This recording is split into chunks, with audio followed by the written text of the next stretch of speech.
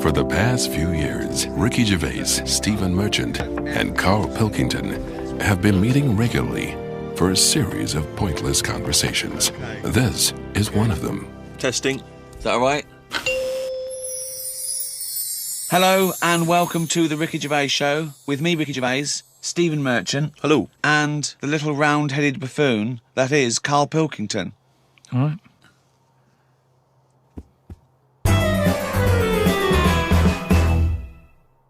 What's been going on?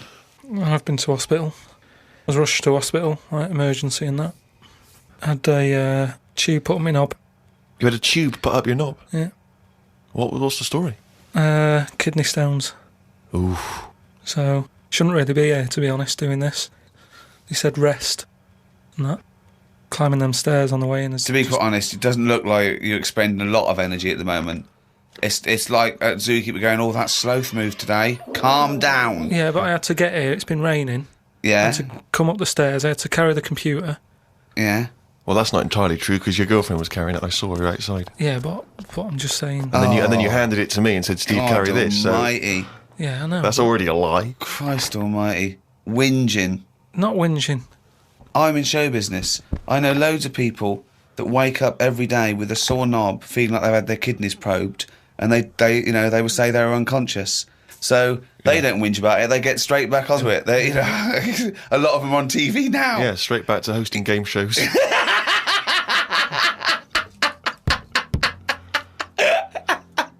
So you're rushed to hospital. So take us through the events because it does sound quite dramatic. You started feeling a bit of pain, did you initially? Felt a bit of pain, and I thought, maybe I just pulled a muscle or something when I've been wrestling with Ricky and that, because you don't know what damage has been done.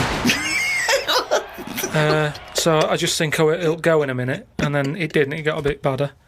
It got badder, did it? So then I thought, I was crippled. I was lying on the floor in agony, looking on the internet, looking for sort of still solutions. Looking at Monkey News.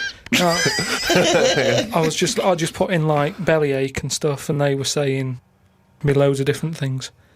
And what I used to do when I was a kid, I used to always just get a cold ashtray and put that on my belly, and the coldness used to get rid of the badness. Amazing. The coldness got me. Like a witch doctor.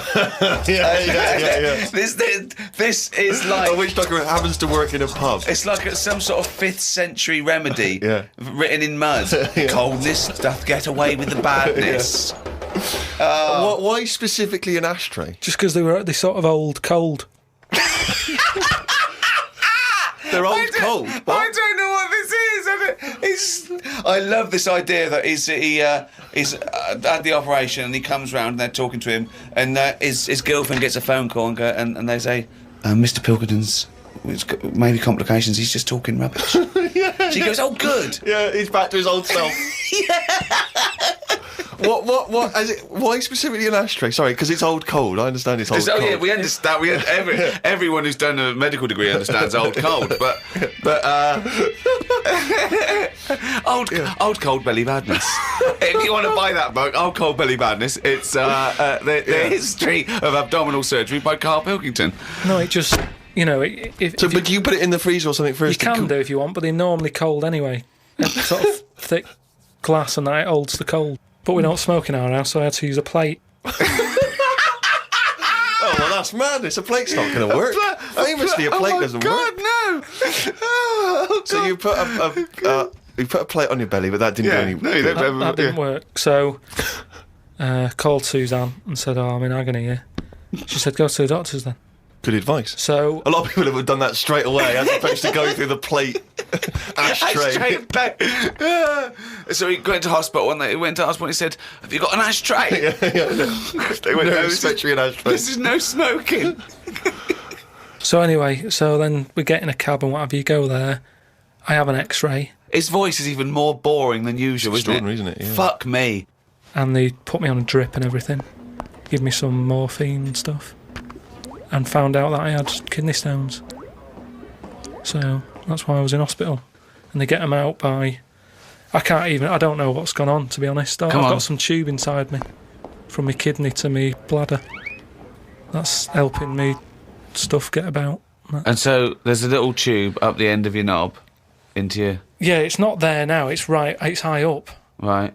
So it's high up between my kidney and my bladder. But why didn't you have the thing where they go in the side? You had the choice to... Because I said to the doctor, I said, I'm not a doctor. I said, what do you He think? went, stop putting yourself down, Carl. He said, We need you in the operating theatre now. he just said, I said to him, what should I have done? Because he said, if you want, go home and we'll get you in again or something. Something like that. And I said, no, I might as well have it done properly. Have it done now whilst I'm here. Sorry, the choice was have it done properly or go home. It was something like that. He said there's something you can do, and I said, oh, Flush it out. no, because it's too big. It's something like 7mm. And it's basically because you don't drink enough water. Yeah. So anyway, I said, what do you think I should have done? And he said, tube up the knob. And I said, not my favourite one of the choice, but if that's what you think. So he said, yeah, have that. He did me little diagrams, which didn't help. He was like showing... How big did he draw your knob? Sort of normal size. Yeah, was it? It was all right. You weren't offended by them? But he wanted into detail. It's just, more the tubes and stuff in your bladder and your kidney. What was your ball bag like? Did he draw that? He didn't do that bit. He left that bit out. Okay, right. But he said, we'll just pop that up there. And then that's when Ricky turned up to visit. Came in laughing at me because we sat there in like my underpants and stockings. In stockings? Yeah. Why were you dressed He was as there. He wasn't in bed. He was sort of out of bed with his little drip, right? He had his little boxer shorts on, just sat there, right, in his pants, right, and he had stockings on. Yeah, because they stop clots or something. They put them on your legs. It's like, when people have got big veins and they go on a plane. Right. Yeah. You said you're not a doctor. No, but I've seen it because Suzanne's mum did it, and she put them on ridiculously early, like 3 days before we were going away, and she'd never been away before, and everything was like over the top. Do you know what I mean? She's like, I best put them on. And so I put them on, and they I don't know what it is. It's something when you're under, your blood doesn't move about the same, Right. and it can clot up in your leg. So you wear these tight tights. And I came in to cheer him up, didn't I? Yeah. Was that a nice, cheery experience, him coming in? I had a headache at the time. I think I was a bit stressed out. Well, he's just the man you want at that point. Yeah. Well, it's weird how it suddenly all happened quick. And I woke up and there was an Irish woman over me going, are you all right? You all right? And I said, oh, it's stinging a bit. She said, I'll give you some more morphine. And I sort of put my head up to have a look at my tackle because I wanted to see... If it was still there? What was attached to it. Do you know what I mean? Because they said something about they might leave some string hanging out of it so they can pull the tube out. It makes you talk. So, I had a look for that. Couldn't see any of that. Yeah. But as she put the morphine in, all the muscles in your body go funny. My head just collapsed. But I'm in agony now, and Are you in agony right now as we speak? yeah, certain. But it does make you think now. Do you know what I mean? Like life and everything. I mean, it's weird how it's all happened in the last month. From seeing that bee sort of die. No, Well, not really. No. This is not a near-death experience. It is You a had a little bit. routine operation to remove kidney stones because you don't drink enough water. No, I know, but This is not a shark attack. yeah, but it's all life-threatening. Otherwise, you wouldn't have to fill out forms, would you? Saying if everything goes wrong, Suzanne can have the house or whatever. They keep checking your heartbeats and stuff and your blood pressure. I don't like knowing about that. I just leave it. It's happening. Don't be messing with it. Stop measuring it. Stop measuring it. No, do you know what I mean? Is that the same with a knob? It's that thing of like they put that thing. That's what on. the anaesthetist was doing when you were under, wasn't it? Yeah. He was comparing the diagram to the actual thing. Oh, God.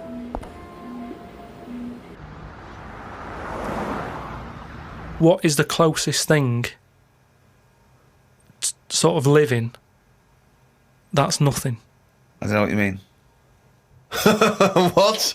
What's like the closest, like, do you know at some point something's gone from nothing to something, hasn't it? No, I don't know. I don't understand what you mean. Do you mean what is the first and lowest and most primitive and most simple form of life? No, He's right here in this room, Rick. say like when you look at a stick insect, Right. you go, right, there's a slight crossover there from a stick to a living thing. No, it's not. It didn't used to be a No, stick. no, it's not. There's no biological relationship between it and a stick. But there isn't much difference between the two, is what I mean. Of course there is. It's a There huge isn't. difference. They just sit there looking like a stick. That's their skill. Yes, but there's nothing to do with being a stick. It's like camouflage. That's like saying when a soldier puts on combat gear, you're saying he's a cross between a human and a shrub. What I'm saying is, have you seen them weird things that just look like... They sort of look like a leaf? Yeah, there are insects that have evolved to look like a leaf. At some point, something has had it away with a leaf. No! What? At no point has something had it away with a leaf. No, to make it look that much like a No. leaf. At no point did a beetle shag a leaf. It's superficial. It's the way it looks. That's all it. That's like saying chameleons must have mated with green once. They are green. No, but it what- looks like a leaf. But then how does it meet... How does it have relationships? It will be going around sort of having it away with a leaf. No, it won't, because it doesn't know what it looks like. It doesn't matter. It's not like a stick insect will be talking to a stick for ages and go, "Oh, I've wasted my time here. This club's dead." Rude. I was chatting to her. She was foxy, but she was giving me nothing. But Dave, that's not a stick insect. That's a stick. What are you talking about? That's a stick. You've been talking to a stick all night. I can't believe it. I just thought she had a great slim figure. No, it's actually a real stick. Well, I've been watching birds more than insects recently. Oh, In okay, the you moved on from in the insects. last week, just because I've sort of looked at the ant and the bee and that. And what I've found with pigeons is they've got wings, yet they walk a lot. I'd love that to be a thesis where he got like a £500,000 grant from a university, and I said, "Well, Pilkington seems he's done ants and he's done bees. He's followed ants. Apparently, they're not doing anything. Some of them are lazy. We are granting him another £500,000. He's been working on it for a year. Please welcome Karl Pilkington." Carl, what have you found? Well, even though pigeons have wings, they walk a lot.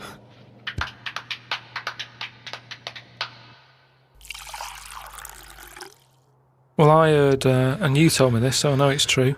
What? Do you know when I talked about replacing blood with coconut?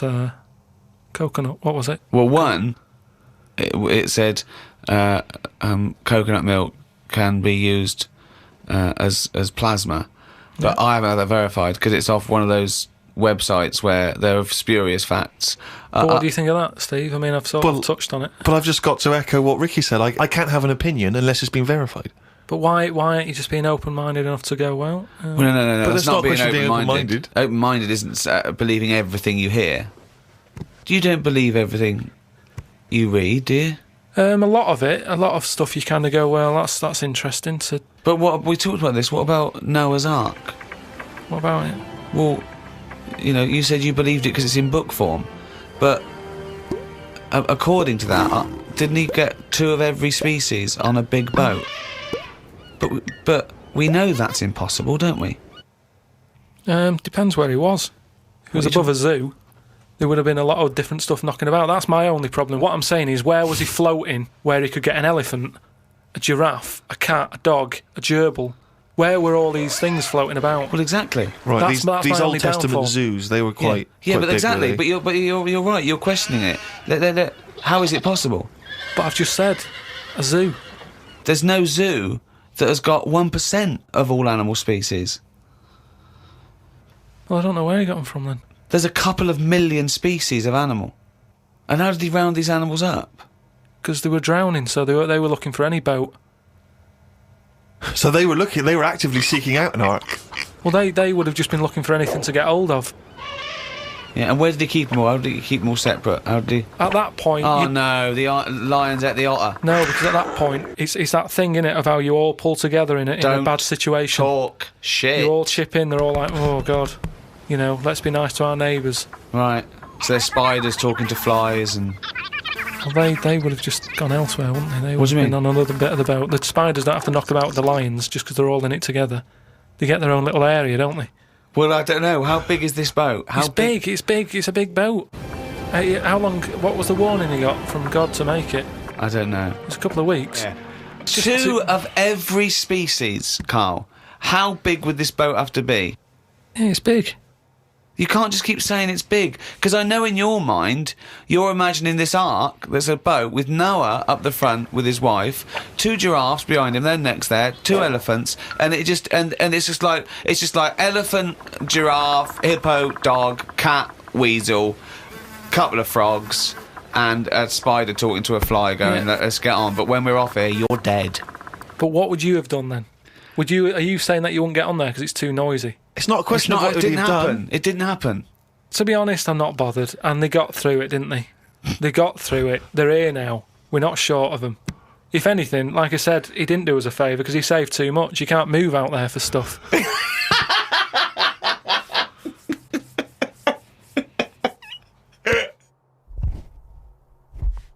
Oh, chimpanzee, nothing's raining down again, you fucking...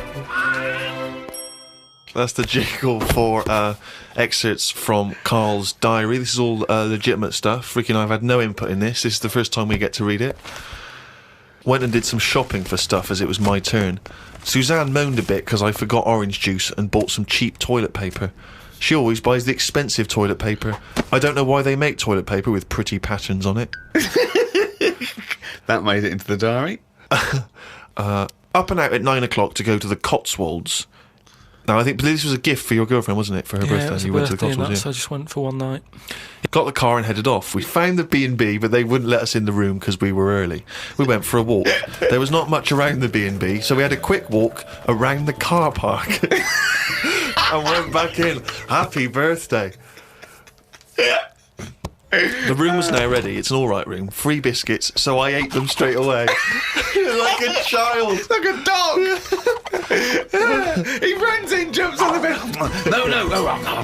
Get off the bed, not on the furniture. The room overlooked the car park that we'd already been round.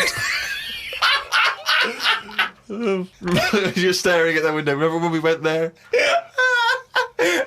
We'll always have the car park. Yeah. Oh, God. The room had posh coat hangers in the wardrobe with sponge on them. So I ate the sponge. Don't think they are needed. We went and booked a table for Sunday dinner. I had beef. It was nice enough, but there was a family of 13 behind us. I don't see the point in going out in large numbers. They annoyed me. One of the family asked for sorbet before his next course. He was only about 11. He thought he was it. I said to Suzanne, I've had enough and needed a kip. Watched Planet Earth on BBC One. They filmed a panda for 4 weeks and all it did was sit in its cave. It did nout. If I was Fiat, I wouldn't name one of my cars after them as it suggests it won't work or go very far. It'd be like bringing out a Ford Sloth. No one would buy it.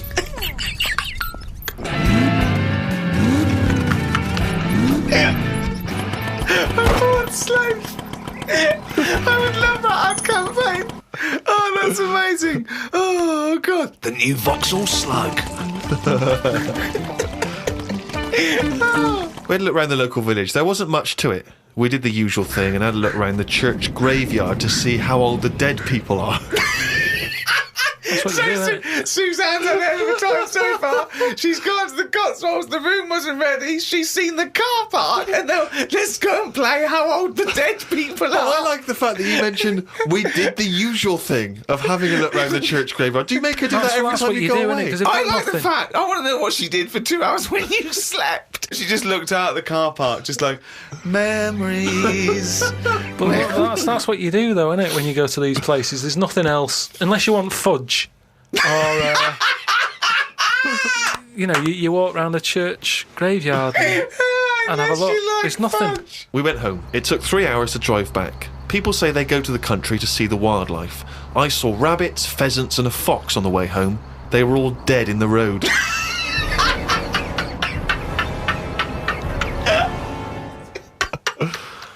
I was just intrigued to know because Rob from Burton-on-Trent has sent this in, and he wants to know that because he's just started seeing someone, and he wants to know what your advice, Karl, is on how to keep her happy. So, what's your advice really for someone who's perhaps just started a relationship? I mean, you've been with Suzanne for what, 9 years? Ages. I think you should just do what you want, and then if they like it, then they're the right ones for you. So don't go out of your way too much. I mean, I got the posh badge for a birthday. That's once a year. Rest of the time, it's kind of like, you know, I like weird stuff. I like watching weird stuff and all that. Now and again, I won't make her watch it. I'll tape it. This is amazing advice. But sometimes This is amazing advice. sometimes you just say, no, come on, the bloke with the two heads on, I want to watch it live. So give and take is what you're saying there. That's all. It shouldn't be hard. As soon as it's hard, it's not right. So just go about your business. See if she joins in. Woke up to the Commonwealth Games on the radio. Now, what are you making of the Commonwealth Games? Is that something that interests you? Are you a sports fan? I'm not really. It just seems to be sort of wasted. If people are running fast, use it. Do you know what I mean? Rather than just trying to beat your own record or someone else's, do something where you do have to run. If you're a good swimmer, be a lifeguard. Don't be messing about going up and down. I was swimming recently. I do a lot of swimming, and I've never quite mastered my front crawl. Just never quite nailed the breathing, because it's quite tricky, isn't it? You know, you've got to breathe at the right moment. And so I'm in the swimming pool in the local gym, and there's a guy bombing up and down, really doing a great forward stroke. So I waited till he came up and sort of went, excuse me, mate. I was just watching you when you were doing your front crawl. I was really impressed. Could you just watch me when I do mine and tell me if I'm going Why wrong? would you go to a man? I know, and that was what that was the problem. Is only as I was saying it did I realise what it sounded like. I've just been watching you swimming up and down. I was really impressed. And you're both in Speedos. Both in Speedos. You know, I'm got the goggles on, prescription goggles, so that I can see when I'm swimming. But why do you need them? There's nothing in a pool to look at. It's not like you're scuba diving. There's Well, nothing. hold on. Clearly there is something to look at in a pool. Well, no, I wasn't checking. Well, I was checking him out, but I was checking him out for swimming tips. And he just looked at me when I asked him, "Can you just watch me and offer me any tips?" And he just looked at me like I was just mental. That is such a strange thing to say. Can you just watch? I don't know how you had the nerve to do that. Well, it was innocently motivated. Well, I know it's innocent, but what a strange thing to go up to someone and... But what civilization are we living in where we can't just ask our fellow man to help us out with our forward crawl? But we're in a society where we can't. But you know that. It's a strange thing to say. But sometimes it's nice to just think, no, do you know what? I'm not going to fall into the trap of thinking he's immediately going to think I'm gay or that I'm chatting him up. I'm just going to ask him to do me a favour. There's nothing wrong with that. What if he said, yeah, it's just good, yeah. Do you mind coming and help me with my plastering? But it's not the same. He's in the swimming pool. He's there in the pool. He's swimming up and down. He's, you know, it's not no skin off his nose to just offer a bit of kindly advice. If your car's broken down in the middle of nowhere and someone drives by, you know, it's a generous thing to do. Just stop and maybe look under the bonnet and help them out. I agree. But I don't see how that's any different. And in the end, he did, and all he asked was that I wake him off.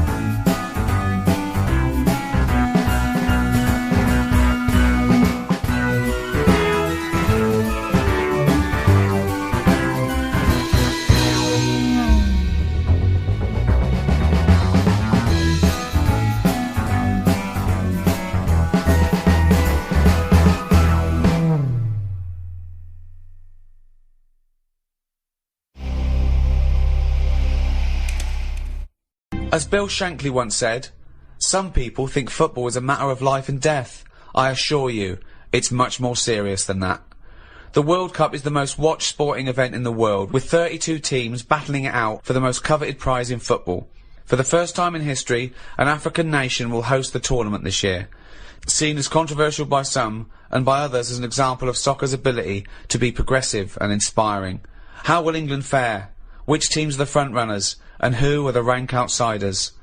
To discuss the beautiful game, I'm joined by Stephen Merchant, award-winning writer and graduate of the University of Warwick. Hello.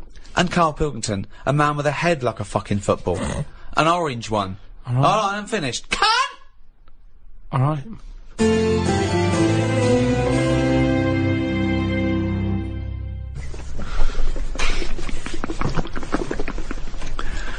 What are you doing? Try to calm my gums down. We don't do it with water. What do you do it with? You're trying to calm your gums. You do it with meditation and hard drugs. What's the problem with your gums? When I'm stressed out, my teeth know. What? What do you mean? Say that again. When I'm sort of stressed out, me gums and my teeth know before I do. It's like a weakness. So what's up? You got a toothache then? I thought you went to the dentist. I did the other week. Well, what's wrong with your teeth then? It's just I don't because you're know. stressed.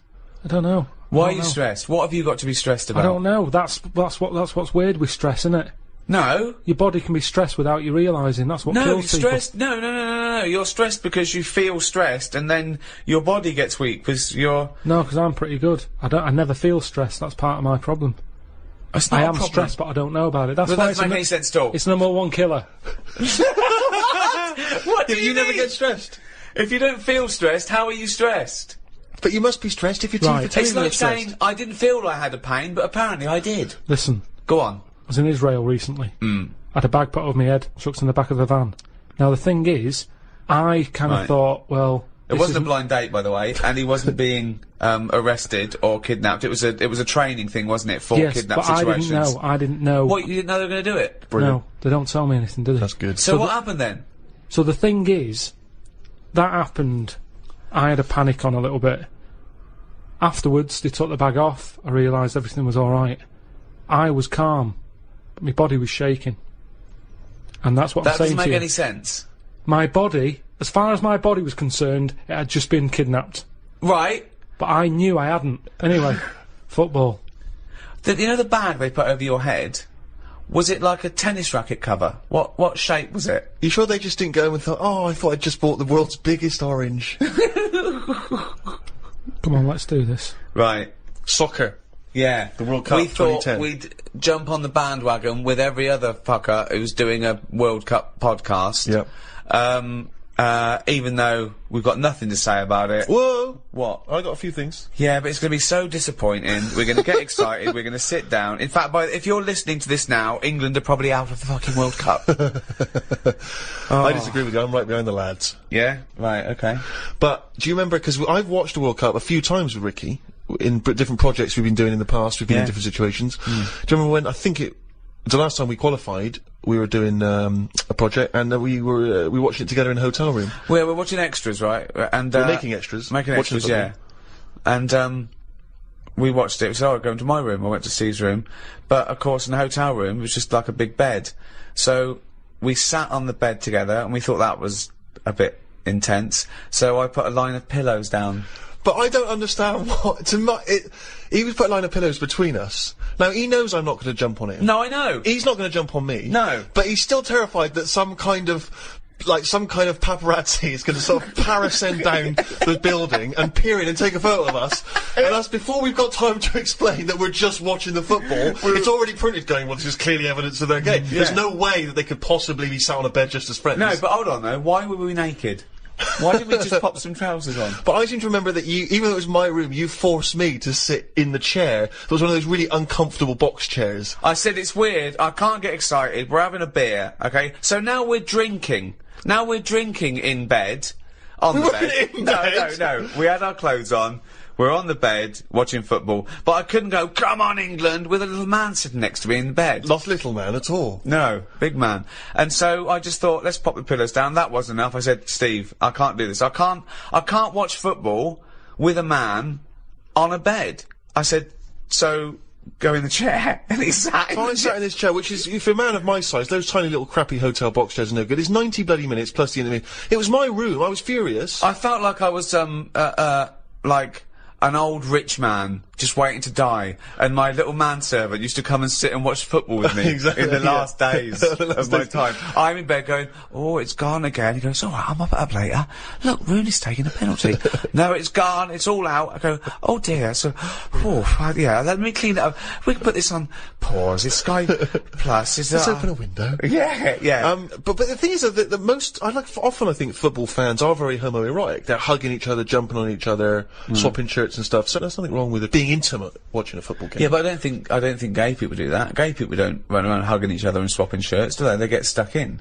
Carl, would you sit on a bed, right, with Stephen in a hotel room, right, watching football? Okay, you're pouring each other wine, and beer and sharp. Well, no, there wasn't that music playing. There was the roar of the crowd and John Motson doing commentary. It wasn't. It's not a sexy sound at all. What do you think, Carl? Um, Someone said, "Oh, come to my room. We're watching football." You got there, and he went.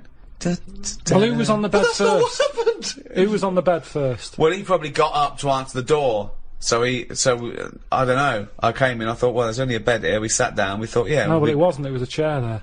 Well, yeah, but you know full well that if you're in a room with Ricky, he's the one who's going to leap straight on the bed and demand that you. I just take the chair. Well, why would you be concerned with lying on a bed next to me? What's up with that? It's a bit weird, isn't it? Why is it weird? I don't understand this. Because I've changed my tune. it's a bit weird lying on a bed with a mate just watching football. Yeah, you don't do that when you go around a house, do you? Yeah, but that's because you have a sofa and things. We didn't have that in the room. Yeah, but when you visit someone in hospital, you don't say, "Move over." You don't pop yourself down next to him. You sit on the chair next to him. No, because you're not there in a relaxed situation for 90 minutes enjoying a game of sport. It's just a more formal environment. Because you're quite a sport fan, aren't you, Carl? Yeah, but not in. I don't like getting into things too much because it can only be disappointing. I've never seen him get into anything, to be quite honest. No, I am a football fan, but I've got it now to a point where if they lose, it only bothers me for about half an hour. Yeah. And then I move on. Because the thing is, I'm not in control of it. There's nothing I can do to alter that team. If I could go in and say, listen, you're lazy, you get your finger out, you move up front a bit, it's different. But it's like getting annoyed with nature. There's nothing you can do. So let it happen, watch it if you want, but don't get annoyed about it, because it's totally out of your hands. Interesting that Carl's team tactics also sounds like he could be directing a gay porn.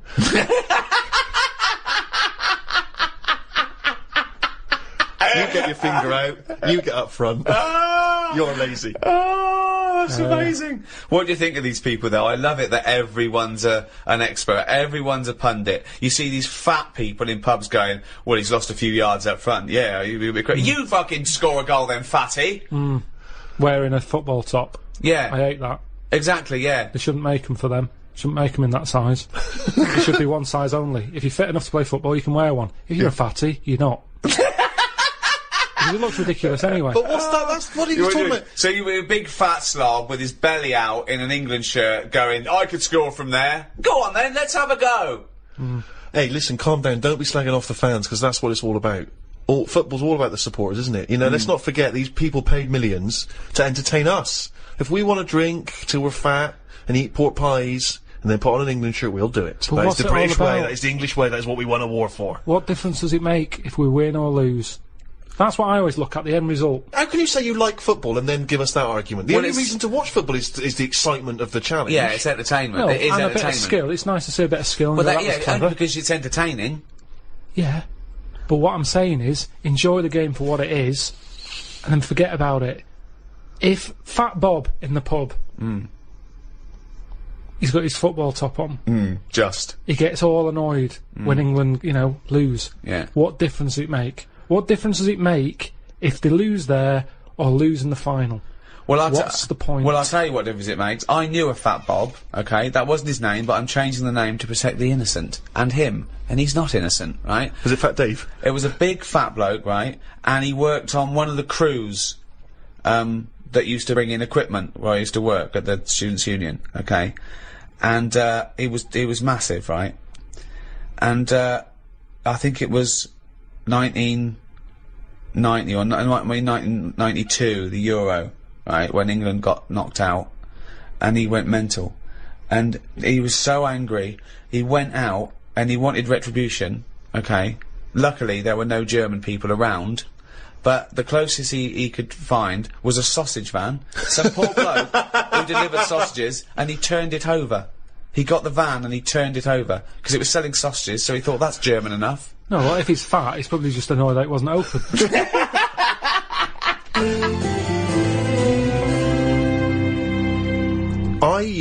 Very excited because Peter Crouch is in the tournament. Now, Peter Crouch... You identify with him, don't you? I love Crouchy. He's exactly the same height as me, 6'7". He's sort of lanky and awkward looking. Right, but brilliant. I mean, still a very... let's not forget that he is playing in the national squad. Yeah. He is a striker. He's got an excellent track record of scoring for England. Admittedly, maybe not in the super top important games, but nevertheless...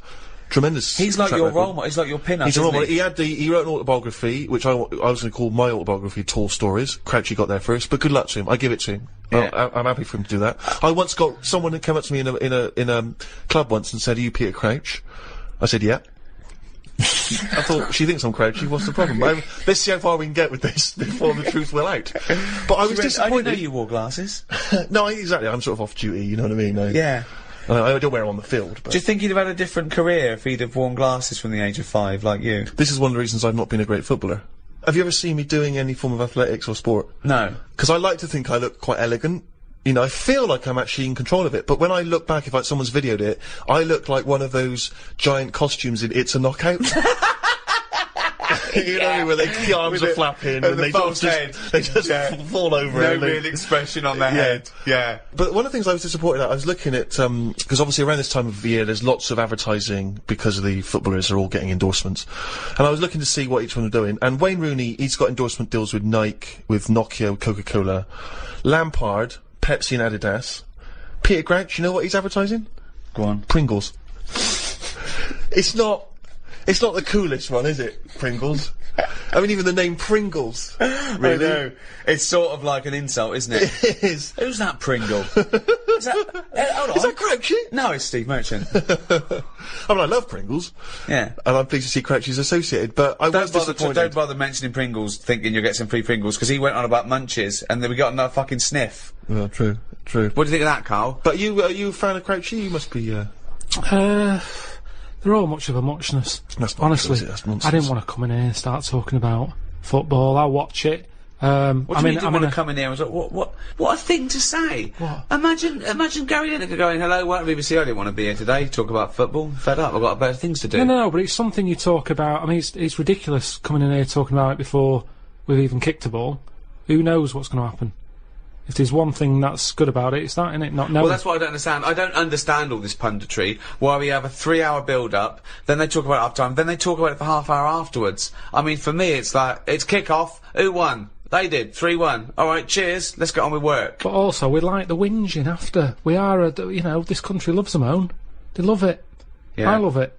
Love a good moan. I don't know how we'd be if we won. We'd go, alright, what was he talking about? Yeah. See, back in 1966, people weren't as miserable. No. Okay, hang on, I'd like to hear this theory extrapolated.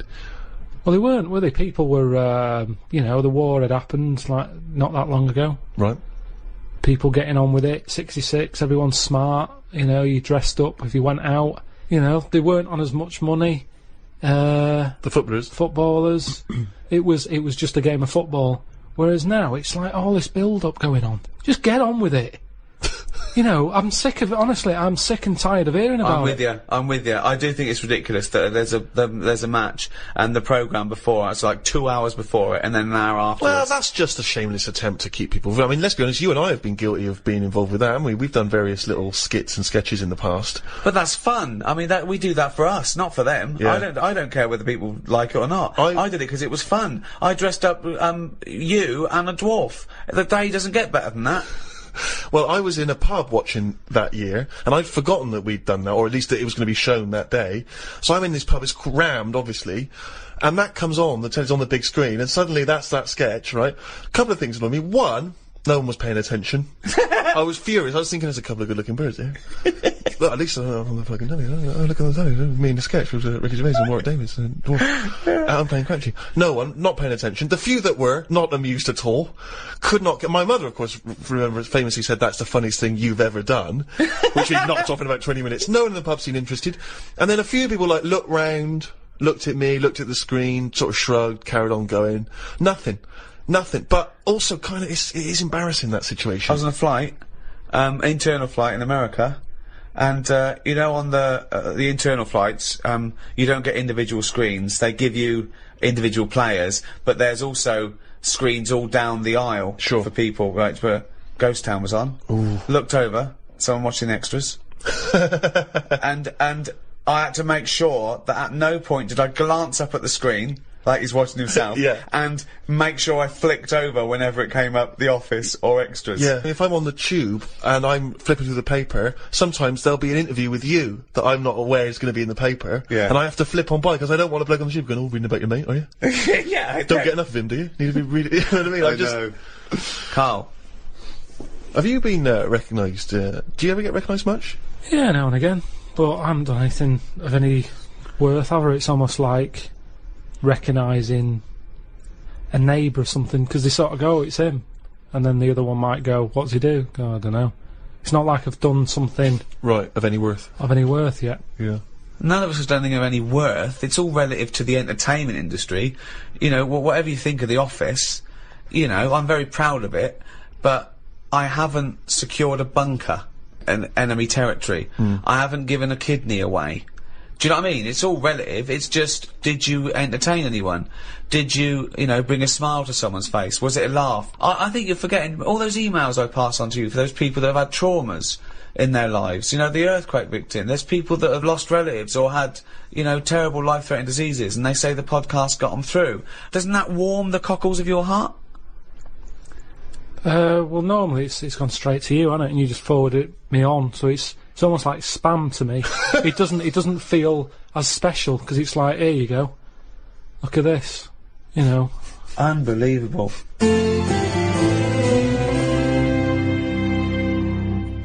I've got the new iPad. I've had it for a few months, actually. It got sent to me by the inventor. That's who you're dealing with there, Steve. Bloody hell. You've got it, aren't Still you? getting free shit. My favourite app on this is that you just type in what you want it to say, and it says it. Carl has got a head like a fucking orange. The cunt. That's good, that. It's almost certainly what it was designed for. I haven't seen that on the advert. Carl has got a head like a fucking orange. The cunt. That's great. She sounds like a Radio 4 news announcer So what is that for? for doing that. Carl has got a head like a fucking orange. Right. The cunt. Yeah. Did I mention his round head? Good. Right then, so I think I first became really excited by the World Cup that famous year when Maradona did the handball. Do you remember what was that, 1986? 86. Yeah. Oh, that was so exciting. Because obviously he'd been so brilliant in that tournament, and then he did cheat, as we all know. Yeah. What do you make of that? Do you remember that moment, Carl? 'Cause Well, that was very formative for I me. know what I made of it. The cunt. I don't know. Isn't cheating part of all games now? Hang on, here we Oh, go. hold This is on. controversial. Well, There's a lot of young people who look up to Carl as a role model. Yeah. Yeah, but it's the world we live in now, isn't it?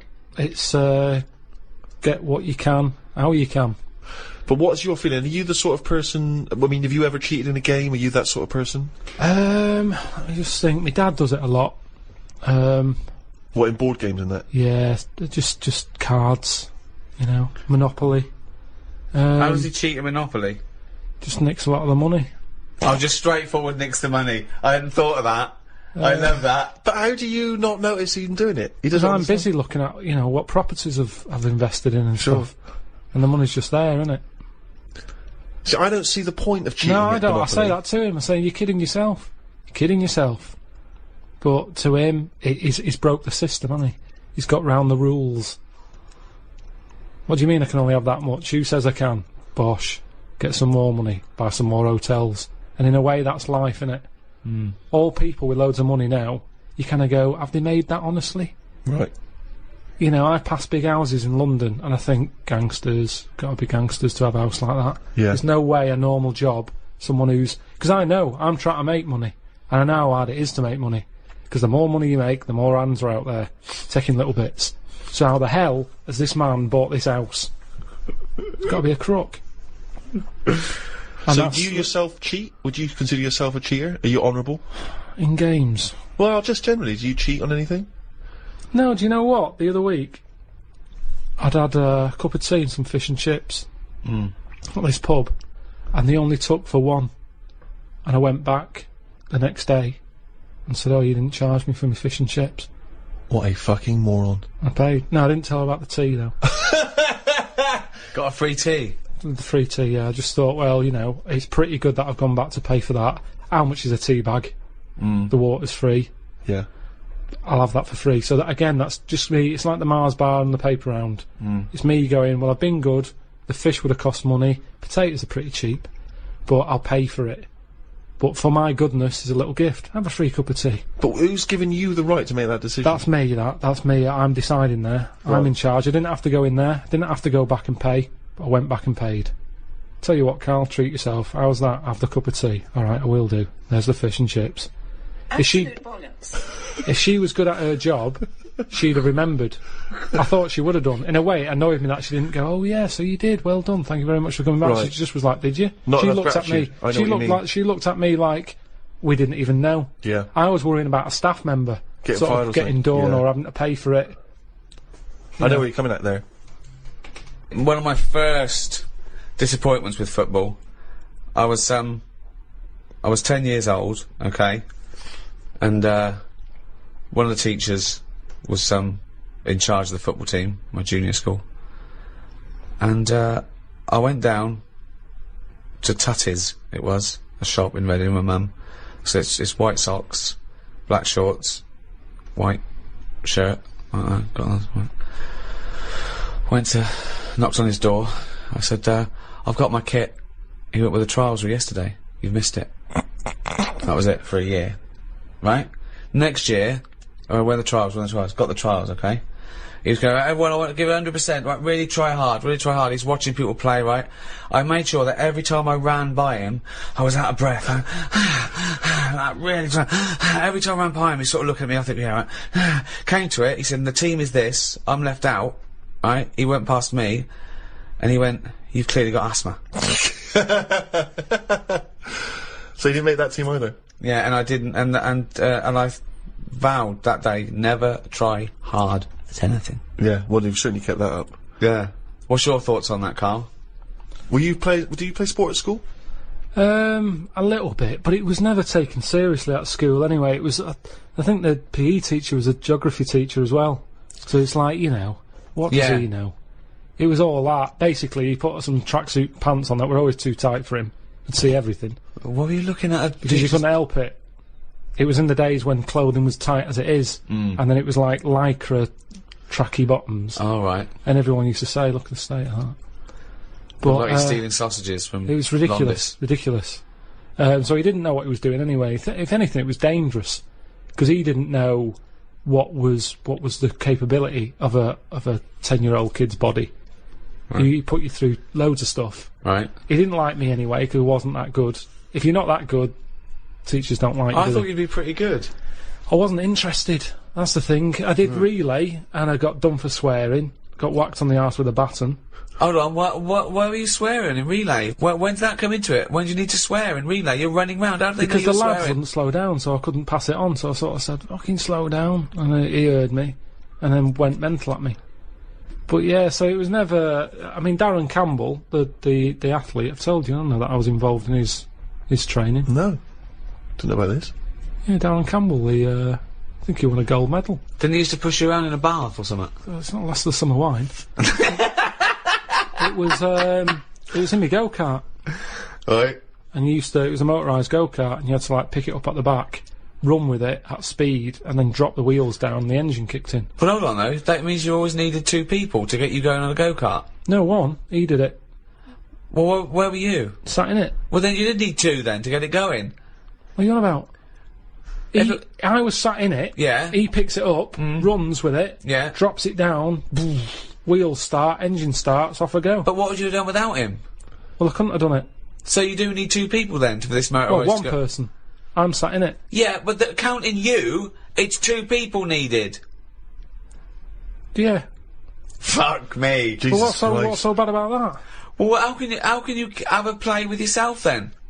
And you go-kart. Sorry, this was part of his official Olympic training. No, but I just feel like that was part of his early training, Right. which is the important bit in any, job or. Well, no, we walking should life. explain, people don't know, he was the bloke who used to push the bobsleigh in the Winter Olympics, wasn't he, for the England team? No, he was a runner. Well, how is that part of his training then, pushing a fucking go-kart? What was he doing? Because it's running. But he's running about a yard. No, sometimes more than that, quite a lot. And it's just, God, what do you want? It's Darren Campbell pushing me go-kart. Yeah, but you seem to be taking half the credit for his gold medal. All you've done is sat on your arse, you lazy twat. I just kind of think he was at the age where it's important. He could have made a decision not to go into it at that point, and I think he was never keen to get in the go-kart. Yeah. He was always keen to push it, and I used to let him. Now, if I said, no, I don't want you pushing me go-kart, who knows? I'm just saying I was there at the start. Doing nothing. Providing nothing. Sitting on your arse. Sitting around. Well, letting someone else all do right, it. what athletes have you helped? Well, I didn't know this was let's do a podcast about athletes we've helped. You've not helped him, Carl. I'd have come prepared. I bet if he ever did a book, an autobiography, he'd go, the early years, Darren Campbell. No, I want to know if he has done an autobiography, because we're going to be looking this up. I remember the training. I'm making a note of that In for all the next weather. time we do anything. Round at Pilkington's, Darren Campbell. pushing a go-kart. Pushing. Bald. You weren't bald then, were you? No, Had a lovely Orangey. little hair of a No. Chinaman. Didn't Orangey have very good twat. In. Crap. Cheap. wasn't. Go-kart. 120 quid it was. You know how many paper rounds that is? What I like when you're watching football on the television is if it goes to a close-up of a footballer, it's just kick the ball out, missed the goal, it's gone for a free kick or whatever. If you stay on any footballer for more than 10 seconds, they will either swear or gob. Yeah. Yeah. I mean, that's a fact. Oh, yeah. I've never needed to gob that much. I don't care how knackered I am, I'm never gobbing like that. It's weird though. The other week, I just sat in the garden, slavering, just to see if it would ever run out. And it's amazing. I don't know where it all comes from. What is the That's strangest... extraordinary. That's amazing. Just So to see if it would run So out. now he's got to the point in his life where, as a hobby or a pastime, or just to count down the minutes before he dies, Yeah. he's sat in the garden Creating sputum. slavering to see if he'd ever run out. I mean, that's But amazing, where's it all Carl. come from? Well, you create it, don't you? But from what? I'm always getting done for not drinking enough water. Salivary glands. But it's amazing. Honestly, I just sat like that with my head forward and just let it drip. Wow. Me! So Suzanne That comes is into the garden like and all an she sees is her lobotomy patient. boyfriend sat like something from One Flew Over the Cuckoo's Yeah, Nest. like someone had been drivelling. battered around the head with a cricket bat. No, she was Did reading something. you She answer was back sat to a there. dictator? Yeah. What did he do? Battered me. But You've I- got a truncheon up your arse as well. Yeah, that makes me slather. No, just sat there. What a fucking That's mom. extraordinary. What a div you are. And I just had my head there and it continuously... I think I got bored of it before it stopped. Oh God! I have never heard anything like this. Oh God! I need a second opinion. Wanker. It's unbelievable. He just sat there with his head down, slavering, letting it just. That's You extraordinary. weren't even sort of like gobbing. You were just No, just letting. letting it sort of drop. So You've got nothing else going on in your life, but you've got time to do this. So your brain wasn't even engaged. How long were you there for? I tell you what, no joking, probably a good 15 minutes. 15 minutes of sitting with his head forward, Amazing. letting him salivate onto the grass. But do you reckon you could do that amount? I would Well, never we do never it. try. Never we do never it. try. I'd know. never Try. have that amount of time. I tell you now, you will never see either of us sat there for no reason in the garden with our head forward and our mouth open, seeing how long we can create saliva. Unless I've just come out of a coma. yeah, or a gas attack. Yeah. No, I have a lot of... I'm sort of Goz Unlimited. That's a great new dance duo. And please welcome to the stage. It's Goz Unlimited. Amazing. Didn't you have a little bit of problem in China with them all Goz in? Goz Unlimited. Oh, God, I tell you. They're just spitting all the time over there. I don't know what it's all about. All the time. That noise of... Oh. that continuously. That- Everywhere you look. That good sort of footballer ball of gob that they spit and it kind of flies a couple of. I can't do it. I've tried. I can never do it. Yeah. If I try and spit, it just dribbles down my shirt. I don't That's know why amazing. I can't do it. That's amazing. I've tried in the What past because you it used do- to be cool. I remember when I was a kid, you'd hang around outside the spa. What you've got to do is you've got to sit in a chair in the garden, just put your head Fucking forward practice, and yeah. open your mouth and just let the all comes out. And you'll probably get bored after about 15 minutes if you're a fucking moron.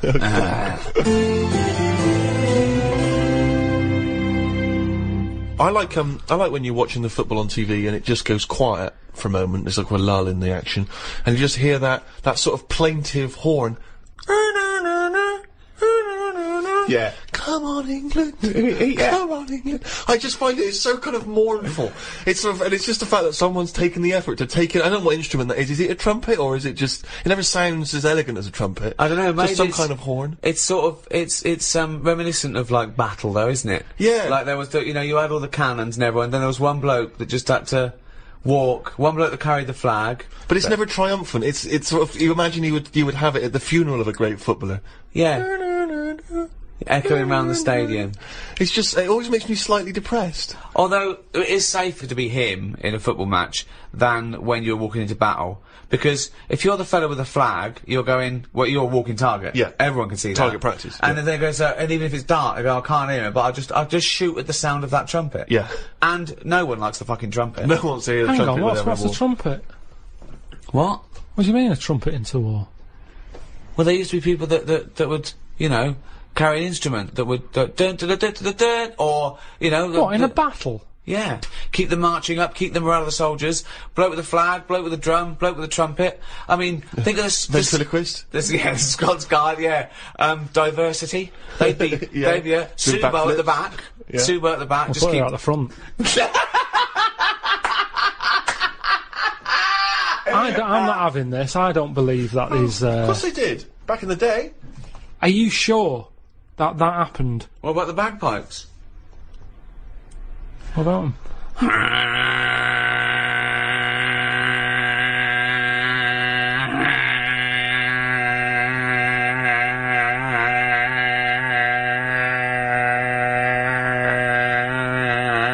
We better start going because I'm running out of breath. It's a good job this podcast is free, because if you just paid for that. It's not a good sound anyway. If anything, it might annoy you, and then you're more angry, and then you go mental with a gun. Riled up, yeah. I think that's what it's more about, isn't it? Because there's certain instruments that aren't appropriate for a war, like maracas. Maracas, yeah. You know what I mean? Too They're happy. it's just a bit too carnival. Grand isn't it? piano. Oh, one of That those wouldn't be sort appropriate of at all. No. that thing, that sort of the little Yeah. penny whistle or whatever they When call someone gets shot up the arse, that is when the major goes, oh, okay, well, oh, bloody hell! Scott. Yeah. Yeah, no, definitely. it. Yeah, Cymbals are a good sound for a war. Good. You want cymbals, don't Crashing you? cymbals, timpanis, Very good, exciting. cymbals, timpanis. so at what But point? one of those, keyboard guitars. Yeah, that's Not as cool. when the- Funky, but yeah. not as cool. Oh, the batteries are falling out. You don't need a wah-wah pedal in a war. no. So why has that stopped then? No, they still have military bands, don't they? Yeah, but that's what I'm saying. That's more More like pomp a and circumstance, Sunday sort of bandstand. Let's play We Will Rock You. Yeah. And, Yeah, you but know, the thing about modern technology is, helicopters and tanks is going to get drowned out, isn't it? Years ago. Yeah. Nowadays, they send in a sort of really good sort of mega mix DJ. Yeah, Joe Bunny. Yeah, exactly. Westwood's up there, going giving it. He's doing like he's scratching and Come on, the place is mad deep with Taliban. yeah.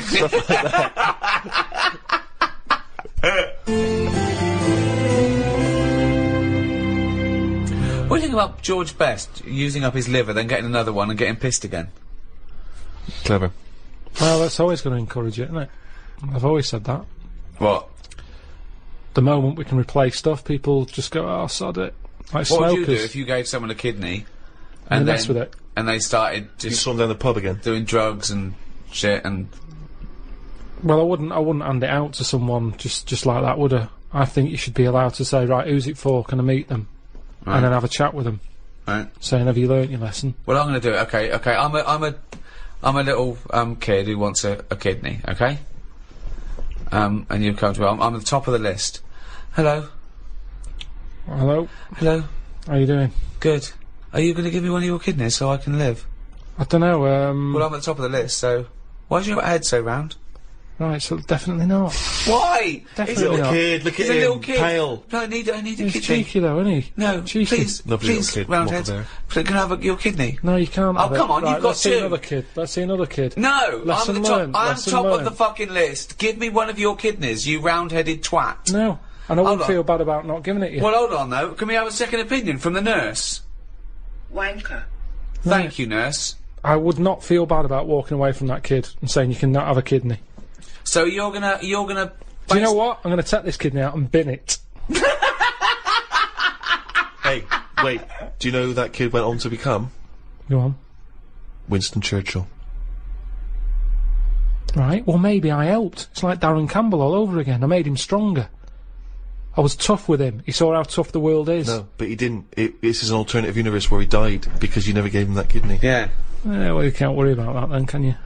If you're going to start going that far back and forward and stuff.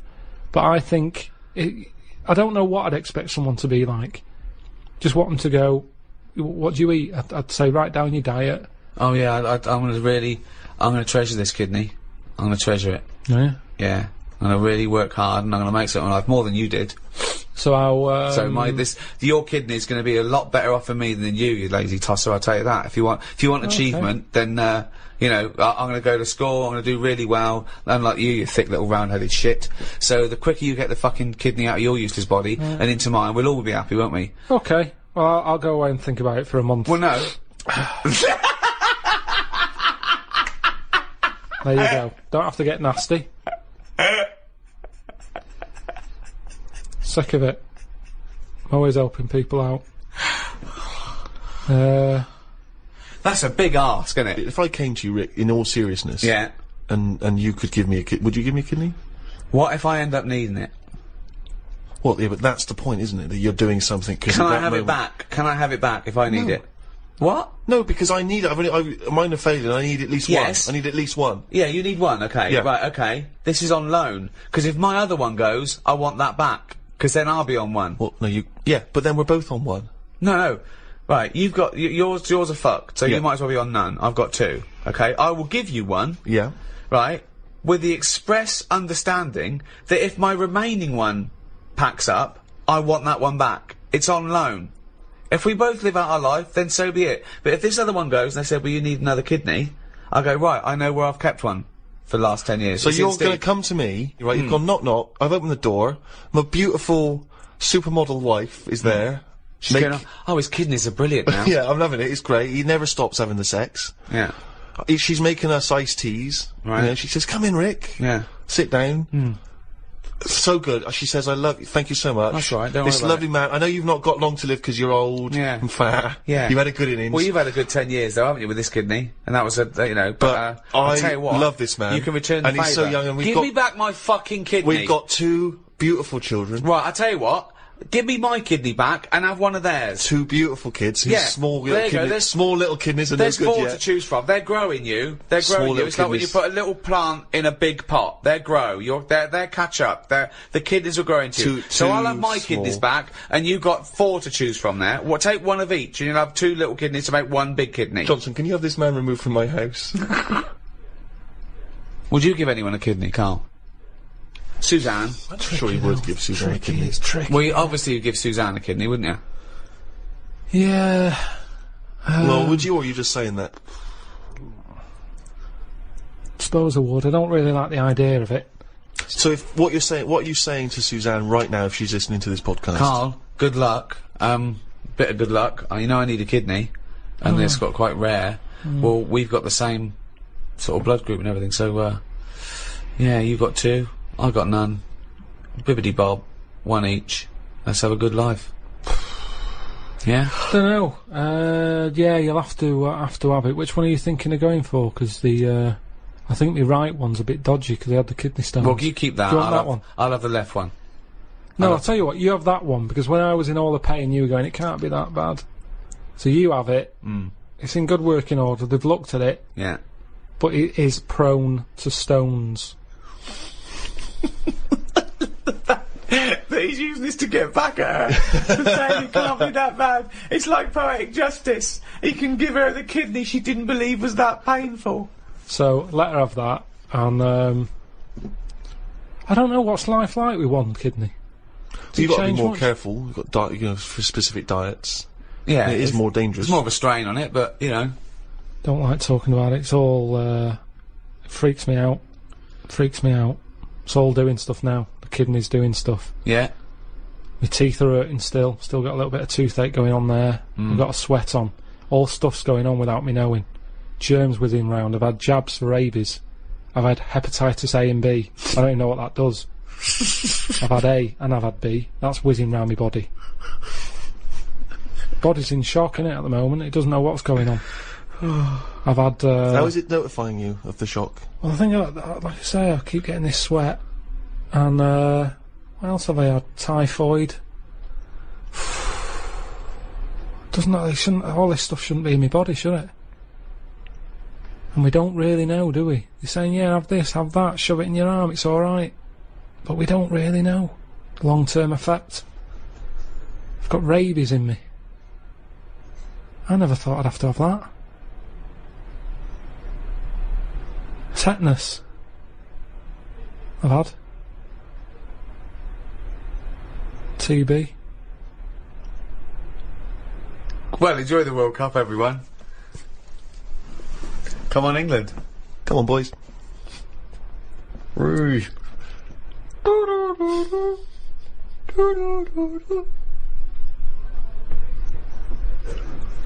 Had, I think I've had them all.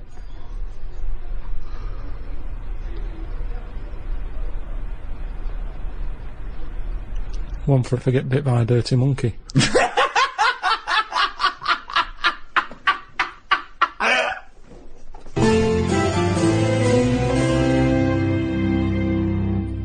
Well, that's about it for the Ricky Gervais Guide to the World Cup. It was very informative and interesting chat there. If you've enjoyed this one, you can get the entire back catalogue, all the guides. There's 10 guides on iTunes. It's under... What is it under now? They keep moving it around. They didn't like us clogging up the chart in the audiobooks. We were basically taking up the whole charts. They made a new section, which is, isn't it, like programmes and periodicals or something? Something like that. And now we're the top 18 in that. So, yeah. Also, of course, Rick, if people like Karl's ramblings, they can see him and us in animated form. The Ricky Gervais Show coming soon on DVD. Just go to amazon.co.uk or amazon.com or play. Oh, just get off your arse and go to a shop.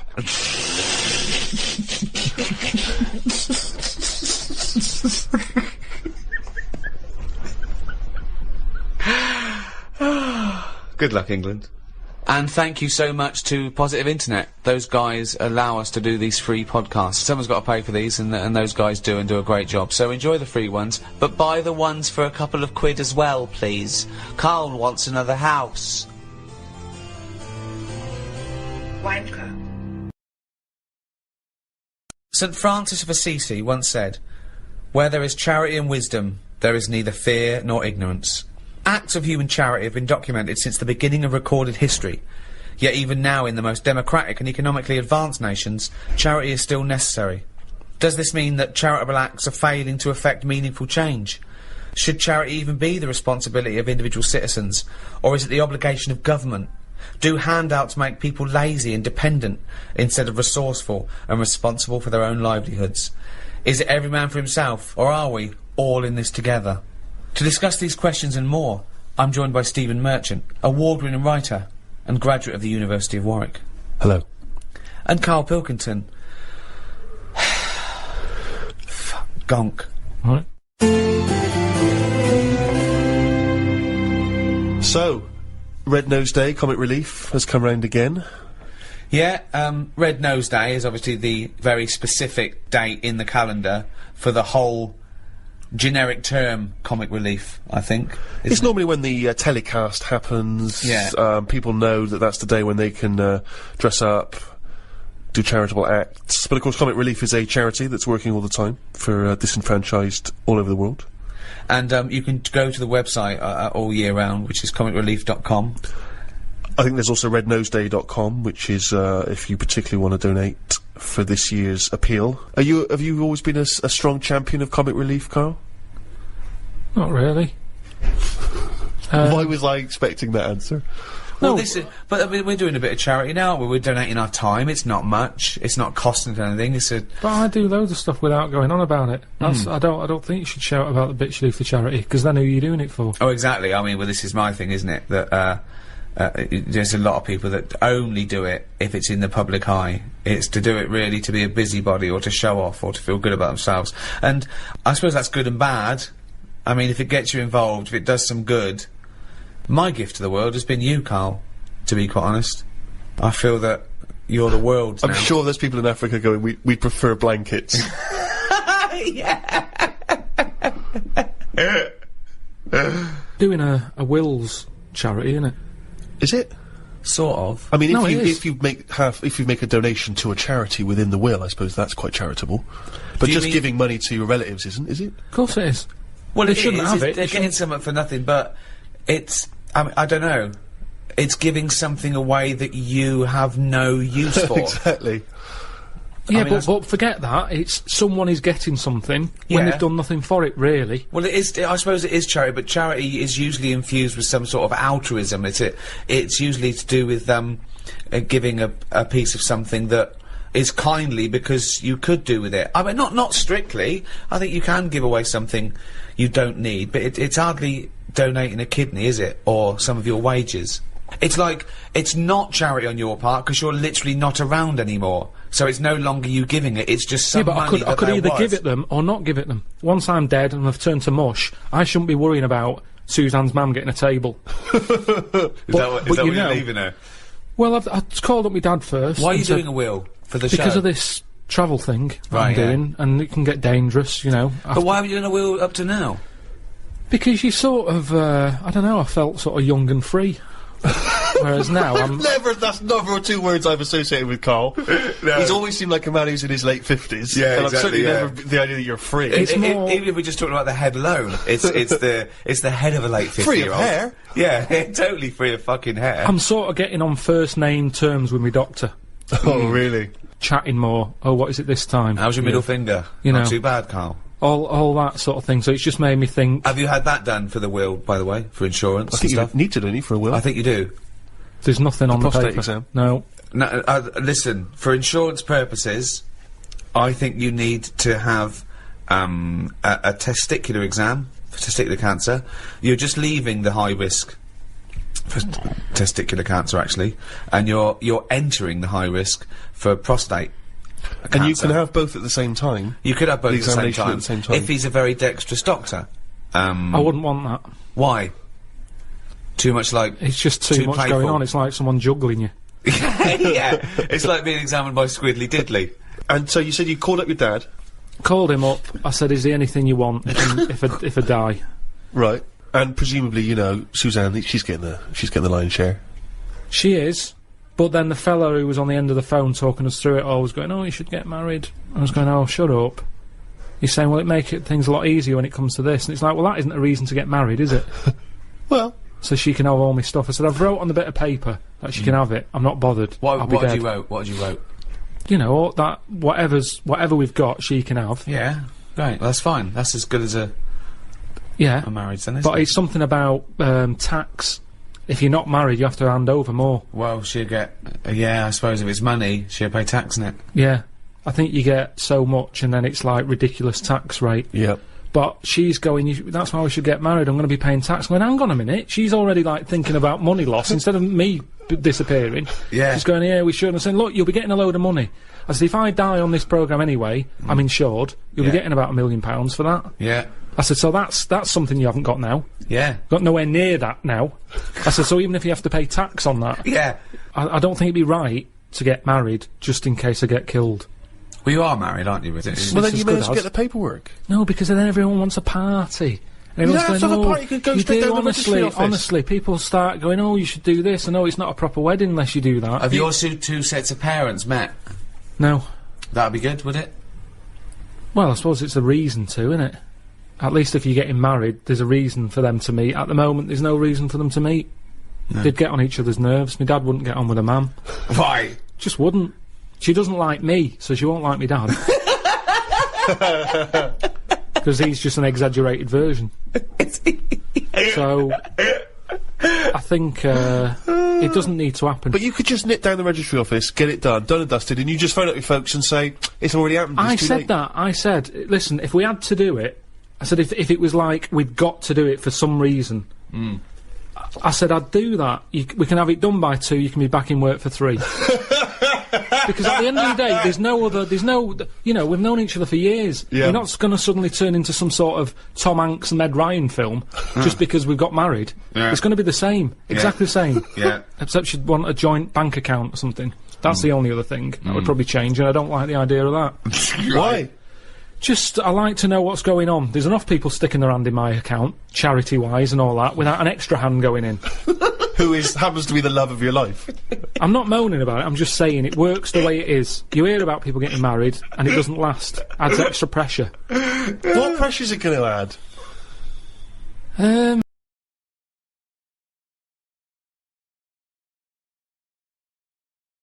It's not going to add any pressure. I suppose that you resent the fact that the only reason you'd be getting married is because she gets your money after your death tax-free. What if you gave her a series of challenges so that she sort of earned the right to have that money? It just keeps her on her toes. Because whilst we're not married, it's easy to go, I'm sick of this. So it keeps it Keeps sort her of, on her toes. But it keeps us both sort of Because doing you're stuff. such a find, she's got to Yeah. work hard to keep you, hasn't she? You never do anything in order to sort of maintain this relationship, as far as I can tell. I'm not saying Loads. you're a bad mind, but in terms of romantic Meg Ryan type stuff, Right. you never do anything. Me and Jane were out with him and Suzanne the other night, right, at dinner, and honestly, he is so grumpy. He was saying about for Christmas, right? He said, "You've had a flaw." You've had a flaw. Now, what did that mean? We had a new floor put in. But how is that her flaw? Because she wanted it. But you walk on it too. I paid for it. I don't understand what But you don't mean. you understand that, like, you know, a romantic break or clothes or perfumes, you know, sort of things that are kind of indulgent for a lady. That's a gift, not Yeah. a new floor. That is like something you give to some little African fella on Comic Relief. In fact, I think I saw it once. He didn't have a floor. Exactly. They built him a floor. I remember watching it with you, and they gave him a new pair of shoes and the floor. He went, "Hold on, floor or shoes, not both." Oh, when that tsunami hit, and it was like a month after Christmas, they showed that Britain had given £2 billion, right? He was going, "That's enough." He said, before they were living in mud huts, now there's an Arndale centre. So you think charity is all right as long as people don't get above their station with charity? I think it should be there as a little booster. Something's happened that they didn't expect. They're all a bit in shock. I don't think they'll feel bad because all they ever seem to do, these countries that are struggling, they never give anything back. Right. They've always got their hand out. Right. And it's been like that since I was a kid. Yeah. I remember being a kid, people knocking on the door, my mum going, "Don't look at the door, there's someone there." And we'd just pretend they weren't Charity there. starts at home, not at your home. No, but because it's all the time. I mean, my mum didn't like answering the door anyway, even if it was the pools man, she'd sort of say, "Don't move," and he might not see that we're here. So you just froze where a man was at the door, Or you just, because the front room was near the door so people Right. could see in. right? So you just sort of stayed there and pretend that either you Well, so can't hear like him. some sort of predator, like they can't see if you don't move. Well, even if he was peering in through the window and he could see you in there not moving. So he looked through, and there was 3 people just frozen, right, like statues, right, just their eyes looking at him, Yeah. and well, him confused. Well, not- they're clearly dead. I'll move on.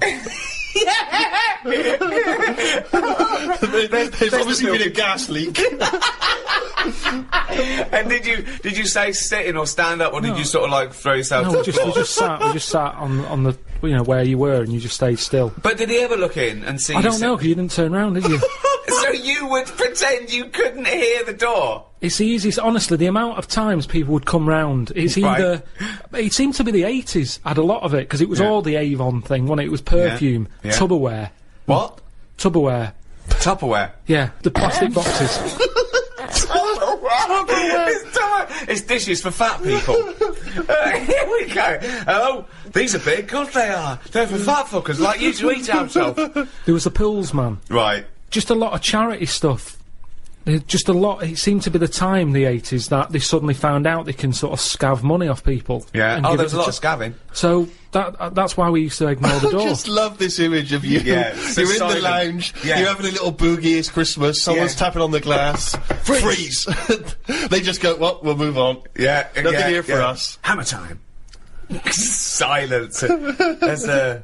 Okay, right. Let's do the scenario. I'm at the door. I can see you're in there. You might as well come open the door. Carl, why are you staying so still? Are you trying to avoid me? It's working. Carl, your eyes are moving. Can you come to the door, please?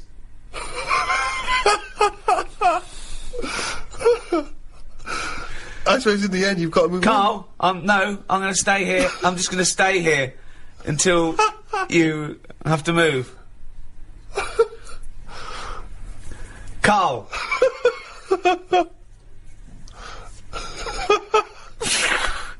This is the most pointless podcast we've ever done. Me shouting your name and you pretending not to be here. Okay, and I'll move on then. Right. It works. Yeah. Works okay. perfectly. Because Brilliant. once they've got you, that's the whole thing with charity. Once they've stopped you in the street, if you've stopped, that's it. Keeps on going. You're handing something over. Yeah. I mean, the amount of times I've been stopped. I mean, the good thing now is you've got an iPod, so you can just either pretend you're on the phone or listen to music. Or just stay very still. Just freeze when someone says, "Can I trouble you for?" Oh, he's totally frozen. That would be amazing, because they're normally in one spot, aren't they? Yeah. So it's just So they're as soon carrying as on they selling, stop and you, so you've that got you to just stay there freeze for it, the you- rest of it, outside waitrose Yeah. for 7 hours. Yeah, it goes dark. Well, I've finished my shift, I'm off. And then you just see, your eyes just see them walk away like that, and they all meet in their little tunics. And then you start walk, they look back, and you freeze. And then they walk on. And then you can go home. 7 hours late. If you would like to donate to Comic Relief, why not visit rednoseday.com. Ever since I was young, I've always liked going in charity shops, particularly because, you know, you find sort of interesting old records in there. Never sort of gone in there to buy clothes and stuff, but, you know, books, whatever. And, I was in a charity shop, you know, and I've patronised them for years, and I noticed out through the window there was like a paparazzi guy, and he was taking pictures of me through the window. That was a bit weird, and obviously the old ladies in there didn't have any idea who I was, so they just thought that was a bit strange. And then it was in one of the magazines, like the kind of celebrity magazines. It was, oh, here's Steve Merchant. You know, despite all the money he must have made from his various projects, he's still going in charity shops. And you just think, but sorry, how is that a bad thing? I'm giving my money to a charity. Isn't that a noble cause? I mean, obviously that's not the reason I'm doing it. I'm doing it To save 50p. to save 50p, of course, but But they don't know they that. don't know that. No. They You might don't be know going there me. and going, keep the change, love. You never have said that. Never said that. Never said that in your life. No, occasionally I'll shoplift. I'm no mug. 70p? Don't you think that seems frustrating, though, that... Yeah, but what do you expect? What are they going to do? They're not going to say Steve Merchant, Heart of Gold, are they? I just thought all these things would slowly accumulate towards the OBE. Yeah, I know. I think you've got to do a bit more than get Roger Whittaker's greatest hits for 10p. My mum's always in them, and because my mum goes in them, my dad sort of got into going into them now because, you know, the weather's not good or whatever, and he thinks rather than standing outside, he went in one, and he was after a jacket, just like a sort of a, you know, casual but quite smart. Yeah. He's quite a big bloke, so it's difficult to find them, right? So he's in there, sees the jacket, goes, oh look, here's that sort of jacket that I'm after. Picks it up, tries it on, right, it fits, it's good this, isn't it? She's going, yeah, while she's looking at, you know, a toad that you put money in or whatever. Yeah. So he gets to the counter, and it's got a price tag on it, £8, right? So he said, I'll give you £6. He had £6 in his pocket. Yeah. Yeah, I'll give you £6 for that. She went, no, it's £8. Now that's wrong, isn't it? That's a good price, and it's £6. They've got it for nothing. Yeah. And she wouldn't have any of it. He said, surely something's better than nothing. If you don't give me this for £6, it's going back on the hanger. And they said, no, sorry. Yeah, but they might later sell it for £8. But they might not, and it's been given to them for free. Yeah, so but it's what not- does it matter? But the old Who's lady's come not... up with the price of £8? Who is this? Yeah. They But don't she's know not how much it's haggling. worth. She's not there to haggle. Someone's priced it up, and she's just a volunteer who's Maybe she thought of it that she was losing the charity £2 as opposed to gaining it £6. But they haven't gained anything because he put it back on, and how many people want it? How many people are looking out for that jacket? It might have been the principle. She might have thought, oh, you can't haggle when it's for charity. It was a fair price. I give a lot of stuff to charity. A lot. Most of the time, just because it's nearer than the wheelie bin is. It's just a way of getting rid of garbage most of the time with me. Stick it all in a bin bag, good stuff on the top, the stuff that you're embarrassed about, stick it in the bottom of the bag. What are you embarrassed about? Just old shoes, trainers. some of the books you've written. Socks, underpants. Underpants! You do not give underpants to charity. Washed. But who's gonna wash? I know, as opposed to just like peeling them off. Yeah. Well, I don't know why you've got a problem with underpants, but shoes. You see, I'd Who's never buy buying shoes. underpants from a charity shop, though? I mean, I don't care how low you are on the socio-economic level. I know. You can get about 14 pairs for £1 in some places. I know who's buying underpants. I don't know who's buying your underpants. I definitely don't know. I mean, if they were signed... Yeah. That is something I like doing though. When I've given to charity, I like going past the shop and seeing if it made it in the window. Any success? Yeah, recently the one not far from here had me egg cups in the window. So it's like, oh look, What, you've got a new set of egg cups, so you've got rid of your old ones? Yeah. I don't think we've got any egg cups. Haven't you? No, Why I don't not? think so. I don't. Don't have boiled eggs. I can't imagine you... It would take... You'd be too impatient to boil an egg, Rick. Well, yeah, I just don't, it's just those things you think of never buying, like, egg cups, a whisk. No, but you do eventually. I suppose you got to, haven't you? Yeah. Yeah. It's things that were just always there when you grow up, isn't it? That you Yeah. have to go and you think of, but not second hand though. But there's nothing wrong. Honestly, it's hardly. I mean, it's made the window space. That's how good it was. It had hardly been used, that egg cup, because it was a doubler, and I think they were quite small for the egg size that I get. I think they were made more for the small egg, and I have the large egg. Right. So it was never really Just used. like your underpants. But Are you ever been a charity shopper, Rick? Yeah. What I used to do a lot of was records and tapes and things like that. But it ended up sort of being ironic. It really ended up like getting, something like Shane Rich's greatest hits. Yeah. And things like that. a bit of a dilemma that my Auntie Nora had.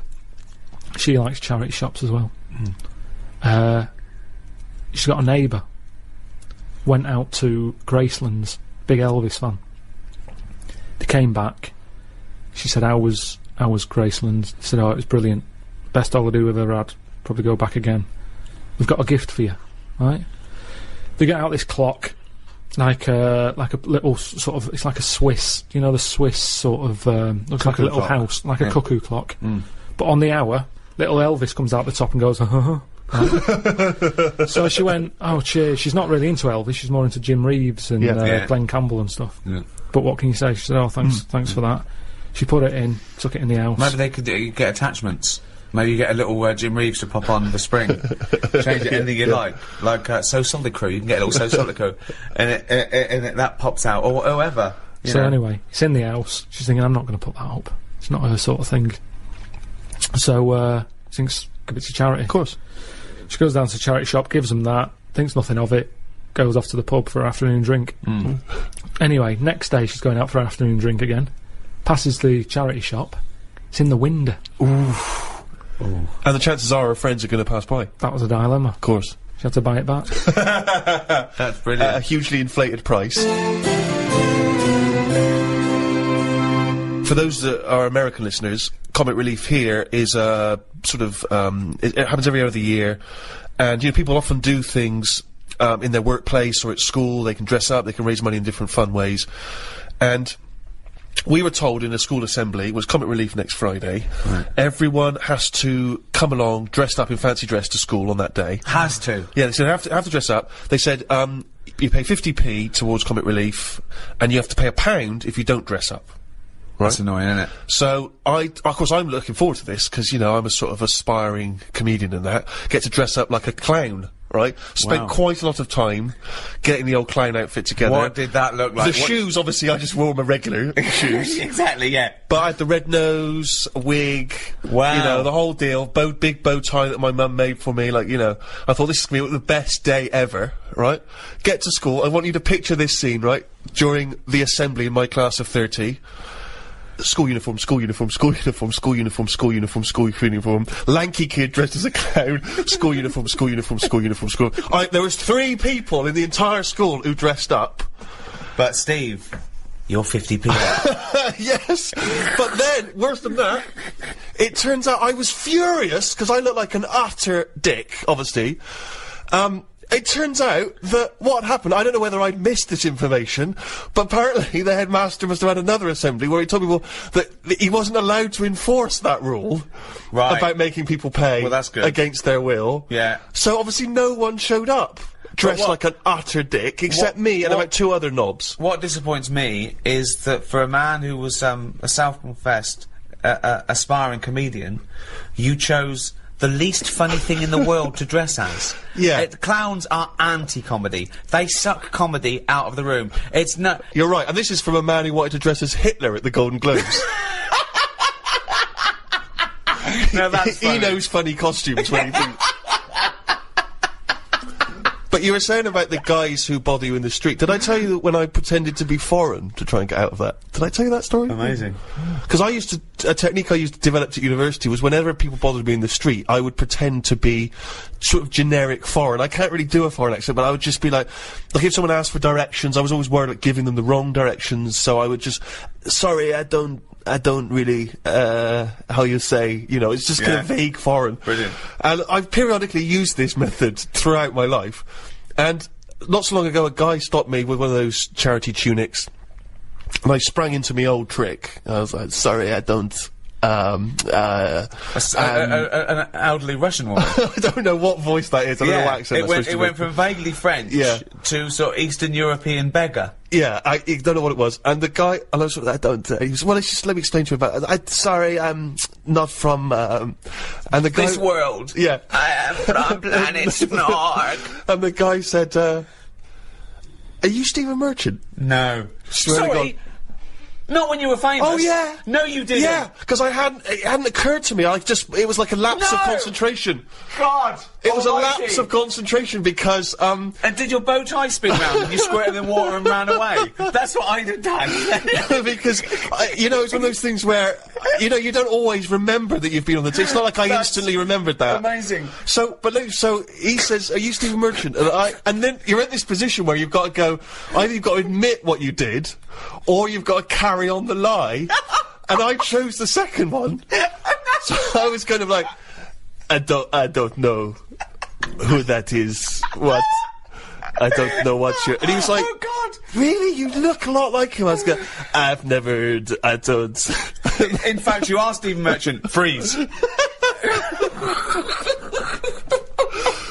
I'm always getting stopped for I mean, there's so many charities now. Anything. I think that's the other problem, actually, that there's so many now. Years ago, a problem wouldn't have been a problem, whereas today it's someone's got this problem, someone's got OCD, and we're collecting for that. Right. It's not just starving people anymore; it's everything. Yeah. One little fault, they're out there with a clipboard. Yeah, asking for your bank a lot of details. new diseases have cropped Definitely. up, particularly for these sort of rich and famous diseases that really third world around. people do not suffer from. So I was in W.H. Smith's probably buying a Valentine's card. Oh, okay. So there you go, you see. So I do a bit. And Is this the cheapest one you've got, love? and I bought Yeah. I bought a big bar of like Galaxy. Oh, cheaper than a box of chocolates, but yeah, still nice. For me, that, because they had an offer on, right? And this is what I'm saying. Okay, she's getting a card, isn't she? This is what I'm saying. Yeah. I felt awkward because you could see that, oh, he must have some money. What, a big bar of Because you Galaxy could and a- afford some chocolate. Well, it was like an impulse buy thing. Yeah. Right. So she's thinking, he's got money to burn. Yeah. So, at first, I didn't know who she There's was. a guy over here buying a big bar of Galaxy and a small card. Yeah, follow him. So she's there, I'm thinking she just works in W.H. Smith's. Yeah. Morning, sir. Alright, how's it going? Oh, Right. have you got a minute? So I'm thinking, is it W.H. Smith saying, how often do you buy the Galaxy? Because they always do sort of surveys and stuff. So she said, you like chocolate? I went, yeah. She said, yeah, I'll have a chocolate. Right? Oh. Little chocolate. Yeah. I ate it. Yeah, then she goes, right, are you aware of the problems in the world? So I'm thinking, what's this? You see, they've been clever there. Yes. I can't say no and walk off without a bit of chocolate. Sure. Right. So, Why don't you freeze? Just freeze. We're closing up now. We're closing the shop. So I said, there's loads of problems. I'm sick of it. So she says... no, not yours, sir. There are some people who are starving. Yeah, and I explained to her, I said, listen, I've got loads of these charities every month. I said, my bank account is literally... Because I don't use my current bank account that much. So you look at it with a statement, it's like, Tools for Africa. Right. Help the Aged. Deaf Kids. There's another one. .com, deafkids.com. There's loads. Is Tools for Africa when they send people like Karl over to help out? Yeah, that is Comic Relief. Tools for Africa is another name for Comic Relief if you watch it. So anyway, I said, I do all this. She's going, that's very good of you, but, we need your money as well. So she's saying, just as much as you can afford, every little helps and everything. I've been here all day. Look, as you can see, I haven't had much luck. It's not that busy in the shop, blah, blah. Oh, all right then, right? So I give her the details. She looks at the amount. She goes, right, now the options are, you can tick the £5 box, the £10 box, the £20 box, the £50 box. This is a monthly payment. Right. She said, well, I'll put you down for a tenner. Forget the £5. She just leapfrogged that straight away. Yeah. You can't go back, can you? Because then you feel bad. Sure. To sort of go, well, you've got a £5 one there, tick that one. Yeah. She can see I've got the chocolate, sort of wasting my money on things that aren't necessary when there's people dying around the world. Yeah. I said, right, yeah, tenner, fine. And, I filled it all out, I left the shop. Yeah. Spent more on that than I did on the card and the chocolate. Right. So you spent under £10 then, basically. So I get home and everything, forget about it. I keep seeing these statements going out. It looks like Gandhi's bank account, the amount of stuff I'm giving away for charities. Sure. I forget about it though, forget it. I'm doing my bit for charity. I should feel good about it. Yeah. Anyway, something kicks off in the world. Right. Ring, ring, ring, ring. Oh. Hello? Is that Mr. Pilkington? Straight away I'm thinking, who's this? This isn't good. Yeah. Oh, hello, it's so-and-so charity. Right. Are you aware of the problems in the world? I said, yes, I am. There's lots of them. Yeah, but have you heard about the latest one? I said, yeah. She went, well, I'm just calling up to say thanks for the donation that you give us every month, but it's not enough.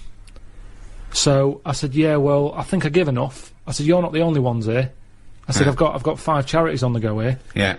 I said, I've give you what I can afford. Yeah. She's going, yeah, but let me just tell you about the problems. There's so many people missing here. This is bad. These are dying. Da, da, da. I'm going, I know. I was told all this when I signed up, and I agreed to that amount. Yeah. The £10 that I said I'm happy to give you, that's what I can afford.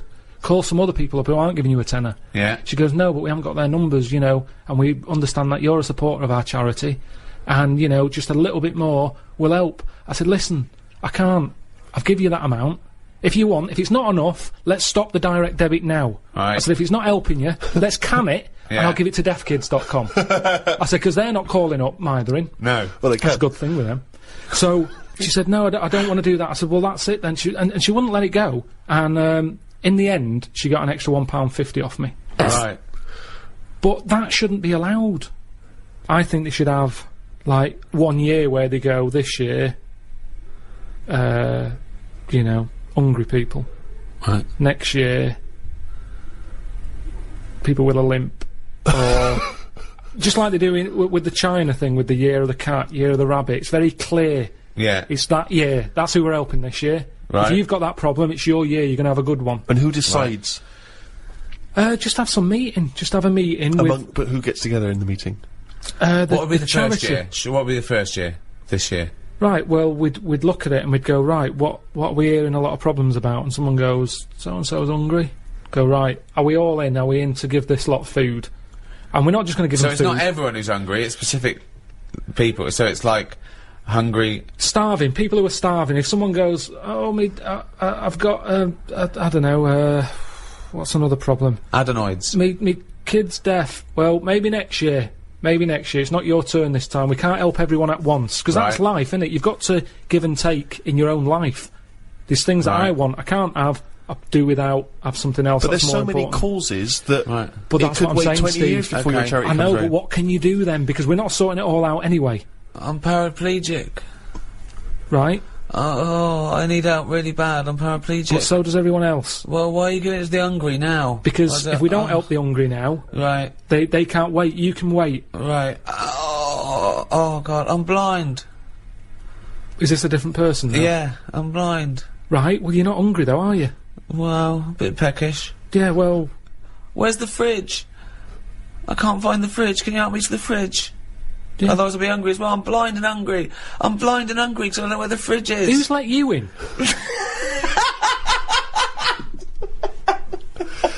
But Carl, this is just—it's Just a an chaotic order. idea. It's It's a chaotic because people who are hungry. There's always going to be people who are hungry. Yeah, but then... You're not going to just because there's always going to be new people. But I sort the problem out. They've eaten all the food. It doesn't last forever, the food, but Carl. I sort it out properly. How do you sort it out? Because I'll go, right, not only are we just giving you food, Right. we're giving you some seeds. We're giving you a pan. What, We're you giving think they haven't Let thought me of hear that? the theory, please. Right, Sort it out. Don't just give food. That's going to run out. right. Give them a proper... You see, the problem is, there's companies who jump on the back of all... Do you know when I was in the Okay. jungle? When Right, I was in the jungle, yeah. right? On that travel thing. Yeah. I was in that tribe, right? Now, some company had given that tribe a laptop because it makes them look good. They can send out a press release. Well done to so-and-so computers. Right. They supplied the tribe in, you know, out at Amazon with a computer. I saw it. They were using it as a breadboard because they don't know what it is. They've got no electric. It's useless to them. Right. And that's what charity does. Right. Companies use it to make them look good. When I was there and I really needed to go to the toilet, I was thinking, tribe, I wonder what their toilet facilities are like, right? Thinking it might be better than just doing it in a hole.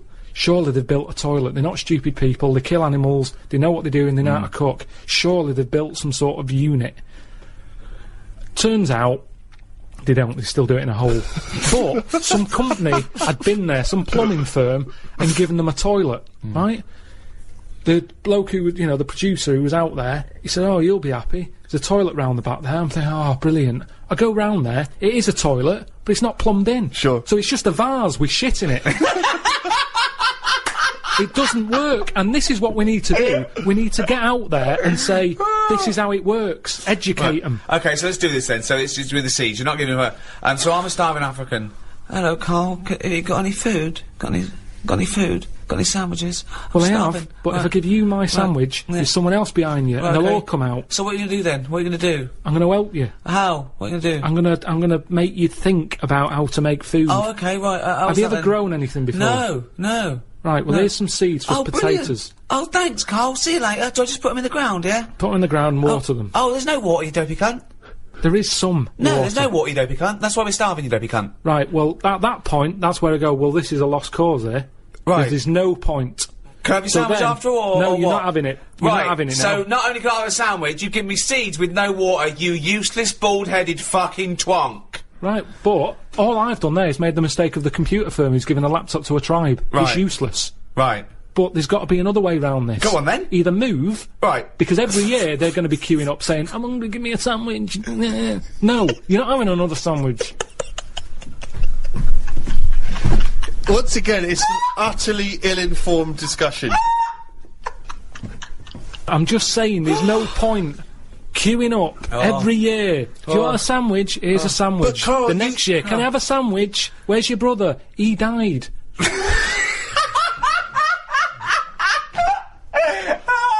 It's not sorting anything, it's buying him an extra day, an extra month or something. But It's Carl, pointless. the point is, like Ricky's just flagged up, is that some of these countries, the conditions, He died! the conditions are not there to just be able to plant potato seeds. So what are they meant to do then? Do you think we should go out every month, every year with sandwiches? Is that your answer, like some sort of buffet, an all-you-can-eat thing once a year? Oh, God! You see, it is bad. I don't want to come across harsh. They've got nothing. We waste stuff here. Waste annoys me just as much. Right. When I see sandwich shops chucking stuff out Yeah. in bin bags, binning it, Yeah. when there's people out there who are hungry, it's ridiculous. Yeah. But I don't understand. Right. It's a problem that isn't being solved. So your conclusion for these people, because there's no water where they are, right, is move. That is your honest. They should move. Well, what's your solution? Well, I don't know. I don't know the ins and outs. I don't even pretend to know. But I tell you, it's not just it's sticking a, what's that saying? I don't know. It's sort of sticking a plaster over a hole or something, and the plaster comes off. It's a problem again. Yeah, that's the saying. Yeah, it's the same. I think that was Mark Twain. No. Sounds more like Gandhi. If you would like to donate to Comic Relief, why not visit rednoseday.com. Oh, I've got to tell you something, Steve, that cropped up when we were at dinner the other night. Karl said the most exciting words. He said, "I've had another film idea." Wow. Does it star Clive Warren? No, it doesn't. He's gone bigger than that. Whoa. Karl, turn the film idea. Yeah, but you slagged it off on that. No, I was just trying to. We were all chipping in, saying, "Well, that they're all trying to help." No, Suzanne. You see, you had a go, and then Suzanne thought, "Oh, I'm going to have a go here as well." If I'd have told her that at home, she'd just go, "Yeah, that'd be that." But suddenly, Jane was chipping in. Everybody was having a go. Yeah, I didn't see anyone else coming up with anything. Well, they didn't realise it was a script editing meeting. Yeah, they just thought it was a dinner. They're just saying, "Oh, that they're." No, I'll tell you why it cropped up. I saw it. It was another thing in that free paper. Yep. It was something about, the way we're advancing fast. Right. Which reminded me of the, my film, The Love of Two Brains and stuff. How's that? Is that being made yet? Have you had any? And it was just saying, about how bodies can get reused. In a way, recycling is the ultimate. What did it recycling. say about that though? Because you didn't go into that. What it was hinting at bodies being reused. When you say hinting, you saw a bit of a headline, didn't read on. No, what and made the mess up in your head. No, it was scientists saying in the future. It's that old thing. In the future, this is what we'll be able to do. Do you mean like Frankenstein being reused? Old body parts fusing together? Yeah, but that was all different. It was like a short arm and a long leg and that. This is a full body. Right. So pitch the film idea to me. Yeah. Sell it to me like I'm a Hollywood executive. Sell me the film. Right, well, I'd probably tell you about the science facts there that I've read. Okay, let's start from scratch then. Thank you so much, Karl, for coming in. We heard there was a rumour that you're dealing with a British film company about a thing with a man with two brains with a guy called Clive Warren we haven't heard of, but Rebecca De Mormay we're very excited about because she wouldn't be a lot to get, so this film wouldn't cost much. Right, so like I say, I've read they're going to be sort of the ultimate in recycling. If anything happens to the brain, they can reuse the body. You've got to remember that. Fantastic. By the time this film is made, that's probably going to be bigger news. Fantastic. So it'd be great if it can coincide. We love that. We love this sort of research. We love this level of research. It's exciting. So what I was thinking is, I'm picturing probably. It doesn't matter. It's not as fixed. It doesn't have to be this person. But I'm thinking Tom Cruise. Okay, Cruisey. Yeah. Excellent. Yeah. And the way it works is. Do you know Tom, by the way, or have you got an in there, or? No. Okay, but you just. I think it's the sort of film that would appeal to Tom. He'd sort of be into. I think it would excite him. Okay. Great. Okay. Great. So. Have you ordered coffees? Did What? Did Cheryl get you a coffee? Yeah. Oh, okay, thanks, great. So. Are you hungry at all? Do you want to? No. No, great. So. Cheryl, I might have a tea actually. Cheryl, if you could. Will we wait for the teas before she comes in? She'll just sneak in. She will be very quiet. She'll be like a dormouse. She won't even know she's come in. Okay. You've got your coffee. I want a tea. You don't want anything. No, I'm fine. Thanks. Go. Actually, I will have a tea. Actually, Cheryl. 2 tea, Cheryl. Thanks. Okay, go. Right. Thanks, Cheryl. Thank you. Thanks. Is there sugar? Sorry, is there sugar in this, Cheryl? I'll put it in there. Go, shut the door behind you. Thank you. Okay. Go. All the way. Go. Tom Cruise. So I got Tom Cruise. That's what I've pictured so far. He's just done Mission Impossible 7. Right. In this film. Oh, in the film. So he's playing himself? No, what you're seeing on the screen is Mission Impossible 7. Like I say, if we don't get Cruise, it can be Bourne Identity, and it can be what's it? Yeah. Oh, so if we get Cruise, he is playing himself. Yeah. And he's just made and in this film, he's just made Mission Impossible 7. It's the future, is it? This. No, what you're seeing. Right. is Mission Impossible 7 on the screen? So I've gone into the cinema, and I think I'm going in to see Mission Impossible 7, or I'm going in knowing it's this film. Yeah. So I'm going in to see... Okay, what's this film called? I haven't got a title yet. We'll just call it Karl Pilkington Project 2. Right. Okay. So KP2. you go in. The opening thing is Mission Impossible 7. You think I've seen bit- this? yeah, I I've seen- thought this was KP2. Yeah, I thought I'm this was confused, KP2. yeah. Excuse me. I came in to see KP2. No, this is not the film I came to see. I'm talking to the usher. No, this is the film. It just what you're seeing is Mission Impossible 7. I don't understand. Right, listen. So what happens is then it sort of pans out. You see it's a telly. There's a bloke watching Mission Impossible 7. Right. His girlfriend's watching it going, oh, I love Tom Cruise. Yeah. He's there going, I can't be doing with him. He's So it overrated. is set in the future, though, this? Because we're assuming that he's made 7, so this is a... Yeah. How far in the future is it? Well, when will Mission Impossible 7 be made? I don't know. Probably about 2 years, the way it's going. Right, so, yeah, 2013. Okay. Right? And this is underway, then, is it? This practice of recycling the body? Yeah, by then it's well known that it's out there All as, right. as scientific. Let's not get bogged down in all... A lot of these things we Okay. can iron out, as I say, in the script. So you see developments. Mission Impossible 7 on the Cheryl, are screen. any of those biscuits still knocking around? Do you want to do this meeting? Yes, I do. Sorry, he's a bit easily distracted, but I will have a biscuit as well, sure.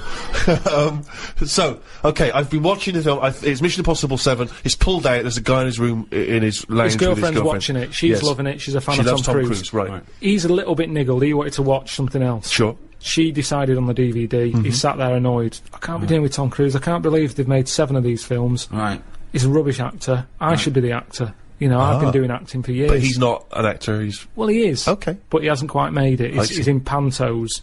He's sending a lot of demos off.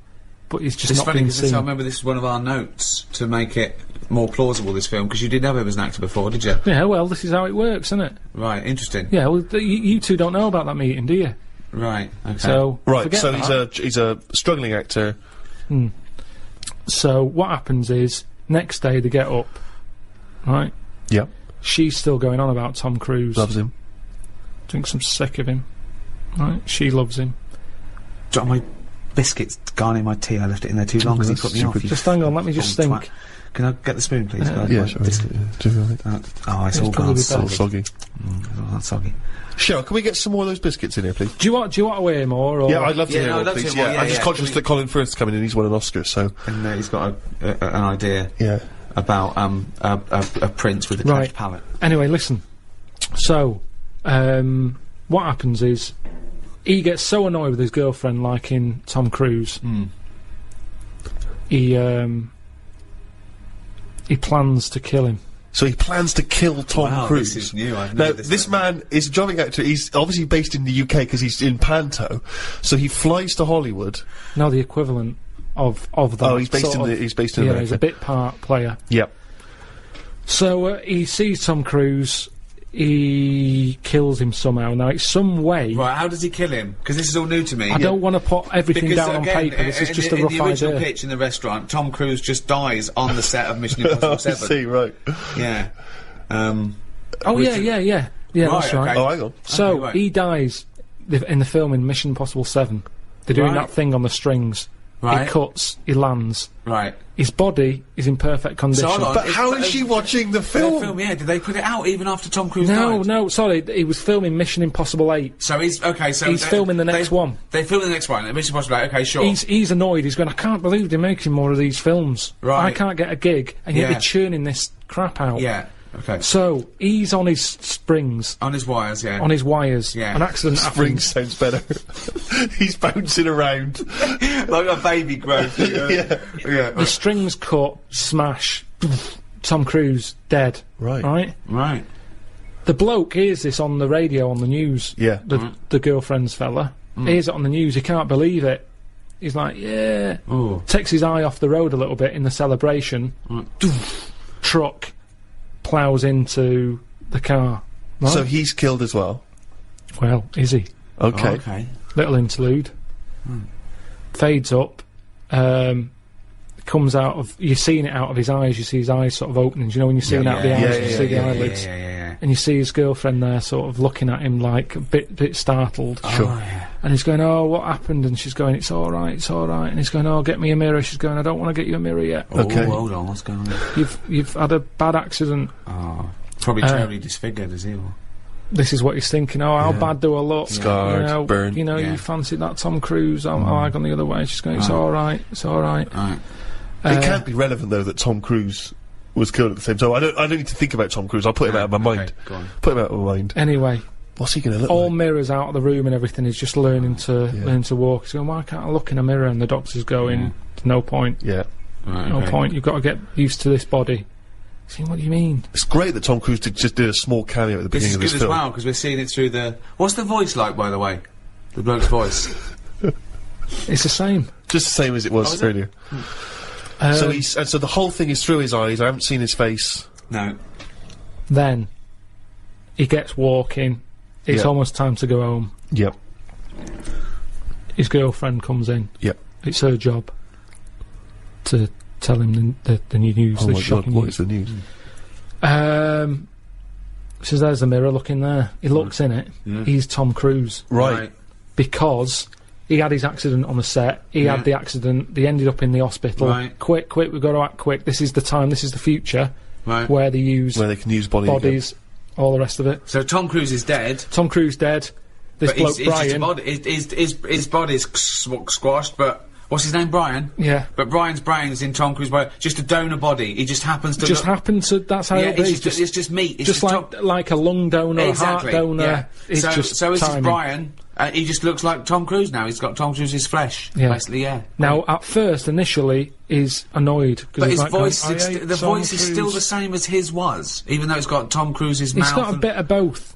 A little bit different. Who's doing it? But okay, sorry. Just practically, who is doing the voiceover then for the? It's Tom now. So He's Tom's acting. sort of doing an impression of this actor. Brian's inside Tom. His name is Brian, but when you look at it on the telly, when the camera whoozes round, and you see him sat in his bed, it's Tom Cruise. Sure. Right. Okay. His girlfriend's over the moon because she loves Tom Cruise. Right. He's gutted because he couldn't stand him. He can't stand the films. He's thinking, yeah, but he must be thinking, I look like Tom Cruise, one of the most loved actors of his generation. Yeah. No, And he's you'd also a think good-looking so, bloke. but he's not because he's in shock. Remember, Right. he was expecting to see himself, and when he looks in the mirror, he's Yeah, seeing no, it must someone be else. shocking. Yeah. So Also the voices. he's going, I really- can't stand this, and she's going, calm down, you'll get used to it. I don't want to get used to it. And she's sort of saying, look, you're alive. Right. Stop moaning. Yeah. Brian. Stop moaning, Brian. She's calling him Brian, I assume. She says... And Tom Cruise just had a sort of donor card that allowed his body to be given away, did it? Yeah, it's the future. Right. This is 2013, Steve. Things have changed. Clearly. Right. But What's his girlfriend's name? Claire. Claire and Brian. Okay, great. Just a different body, just a slightly different look. Alright, Just so like, he's seen that he looks like Tom Cruise, he's shocked, but he's getting used to it? He doesn't look like him, he is him. Okay, No, right. he's not him. He's Brian, isn't he? Yeah, but to most people, it's... Yeah, when he he leaves the hospital... They go, all right, Tom. I thought you were They're all dead. going, it's Tom, and he's going, Really? oh, yeah, and he's going, oh, I knew this would happen, it's doing me head in. Are there paparazzi? Do the paparazzi think it's Tom? No. Let there's him no explain, sorry Rick, because Okay, you've so heard this, I is want to weird, hear though. this story. This is weird though, because so he looks like Tom Cruise. So he wheels out, he's in a wheelchair. Okay. He's going, I'm sick of this. The other patients are going, Tom, I thought you were dead. And he's Yeah. going, Right. yeah. And he's annoyed. He gets in the car.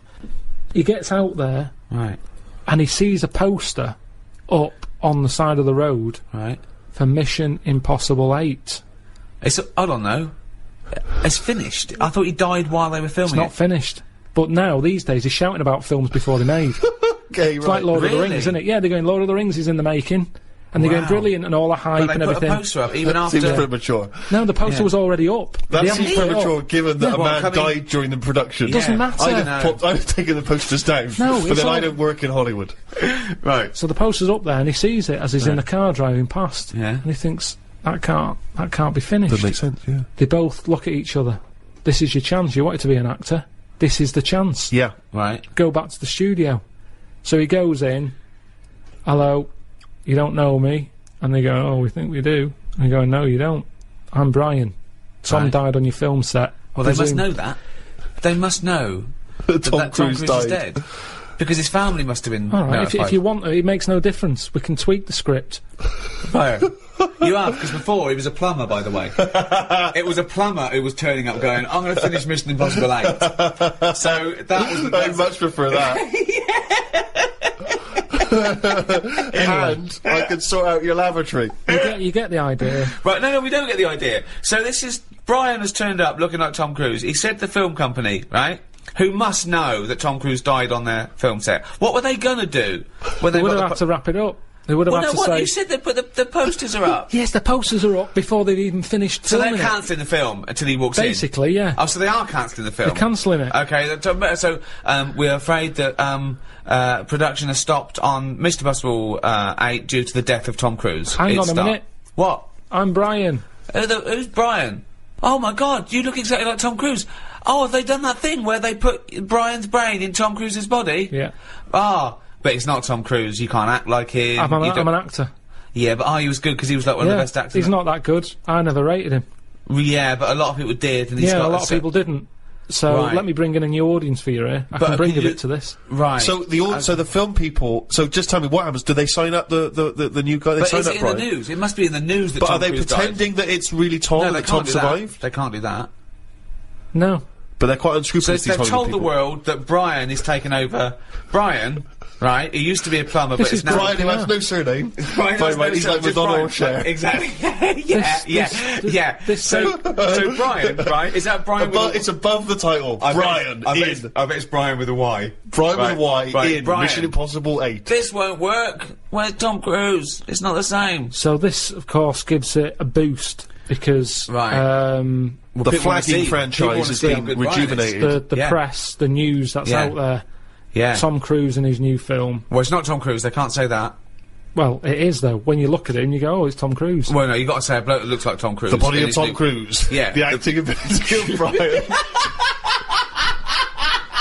In a new movie. Mission Impossible 8, starring the bones and skin and stuff of Tom Cruise with Brian's brain. Oh, forget Do it. you like Tom Cruise's face, but not his acting?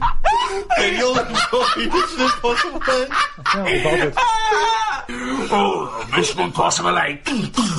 From the people who brought you the first 7, and the hair of the bloke who was in the first 7, but with Brian doing all the lines. It's Brian. It's some gun I've never heard of. On the 7th sequel. No, wait, sorry, I really want to hear the ending of this movie. Please let me ask questions. You had your chance to ask him questions. Right. So where are we? In a sort of 90-minute running time of a movie, where are we now in the film? Are we about two-thirds of the way through? We're close to the end. I'd Okay, say. so close to the Mission end. Impossible 8 has been made.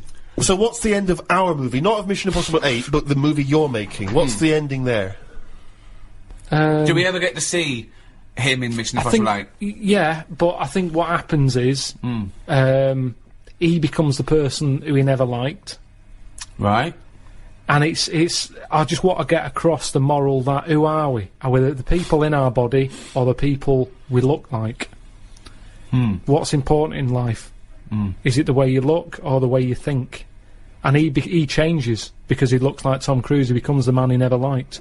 But you see, to me, just from the outsider's point of view, even if I was to accept all the other premise of this movie, which is clearly horseshit, what would have been more interesting is that they don't tell the world that it's a new guy, that they tell the world it's Tom and that they've brought him back to life. He'll have that. That seems more interesting because he then dropped there's the plumber. tension. They're lying to the world, and this guy he's getting the glory that he always wanted as an actor, but he's lying, and that's a more interesting tension. Is he going to declare, actually, I'm not really Tom, I'm Brian, I've been lying to you all, and that seems like a more interesting dilemma. Instead, we've brought back the walking corpse of Tom Cruise with another man's mind. I mean, But I think if the people- whole world's accepting of that, No, but you Yeah. do want to see that. I think a lot of people would just want to see it for that morbid factor of my God. yeah, but but this is. You mean they want to see your film because of this morbid factor? Yeah, this is a fiction. This is a fiction. This didn't really happen. You mean the final act of the film is us seeing Mission Impossible 8, starring the real Tom Cruise playing just his own cadaver, and, I mean, it's an Oscar-winning performance from Tom. I don't know how he's keeping in check who he is. What's his girlfriend think of this? Who's? Brian's. She's loving it, isn't she? Because she always liked Tom Cruise. She's over What the did moon. Brian look like, just out of interest? He's just sort of an older looking. Well, who would play him? Who would play him in this film? Probably. It's got to be American. I'm not that. What's his name? The bloke who was in Cheers, probably. Ted Ted Danson. Danson. Ted Danson. So Ted Danson is Brian. So Claire, right? This is so confusing because Ted Danson's supposed to be someone that we've never heard of, even though he's Ted Danson, and Tom Cruise is playing himself, the famous actor Tom Cruise, who is now inhabited by Ted Danson, who's not Ted Danson. Ted Danson. Ted Danson as Brian. Ted Danson as Brian, as Tom Cruise, as Ethan Hunt in Mission Impossible 8. Wow. So, have you got a title yet? No, I just wanted to know if you're in. Surely the wife of Brian. The wife of Brian. Who's played Claire? Well, I'm up for you. You know, that's why I've come to you. I thought There's you'd an know. obvious suggestion. Okay, so- Rebecca De okay. Mornay. Okay. Yeah. She is so hot after The Love of a Brain, or whatever it was called.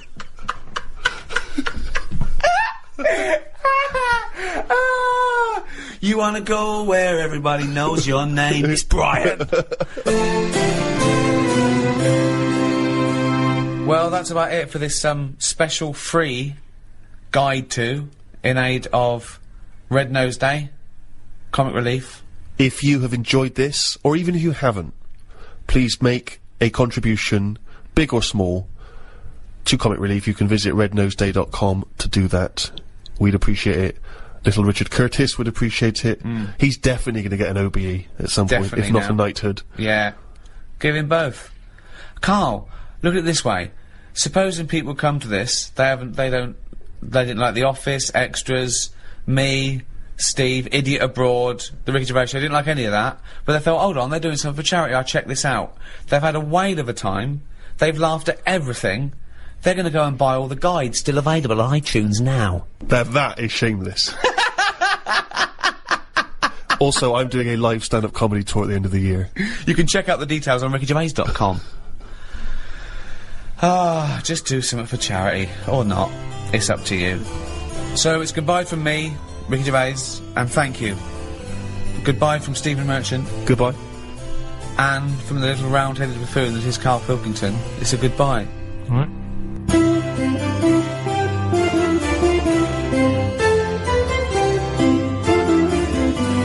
And a big thank you to Positive Internet. Those guys make these little free podcasts possible. Good guys. The Flaming Lips. Yoshimi battles the Pink Robots on XFM 104.9. I'm Ricky Gervais. With me is Steve Merchant and Karl Pilkington. Good morning. I'm going to be honest, I'm going to own up straight away. I've done very little work towards this show this week. I'm a little bit You busy. surprised me. Yeah. So I apologise if it sounds a bit sort of... Thanks for being honest, though, Rick. Well, no, I don't want people to go, oh, no, that was a bit shoddy this week. I hope it's not going to be that every week. Yeah. So it is because I've done very little preparation. Okay. So... Right. You know, Whereas normally... You'll probably have to help me out. All right. You have to do some of the work. Carl, you might have to help us out a little bit as well. I don't know, but I mean... Because I know Steve's done nothing towards it either. So... The onus is on you a little bit here. I love the fact that it's still listed as either Ricky Gervais or Ricky Gervais and Stephen Merchant. In the, you know, Essentially, we don't need to be here, really. no, but I know now people listen for Carl. Everyone I've spoken to, for people on buses, to comedians like Ross Noble mentioned you the other day, and that they go. People on buses? I've never been on a bus. You for haven't been on a years, bus no. for like 12 years, Yeah. have you? I know. People on buses. don't know why I find that so funny. I just know the idea of you being on the bus. The idea of you handing over your fare. They're shouting out from the window. Right. They're going, "I love Karl." Right.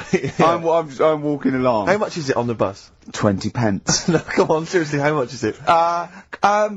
One adult for terminus, please. I love the fact, they do that thing where, like, if they're interviewing What is it, Paul 50, Newman or someone 60p? famous... No, it's quid, isn't it? It's a quid. They always say, how much is a pint of milk? And that's supposed to prove if you're sort of still in touch with your roots or whether you're too big a celebrity. Yeah. You've got no idea how much it costs on the bus, Quid? have you? It's not a quid. 120. No, it's not 120. Pint of milk, about 50p. 30p. Oh, brilliant. Wow. Because, it's fascinating because you gave this stuff up before you became a celebrity, didn't What? you? You were always... Lazy. Because people always say to me, like, Ricky seems a bit obnoxious. Who says that? No, they say, No. Who comes up to you and just says that? The guy on the tube did it. I swear to God, he came up. He said I was watching an interview with Ricky. He said he's not a nice piece of work. I went, well, he said, no, I've got friends like that. And it's like they're always talking, they're a bit irritating, and you sort of let them off because they're your mates. But I was going, well, hang on a minute. He went, well, two things. It's sort of my job talking, and being interviewed. Essentially, you do have to talk. Yeah. So yeah, about yourself. If that's his only criticism, then I'm not too bad. No, he didn't think you were funny either. So. In fact, he had a whole list. I say a list, a petition. It wasn't Dickie Anderson, was it? It wasn't Richard Anderson. I hope he's listening. He's our biggest fan. I'll tell you what, Mock Turtles need a remix by Fatboy Slim, don't they? Mock Turtles? It's a great tune, but I'd love to hear it remixed. Yeah.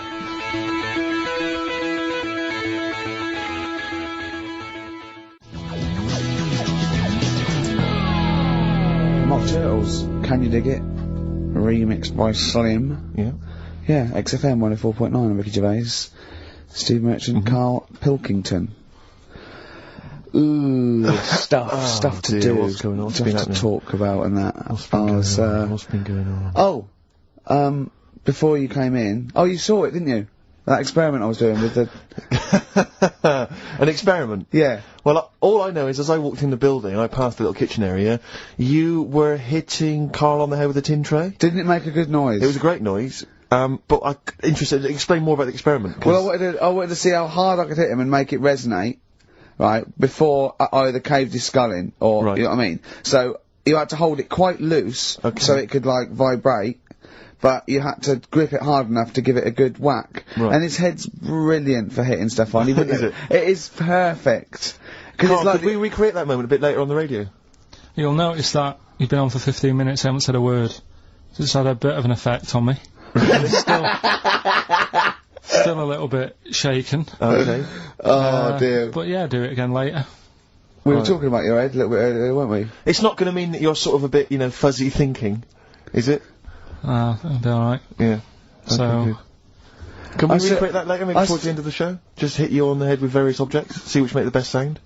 He said, very much. talking about time out. I said something about in time out, and he went, yeah, do you read that? I went, yeah, I read it, get it every week, yeah. He went, there's no point though, is there? He said, because it's like a telephone directory. If you want to look something up, you look it up, but you'd never sort of browse the telephone directory. And I went, that's an interesting point. He went, although I did. When I was in Scotland, I just looked up how many Macs there were, and there was 42 pages of them. How bored are you in your hotel room in Scotland to suddenly start working out how many people start with Mac? Were you sat in your room? There was nothing else that you could think of I've to do? been working. It's when we did the show from, XFM did some stuff from Edinburgh. Yeah. You were Been a sat in your hard hotel day, room? Sat in the room, waiting to sort of go out and get some food and that. Sat there. Why were you waiting to go out and get some food? Because we were all going to meet up. We're going to meet up with, with Simon. So and you thought, I'm not going to switch the TV on, I'm not going to read a magazine. The telly was on, nothing was on. I wasn't impressed with anything that was on, so I'm looking around the room. I had a couple of the free shortbreads.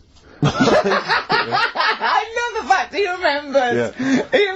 He remembers a specific biscuit he had. Yeah. That's fantastic. I had a couple of them, and then looked around. There was a Bible, and I thought, well, I know about that. Yeah. There's nothing in that I don't know. So, got the phone book up, and I immediately thought, there's a lot of Mac this and Mac that in Scotland. Macintosh, Mac Daddies. Macateer. Yeah. There's loads of Return the names. So I Mac. thought, I wonder how popular it is. Just how popular it is. 42 pages of Macs. Did you count how many pages there were? Yeah. Did you just work out from the numbers on the bottom of the page, or did you literally No, I count them? counted. Right. And how many do you reckon are on a page? There's a lot in there. If someone could tell you approximately how many names they get on one page. How long did it take you, this whole procedure? What, the counting? Yeah. Not that No, long. it's It's only counting 2 pages. pages. Yeah. It's not that much. They're all And what together, did you luckily. do once you digested that information? What did you do with that information? Did you tell people Stored it, when you haven't went? I? I mean, look, how long ago was the Edinburgh Festival? I stored it along with the biscuit. I love to get in his head. I imagine it's a big warehouse, and there's lots of partitions for weird stuff like kids born with tentacles and things like that. I imagine there's like quite an old caretaker, and you go in there. You say, "I'm looking for that." He goes, "Hang on, I know where that. I put that somewhere. Hang on a minute. Hang on. Is this the one when they shave the cat? No, it's not shaving the cat. This is the Max. The Max. Oh, you know, Scotland, the shortbread. Well, don't give me the shortbread because that's putting me off. But the what's the name though? Do you remember last week I was talking about the airy kid? And I think that's every week, Carl. That doesn't narrow it down. Alright, well, we were talking about that airy kid in the woods, and did a bit more research this week. Okay. Found a good story out about a monkey. Right. Which I'll tell Ricky a little bit about it. Tell me, come on, tell it now. No, Well, tease I me reckon with we it. should keep this. It sounds exciting stuff. That's got 'em, right? So we'll be doing that. we've That's got hooked the audience. we've got Rockbusters again this week. Yeah. We've got Do We Need 'Em? Yeah. What Right. are you trying to get rid of this week? Cockroaches. Right, I good one. can't think of a reason to keep them. Looking into that, well, I'll sort the matter out. That's coming up. Excellent. We've got I'm teaching you some more stuff. Oh, yeah? Yeah. He phoned me up today. Yesterday it was. You know, he's been researching, like, just educating Ricky. He said, what do you want to know about? I don't know. He said, you interested in space? And I went, yeah. Phones me 3 hours later. He went, no, nothing about space. I went, what? He said, I couldn't find anything interesting. I said, you couldn't find anything interesting about space. Yeah. It's big. It's pretty interesting, Carl. He went, It's big, but there's nothing there. That's it's like the Millennium Dome. oh, So what I'm looking at, right? But no, wait. He said, is there anything else you want to know about? I went, alright, I went, anthropology. He went, what's that? I went, study a man. I sent a man. He went, like what? I went, like, our roots from caveman through and all the, he went, I said Australopithecus, Neanderthal. He went, well, you know all that then? I went, no. He went, right. He went, do you want to know how a lung works or something? How a lung works? And I said, well, tell me how a fridge works. He went, oh, I said, it's just the gas, isn't it? I went, brilliant. I went, tell me how a microwave works. He went, I know. I went, no. I said, fella walking past in a laboratory with a bar of chocolate in his pocket, went past some sort of ray thing, it melted it, and he went, hold on. That's it. That's explained to me how a microwave works. Right. So today we're doing sort of medical-ish type things under the banner of colon. Then educate me. Oh God. Do it again. Colon. Then educate me. Brilliant. Brilliant. So that's like go on then. So colon. Brilliant. So that's a little heading. You're going to be learning 3 things sort of medical-ish before 3 o'clock. Yeah. Is that it? Yeah, do you want to, Pretty much, yeah. a bit of suede? Go on then. How many O'Reillys are there, do you think, in Ireland? Little task for you.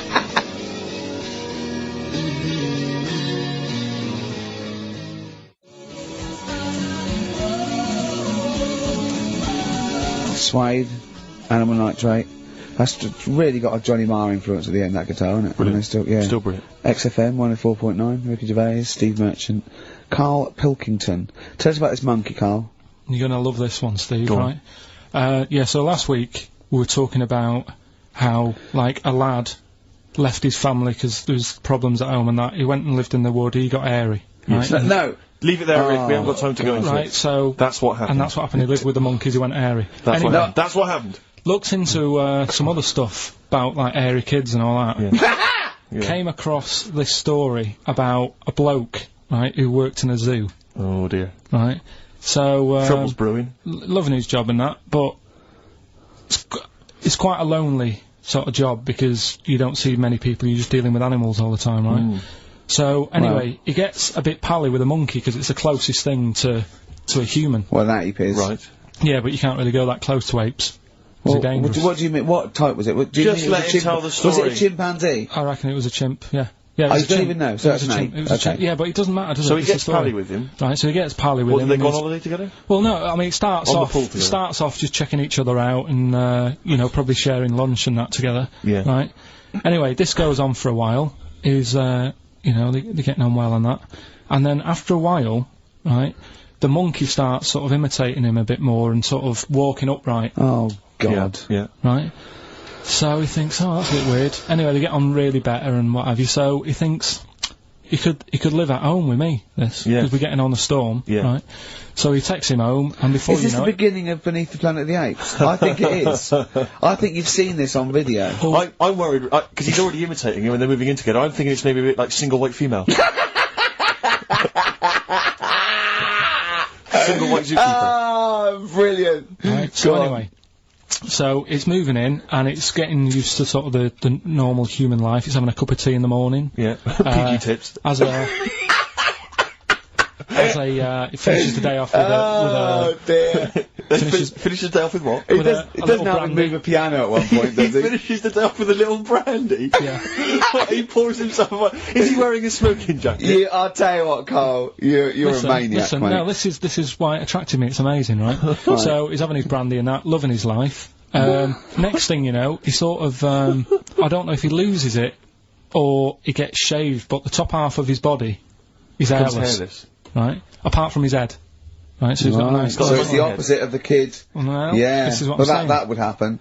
Right. Well, hang on, but so you don't know if he was shaved or if it's How did it say, then the hairless... What? I'll bring it in for you, the story, and then you can see if I've gone wrong. Keep going. So anyway, so this is going on, and he's having a great life. Then the zookeeper starts getting a bit annoyed because he's having a better life than the zookeeper. The zookeeper's in the zoo. This is such rubbish. So the zookeeper's still got to do a day's work. The monkey's at home, he's partying. Well, it gets to a point when he says there's no point you coming in to the zoo, because the whole reason of you being there was because you're being kept there. Right. And he didn't want to bring the memories back, so he said, you stay at home.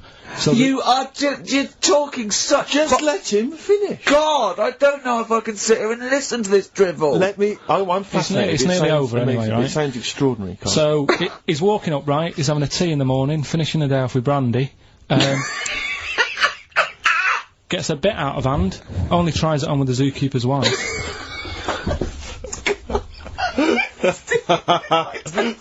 Make him go away, Steve. How does he do that? Well, because he's around humans a lot, he becomes a bit of a charmer.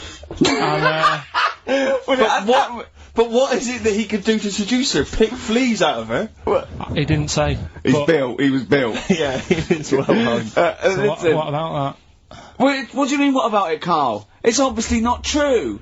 It's obviously not true. This wasn't on the internet, this was in a book, so it's not a quick joke and just, put it on a website. This is in a book. I don't understand how I love that he becomes a charmer. He's got better taste in brandy. Exactly. And what was it that he was doing that seduced her? I don't know, maybe because he was at home more than the zookeeper was. But what would he be doing, I love the fact that... He's not going to be talking with her, they're not going to be playing, like, Trivial Pursuit. Maybe she liked the silent type. He didn't go into that, he just said that's when the trouble started. Carl, play a record. Right. Is that what Suzanne did when she brought you in? Talking to the songbirds yesterday. It's just the way I'm feeling. Feeder. Just the way I'm feeling. XFM 104.9. I love that. Carl, you're panicking. You've just remembered a song from your childhood, and I don't know what you're talking about. But, I'm going to give out a number. Please take this number down if you can help Carl. It's 08700 800 1234. Right. I'm not that bothered. We were talking about a track from the 60s. Yeah. Mighty Quinn. Yeah. And it was on the same compilation. My dad had a tape in the car, and the tape was always on in the stereo thing in the car. And I used to sort of sit through all this stuff I didn't like, but knowing that coming up soon was a song about a monster with purple eyes. It wasn't Puff the Magic Dragon. It wasn't that.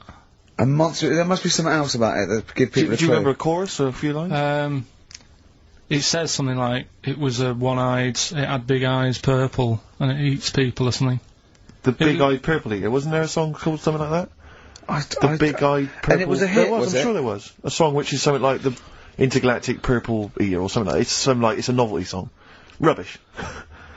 What, by the Bonzo Dog? Yeah, it's that sort of thing, yeah. I'm sure if you know what Carl... Look, the telephones have gone mad! Yeah, well, we'll find out in a bit. I mean, I'm not that bothered, I'm not going to buy it. It's just that we were talking about songs and that. It'll be good to know who it was, but... Yeah. Right, Rockbusters. Okay, now how long, where did you get the phone? What, do you want to just answer Well, that? answer the phone, so just answer the yeah, phone. see what it is. Just see if someone's... Hello? Hello, mate. Alright. Yeah, that song, I don't know if it's by, or is that what you want? That's the bit I wanted, really. What's the name of the song? Well, you know how it goes, it's like that, born nights on and dawn out of bit. Yeah. Oh, yeah. Sorry, I don't think you've helped much, though. You can't remember what it's called or who it's by.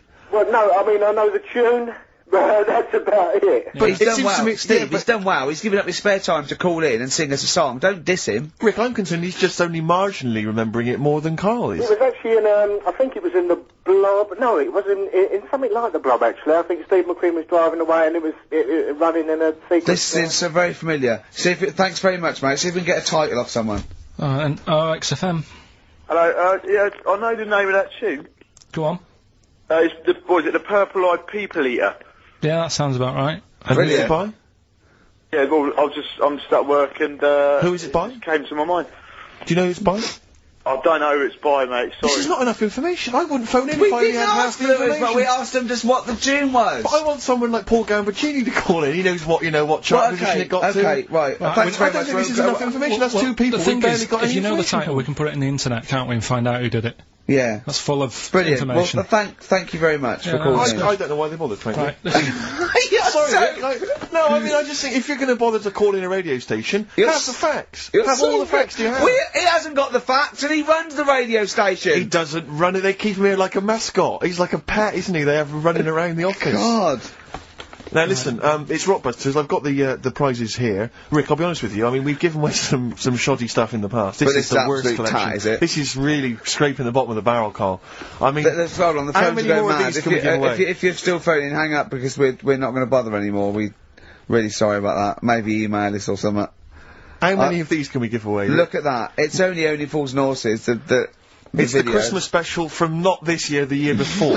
Yeah. I mean, we have given away so many of these. I imagine there's charity shops throughout London Throwing them these away. in. Yeah, throwing them away. Yeah. So we got that, dear. and if you didn't watch it, if you weren't one of the 20 million that watched it. Blue-eyed, fat-legged, purple-eater people. If they had a big and they had a big boo. It's something like that. And once again, the best chill-out album ever, with, I mean, it's pretty much rubbish. It was a big boo. Actually, no, the songs are okay, but Purple-eater. it's just basically a collection of songs you might have heard on adverts. So enjoy that. Oh god, this one again, the best air guitar album in the world, Volume 2. This is no longer an entertainment show. This is three people chatting to each other now and again. Sometimes we remember it's going out. Sometimes we just take a call for our own amusement. I mean, It's the same price again. It's the David Attenborough compilation of DVDs, which I'd be very surprised if it actually makes it to you. I imagine someone here will have had that long before we post it. Oh dear. There's a T-shirt in here. XFM 104.9 You get sent a lot of Just crap in case you're wondering what you're listening to. You're this listening to. is a What is that? Quicksilver T-shirt. What is That's that? fine. What T-shirt is That's that? a T-shirt made by the Quicksilver people. So if you're a bit of a surfer dude, and by the look of the size of it, you're a midget. You can't then say midget. You're welcome to it. And this is, I think, the piece de resistance, Rick. I mean, because you know the kind of fans we have. They're pretty cool cats, pretty groovy guys. Yeah. So I imagine they'll be loving on DVD Doctor Who, the Aztecs. That's one of William Hartnell, the first Doctor's classic episodes on DVD God. there.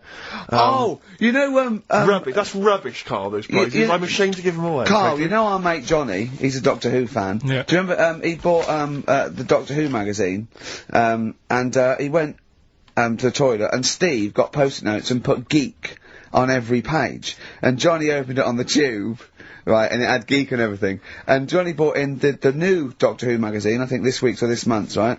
And they've done the perfect Doctor Who fan, right, what the geek is, right, and it looks exactly like Steve. Alright, don't have a go, Rick. It does. And he went, and I'm going to try and put it on the website. It's amazing. It's got your hair, glasses, it stands like you, it's sort of dressed like you, and it's only, it's hilarious. And he was, I mean, I'm insulting you now. It sounds like an insult, but if you'd see it, you'd laugh. Well, Rockbusters, right? Yeah. Right, here we go. Just a little bit annoyed. Just, 3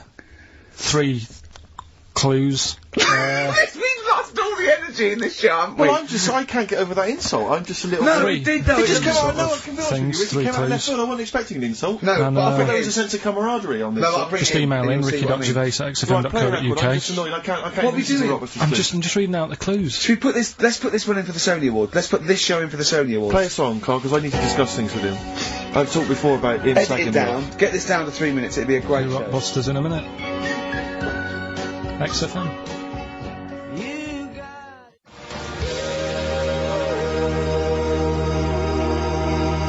Lonesome Day by Bruce Springsteen from his new album The Rising on XFM 104.9. Ricky Gervais, Steve Merchant, Karl Pilkington. Former just phoned in and said to Karl, stick up for yourself. Don't listen to that Merchant. He does my head in. He's so arrogant. I don't think I'm arrogant. I think I'm mean.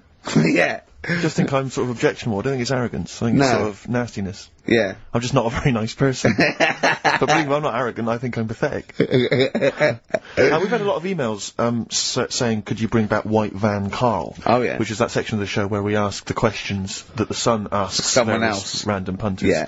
of Carl. But sadly, recently, they've got very politicised and very kind of, basically a little bit depressing. So there's not really anything appropriate. But I have trawled the papers looking for other questions posed in other sections of the Sun. Good idea. I was just looking here at the Dear Deirdre section, which is the sort of problem page. I don't know what your views are I'd on this. love to see Karl. Oh, God, can we get him a job? As Just an agony. ask... Oh, my God, that would be amazing. Right? Well, here's one. I'd like to see your view on this, Carl. I'm a happily married 42-year-old woman with 4 kids, yet I've developed a huge crush on pop star Darius Dinesh. Yeah. It sent my hormone levels through the roof, Yeah. and last night I woke my husband up at 4 a.m. for sex. We've been married for 20 years and he can't believe his luck. Recently I've been having... I want to go to a... I'll stop you there. Why are you telling me? Right, carry on. Sorry. Recently, I've been having erotic thoughts about Darius morning, Sure. noon and night. Yeah. I haven't felt like this since I was a teenager and mad about Donny Osmond. My husband is amazed at the change in me. We had sex twice last night and again this morning. Again, why are you telling me this? Yeah, go on. He's just boasting. This is not a problem. It's not a problem. What's here. the problem? No problem, just wanted to tell someone. Thanks very much. I watched Darius on TV last night, and when my husband came home, I dragged him into the kitchen and we made mad, passionate love. Right, they've done it. They did it then, twice last night, once this morning. That's 4 times. Five times she's mentioned it so far. Yeah. She's doing all right. My husband. This is a great bit. My husband thinks it might be his new moustache. Or that I'm going through the menopause, but I You know were thinking different. of growing a moustache? I was Do you thinking think of it would growing a change your moustache. luck with the ladies? I love the idea. That's what he thinks it is. He's telling his mates in the pub. You should grow go one mad of to me. these. Grow The one old of Tom these, right? Selleck. 5 times in the last 24 hours. Hooray for sexy Darius. So, what do you make of that then? What are your views on that? Hold on though, if that bloke is reading that paper, that narrows it down It's a gotta bit. be, yeah. Who else did he know? His wife likes Darius, he's had sex 5 times that night, and he grew a new moustache. He's thinking, I wonder if that's me. Maureen. Yeah, go on. But what's your concern? Because I'll tell you what her problem is. She's worried that, the reason that she's now kind of overly excited and she's having this great sex with her husband is because she's actually fantasising about someone completely different, younger. She's having these wayward thoughts, isn't she's a bit concerned about that. What's your concern? What are your thoughts? I reckon she's going to start shoplifting soon and coming out in hot flushes. Go on. Just, they're both happy, aren't they? He's getting what he wants. She's happy. I'd say, yeah, whatever, get on with it. Do you think that she should confess? She wants to be honest with him. I wouldn't, because not that many fellas like Darius. Right. So, if you're sort of thinking, oh, she'd rather have him than me, I don't What do you think it's gonna Darius would think of this? work.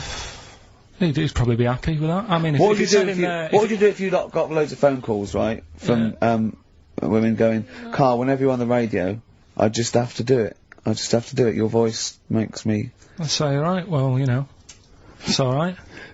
I'd be happy with that. Would you? Yeah.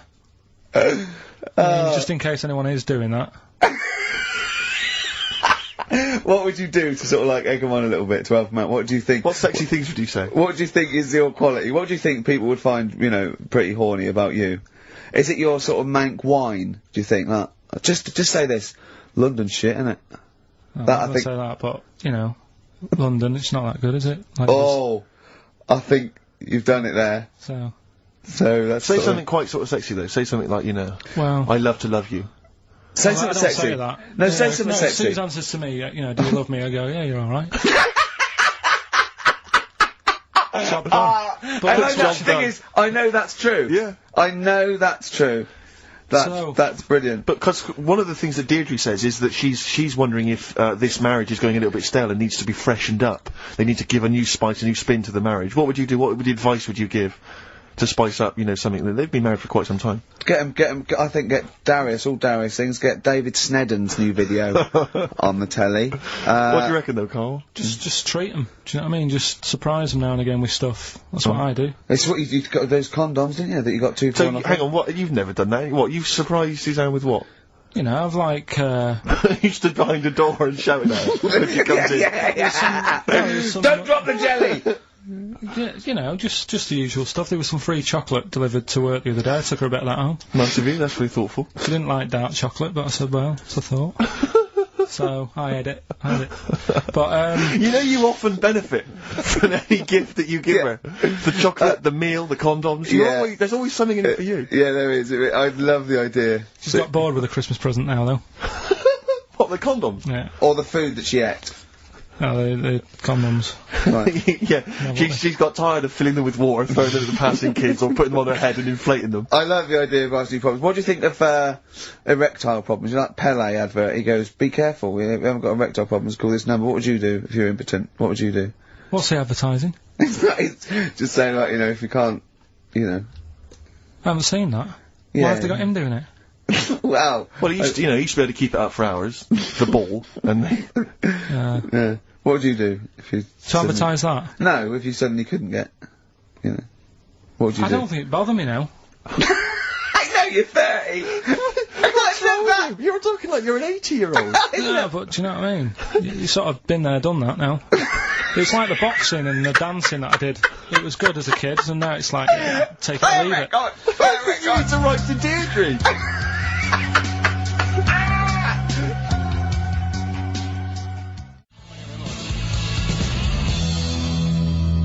Supergrass, Seen the Light, XFM 104.9. We're a little bit worried. We might have a technical hitch here. We've had no emails, and usually we get loads and loads. So we're worried it's us. Can someone send an email? Well... Yeah, just a test email. Yeah, but we won't know if they have or not. They might just be ignoring us. No one might be listening, Steve, so this isn't proof. I guarantee there's at least one person who would send an email. Maybe if Dickie Anderson's listening, he could do it for us. Anders! Do us a favour for all the pleasure we've given you over the last few years. Ricky.gervais@xfm.co.uk. If you haven't heard the Rockbusters, might as well give them out. Well, let's check the email's working before we do it. Yeah, otherwise it's a complete... This whole show has been a sham and a farce and a waste of time. Well, I think they can take that as read. Right, educate me, Carl. Right, well, Go what on, to then. say, right? Educate me. Well, what we're looking at this week, we've done war, we've done, We've nailed that, we've nailed war. We summed up war with a little French bloke whose battle cry was, John's got a moustache. Right. So, and last week we did science. What would you do on science then? Airy Kid. Brilliant. Right. Yeah. So this week we're looking at, medical problems. I'm sure we do Airy Kid every week. Medical problems then. I've got a couple of things under the banner of, colon then educate me. Yeah. We've got, this is interesting. Right. Do you know if you have an operation on your brain, right, what they do is, I mean, this is why I'd never go to the doctors. I don't like doctors, because this sort of stuff freaks me out. Right. They can operate on your brain, and what they do is, they put you to sleep first, cut your brain case open, Your skull, yeah. The brain case. Yeah, yeah. and then wake you up and operate on you. So you sat there with your head open, messing with your brain, and you don't feel anything. Well, there's no nerve endings, is there, in the brain? But still, it's not right, is it? What, you think they do it for fun? No, they but go on, Reg, wake him up so he's all freaked out. well, is it necessary that you're awake, do you think, or... Well, they need the brain active, don't they? Yeah, but it is when you're asleep, you're having mad dreams. I had a mad dream the other day. Go on. No, I might tell you about it later, but there's no sense to it. But, so your brain's still... Where is this conversation? Yeah, I mean, it'll turn out, I go, no, Carl, I was there, that wasn't a dream. Yeah. No, but... So, I mean, if I had an operation... On your brain, heaven forbid. Well, operation anywhere, I'd like to sort of think, well, I'll have an injection, I'll go asleep, but when I wake up, it'll all be sorted. Yeah. Yeah. The fact that... Your brain case is open. Open, and they wake you up and you think, oh, is it all done? They say, well, have a look in the mirror. And your brain... See, I don't think they do that. I don't think they try and frighten you when you're doing an operation. Yeah, I don't think that you go about your business and they sort of follow you around, dabbling. Yeah. No, but it's almost like they are having a bit of a laugh with you. Right, well, I'd just like to say now that they don't. Anyone who's going in for an operation on their head, do not ever listen to anything But Carl says. why have you got to be awake? Because you'll be bored anyway, you'll be sat there. Well, they give you a telephone directory, look, and they say, look how many Macs are in there. That's the Scottish telephone directory. And, you know, time flies when you're counting that sort of thing. No, but do you know, like, when you... What are you telling me? What are you I'm just asking saying me? how weird it is. It's weird, isn't it? It's like, do you know when you go for a haircut, right? It's a bit embarrassing. Well, I don't anymore, but when you go for a haircut, it used to be When you go for a haircut? It used to be a bit embarrassing when, like, they'd wet your hair and they'd make you have that sort of Hitler cut because your hair's wet, and I used to hate it, and I think, do you have to do that? Do you know what I mean? You know It's what I mean? similar. It's very similar to open skull No, surgery. what I'm saying is, it's almost like barbers like to do that to make you look daft and feel daft for a bit, and there's women coming in and out, and you're sat there with a daft haircut. Yeah. And this is what that reminds me of. Do you think they do it in a shop window, this brain operation? I'm just saying, it's a bit Do you weird. think they do it, why are we doing it in John Lewis's? Just so more I people love can the idea that that's what doctors are doing. Let's make this guy look a bit stupid. Yeah. Open his brain Look case. at the twatty look with his brain out of his head. Take a Polaroid. Reg, take a Polaroid. Look at him, look at his face, right, clock his face when I give him the mirror. Get this on camera. Put this fake nose and glasses Sorry, on. did you teach me something then? Was that I educational? taught you that your brain case can be open with your awake, and you just sat there sort of letting them get on with it. Brilliant, I've learnt that, I'll never forget that. Right, go on, anything else? You'll love... Let's play a song, because the next one is amazing. What, even more amazing than that? Yeah. Play a song? Yeah, bit of Bowie? No email still, by the way. No, I don't think it's working. It's not working today. Lady so Stardust. We'll have to do a phone-in for Rockbusters. Off the Ziggy Stardust album. Alright.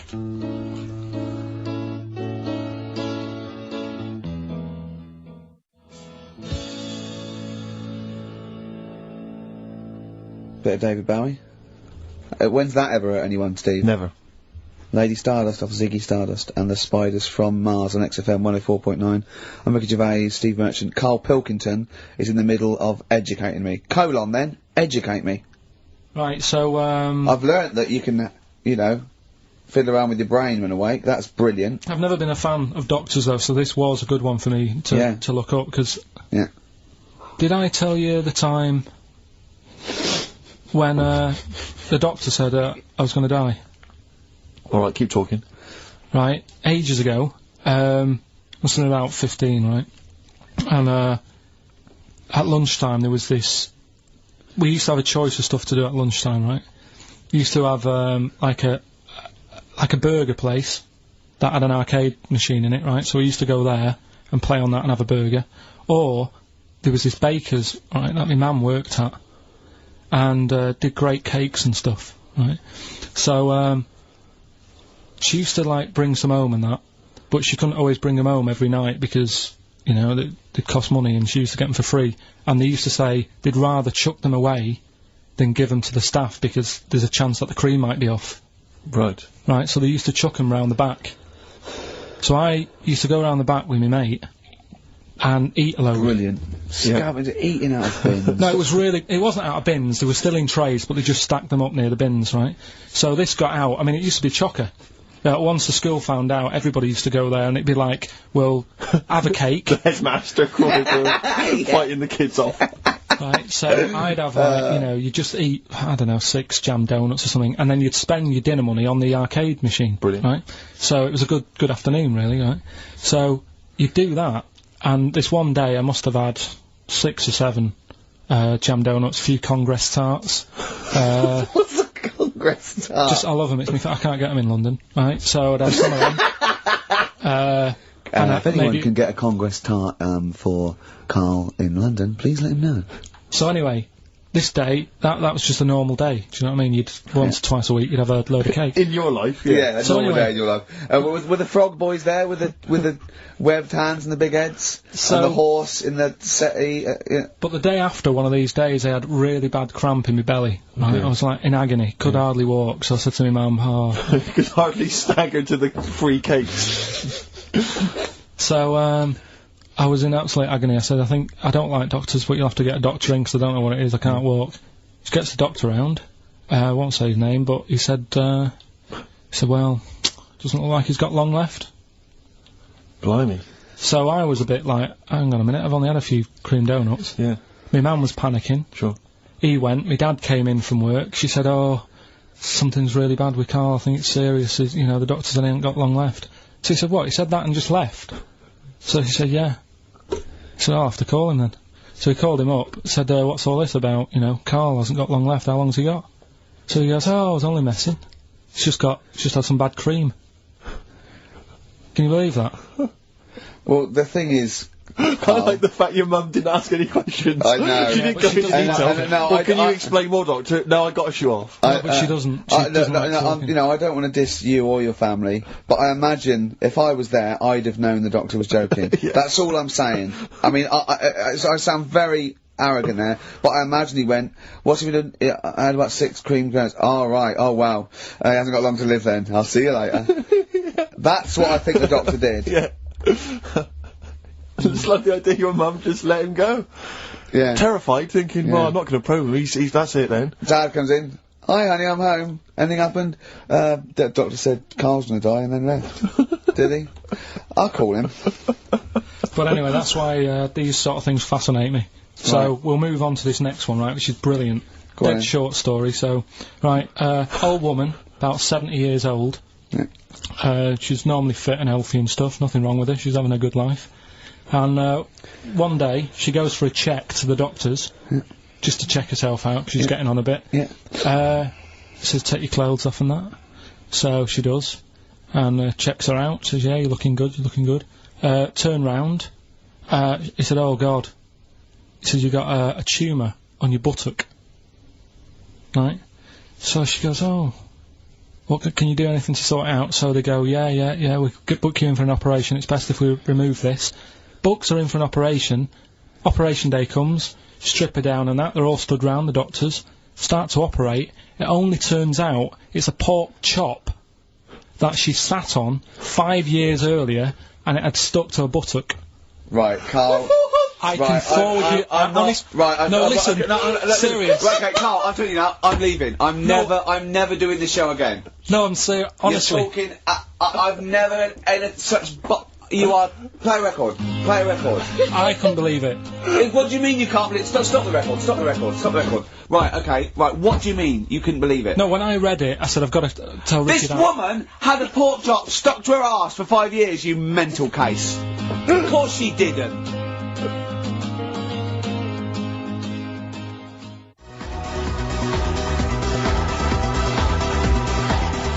Syntax, Friday, XFM 104.9, Ricky Gervais, Steve Merchant, Karl Pilkington. Right, get off. Right, what you got next?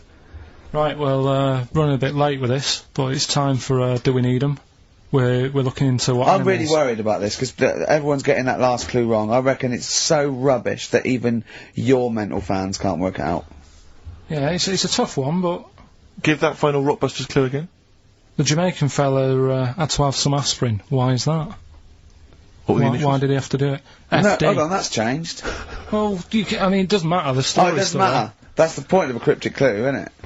Oh, do. What have you got now? Right, so we're looking into animals that we get rid of. I've spoken to someone about snails, I've spoke to someone about jellyfish, and that, and looking at cockroaches today. Right, now who's the expert?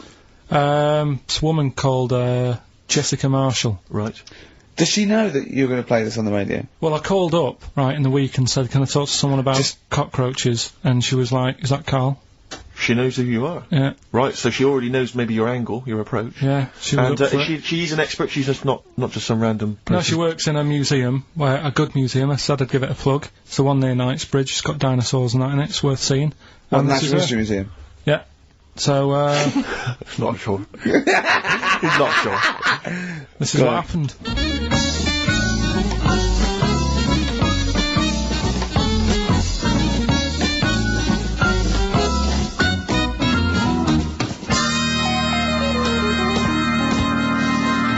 Now, what I'll do, I'll tell you as much as I know, and then you can fill me in if I'm right or wrong, and then at the end of it, we'll get to the bottom of whether we need them or not. Okay. Alright, so, first of all, the first thing that I found out is that they have 18 knees.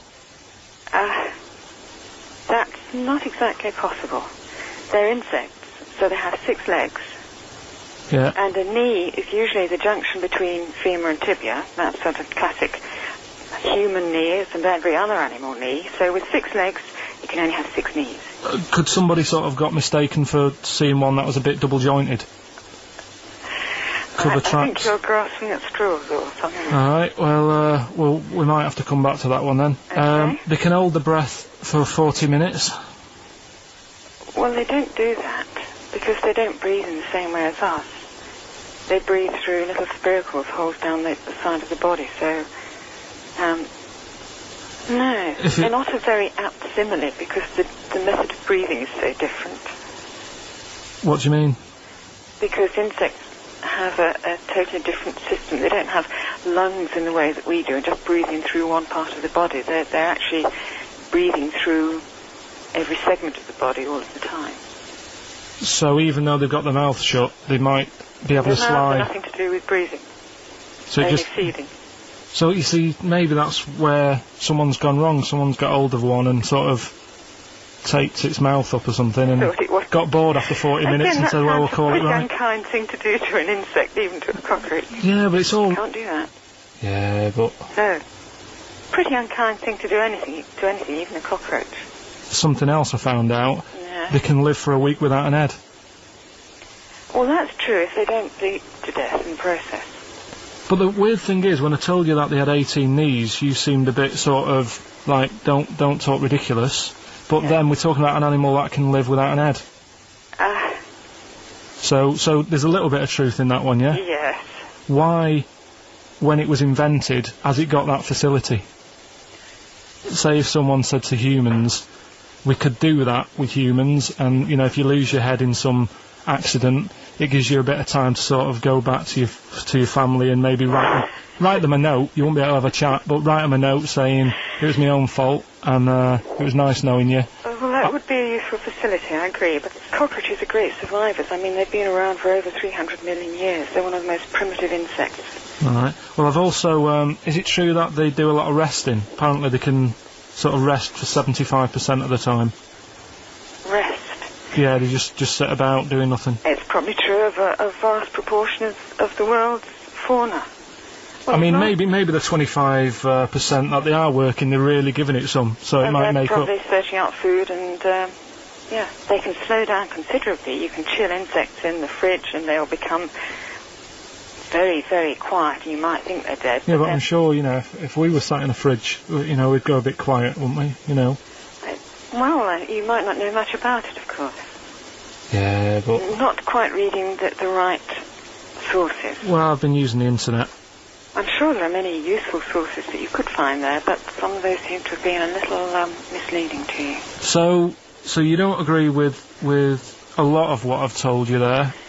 No. So, cockroaches, can we get rid of them? No. So we're keeping them then? I would say so, yes.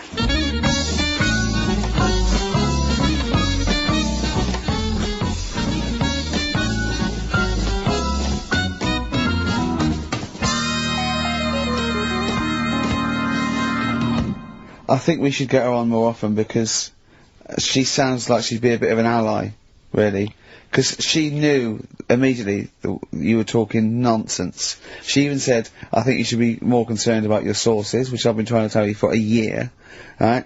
The fact, I mean 18 knees, where did you get that from? It's on the internet. They can hold their breath for 40 minutes. I mean, I don't know what you read and take on. Mad world, don't it?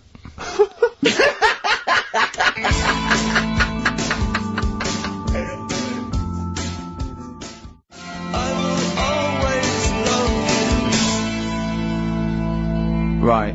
The Cure, obviously. Yeah. Right, Carl's been taking phone calls for these clues. Right, and so everyone's been saying the same thing for the last one. He's been going, no, and I'm worried. I'm always worried. FD, I just overheard him on the call then going, what have I been saying? Oh, no, it's FP. Dickhead. Right, give me the clues out. It's a rollover. Right, tell people we're really sorry to anyone who would have got that right. Okay, right, do the clues quickly. Tell them it'll be a rollover, so we have to do 3 new ones. Do you not write these down, You're such a... I don't write the answers down in case Ricky looks over the thing and sees the answer. Why would I cheat? I'd rather you do something right with your life. Right, well, the clues were I've got 3 other jumpers like this one. Yeah. That was FT. Yeah. They got that. 4 tops. Yeah, that's alright. Good, well done. That bunch of people can't make up their minds if they want to sit in the sun or not. That was C, they were getting that. That was charlatans. Charlatan, right? A bunch of them charlatans, right? What do you mean? What's Charlie? No, it's like, shall I go out? Shall we? Charlatans. They got it, right? Where I went wrong with this one, the Jamaican fella, he had to have some aspirin. Why? It's my fault, you know, I'm not cutting, there's no point passing the book or anything. I said FD, a lot of people were saying, Fred Durst, like, forehead hurts, which is a good one. Yeah, which would have been as good as any of yours. But I made an error, so we'll roll it over. No, what is the answer? What is the answer? Over. Jamaican fella what? Add some aspirin, why do that? What's the thing? FP. FP, it was Frida Payne. Frida Payne. Frida Payne. Frida Payne. Frida Payne. That's awful. Carl, you've got to write these down next week. I'm sorry, you're the producer. I know, but I've had a busy week, haven't I? That's doing not stuff an excuse. That isn't an excuse. Our excuse is we don't care. Yeah. You do put care. the work in and then make a mistake. Yeah. I mean, it's better not to try than try your hardest and be rubbish. Do you see the point? We don't care. But you've got standards. Yeah, and you're not meeting them. Think of that. You're not even reaching your standards. God. Right, well that's that, I guess. Well, the prizes will be giving those away next week. Bollocks again. Just completely... Song for the ladies to end the show with. It's from Nick Cave's new album, Nocturama. This is a track called He Wants You. Back next week. Remember, Frida Payne. The darkness growing on me on XFM 104.9. Oh, it's all going well already, isn't it? The microphones fell apart. Carl's shouting because he got headphones on. His music's turned up too loud. Canfield level. God, it got pre-out. Look at him giggling. Look at him laughing. That's so funny because I got a letter here from who was it from? Mike Heel, who sent me a little picture of a little Japanese fella from a film who said looks like me, and he does a little bit. But he says, please can you make Carl laugh? I've never heard him utter as much as a snigger, and I'm worried he may have a genetic disorder. Well, I mean, he has got a genetic disorder, obviously, but, he was giggling then. I hope, people heard you then. Look at his little face. It was a joy. I love the things that make him happy. But I love the fact just before the microphone came up and just before the record finished, he had his headphones on, the music was too loud and he was just shouting, Bauhaus is not working! Bauhaus is not working! I have to play something else! I went and found Ziggy Stardust by Bauhaus and said, why isn't it working? Look at him giggling, look, he's lost it! Is he going away? Are you on drugs, Carl? What have you done? He's tickled, look at his little, he looks like one of those shaved monkeys. Look at his little, oh my god, I've never seen a forehead glow. I know, it's extraordinary. Oh. And he's got that red shirt on as well, so the whole of him is just a big glowing... Carl, what are you trying? What are you putting in? I'm gonna see if I can get this to work. Go on then. Hang on. Brilliant radio. I hope Dr. Fox is listening, because I think he's eating his words right now, Steve. Right, I think I've done it. Right. Well done. That's excellent. Right, what let's play Bauhaus now, and let's try and compose ourselves. This is Ziggy Stardust by Bauhaus. Well, it worked. That worked, didn't it? So you panic over. Calm now. You're on holiday soon, aren't you? Yeah. You got to go off early. Well, about. How many holidays have you had? Because I only ever have time off when I'm working, like doing another job, like, you know, filming or something. But you seem to have a lot of holidays, just like, and you were sick as well. You were just like, because you had wet trousers, which is a little bit. Do you not care about the job? I mean, I've got to ask because, you know what I mean? If I was in charge, I'd worry about your motivation or because yesterday we were trying to work out what you enjoyed doing, and we got to Manchester United and moaning. And that is the tune we came I up with. don't know where you get the moaning thing You're from. always whinging. About what? Everything.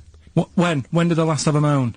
Just before we came on air. Right, and why was that? I don't know, I can't remember. Because we were in good mood. We were in a good mood, me and Rick. I'll tell you why. Go on. Because you brought a song in at 10 to 1. Yeah. With a load of effing and jeffing in it. Yeah. And saying, can you edit this? Yeah. Yeah. But that's your job. You could have brought it in yesterday. No, I couldn't. Why not? I hadn't thought of it. But why are you whinging? That's your job. And I did come in 10 minutes before, and it was a good 20 minutes before. It just took you ages because you were whinging and moaning to even get started. I'm not being dragged into this. You are always... I'm on my holiday now. Well, not yet. No, you're not on yet. You're still working. Well, that's what's funny. This isn't even work, right? And yet it should be. Compared to what I do in the week, this is a doddle.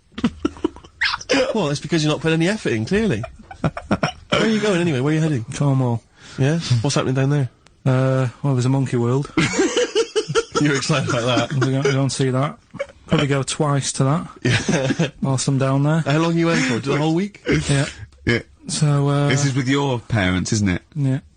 Taking them out. Your father, what do you think your father will be up to? What's he going to be nicking on this holiday? Well, he's, There's a lot of tin in Cornwall. He's, since they've shut the mines. He's just called Suzanne, said they've got there, said it's a nice little place. There'll be no towels when you get there. So what are you do? What are you to do? Just gonna chill out and sort of like go to the pub and stuff? Yeah, like I say, I mean, all I've got planned is probably probably Tuesday and Thursday at Monkey World. What about Wednesday? What are you thinking of Wednesday? Just wandering around? Just sort of think about, you know... King Arthur and that. Where he was down there, wasn't he?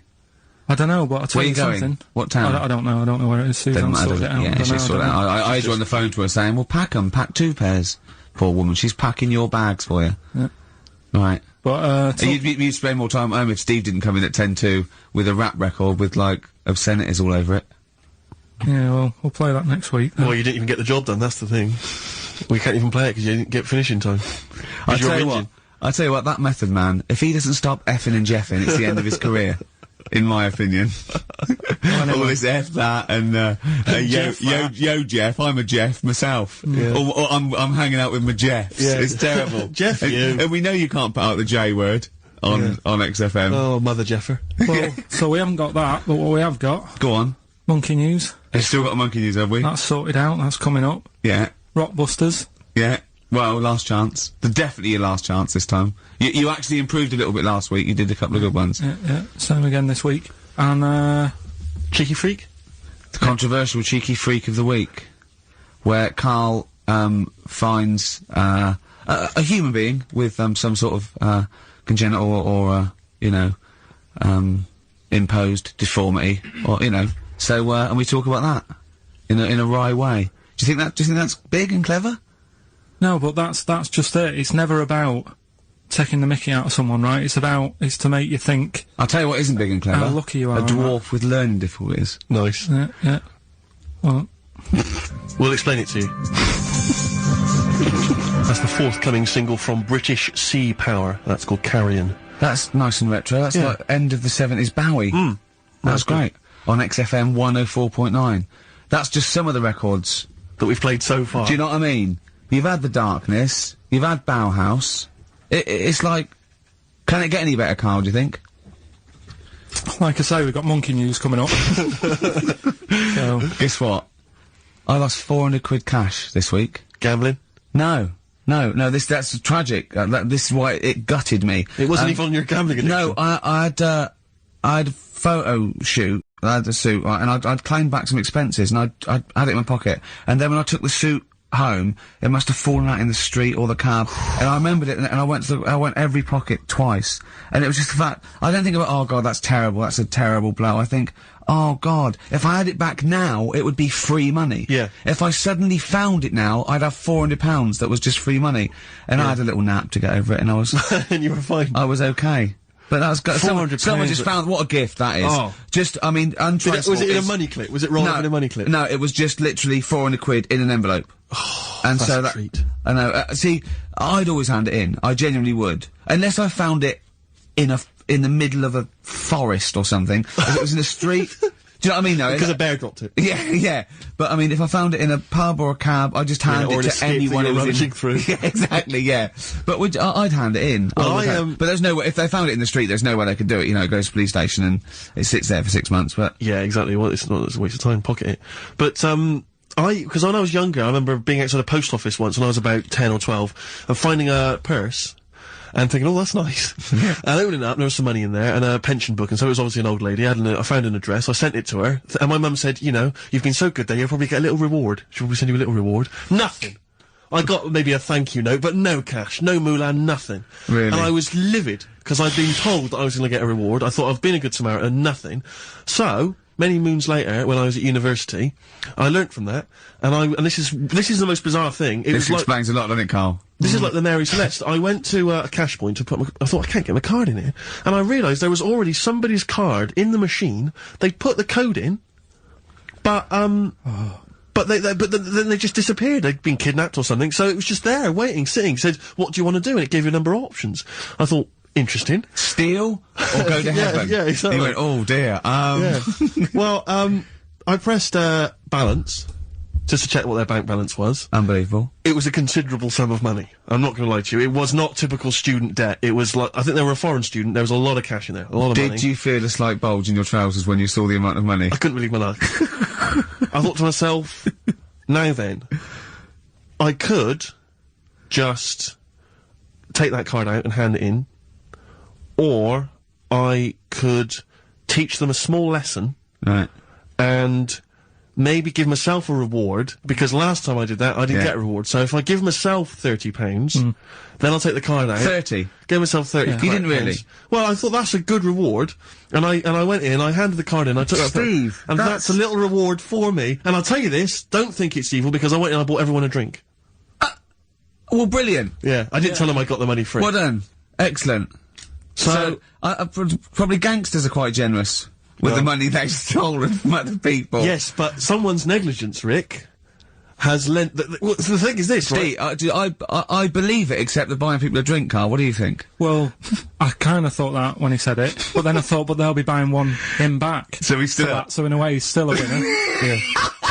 Everyone's a winner in that situation, including the student, because frankly, if there had been a less scrupulous person who found it, they'd have probably helped themselves to a considerable sum. I cannot believe he did that. There was thousands and thousands of pounds in there. What if it was, what if Beadle had jumped out and slapped you with his little claw and said, we've been filming this merchant? Well, so what? How old were you then? I don't know, 19, 20? Would you do it again, or was it just to get the world back for the old lady's purse? Possibly do it again, yeah. You're joking! Well, you've got to think of it this way. You've got to think of it as there was a lot of money in there, and someone less scrupulous than me would have taken a fortune. They'd have cleaned them out. Whereas I just took a small reward, which I thought was more than enough for someone's negligence. And I've returned the card. They've got the card back. Everything's fine. Think of someone else. I could have gone on a spending spree. I could have been buying stuff, all sorts. Yeah, but it wasn't yours at all. Yes, but they probably would have given me a reward. And because, you know, sometimes people forget, or, you know, they don't give you a reward, I thought I should take it myself. You had to go at your dad from nicking a loaf of bread out of a phone box. Yeah, but that's because it's for old people, geriatrics and stuff. How do you know how old was your people who you were robbing from? It was on a student campus. Well. Wow. I think it was more, I thought it was excellent behaviour. I thought it was good, honourable behaviour. That's showing another side to him, isn't it? What would you have done, Carl, in that situation? And tell the truth. I might have helped myself a little bit. There you are! I don't know what this is helping yourself a bit. Like you say, just sort of, you know, send them back and sort of say, you know... If you find a £1 coin in the street and you can be bothered to bend over for it, then have it. But someone's cash point card or personal belongings... I'd let them know, though. Did you send it to them and say, you know, service charge included? I've took that out already. No, I handed it in to the, Let them know! What do you mean you'd let them know? I'd say, you know, you're lucky here. Right, I just took, I'd probably take 20, actually. Okay. Because that's just like one note. Sorry, right, okay. You are winding me up. No, I'm not. I mean, not for once. I mean, I know what Steve's like. He is tight, right? He is. And you know that, don't you, Steve? Financially, you mean?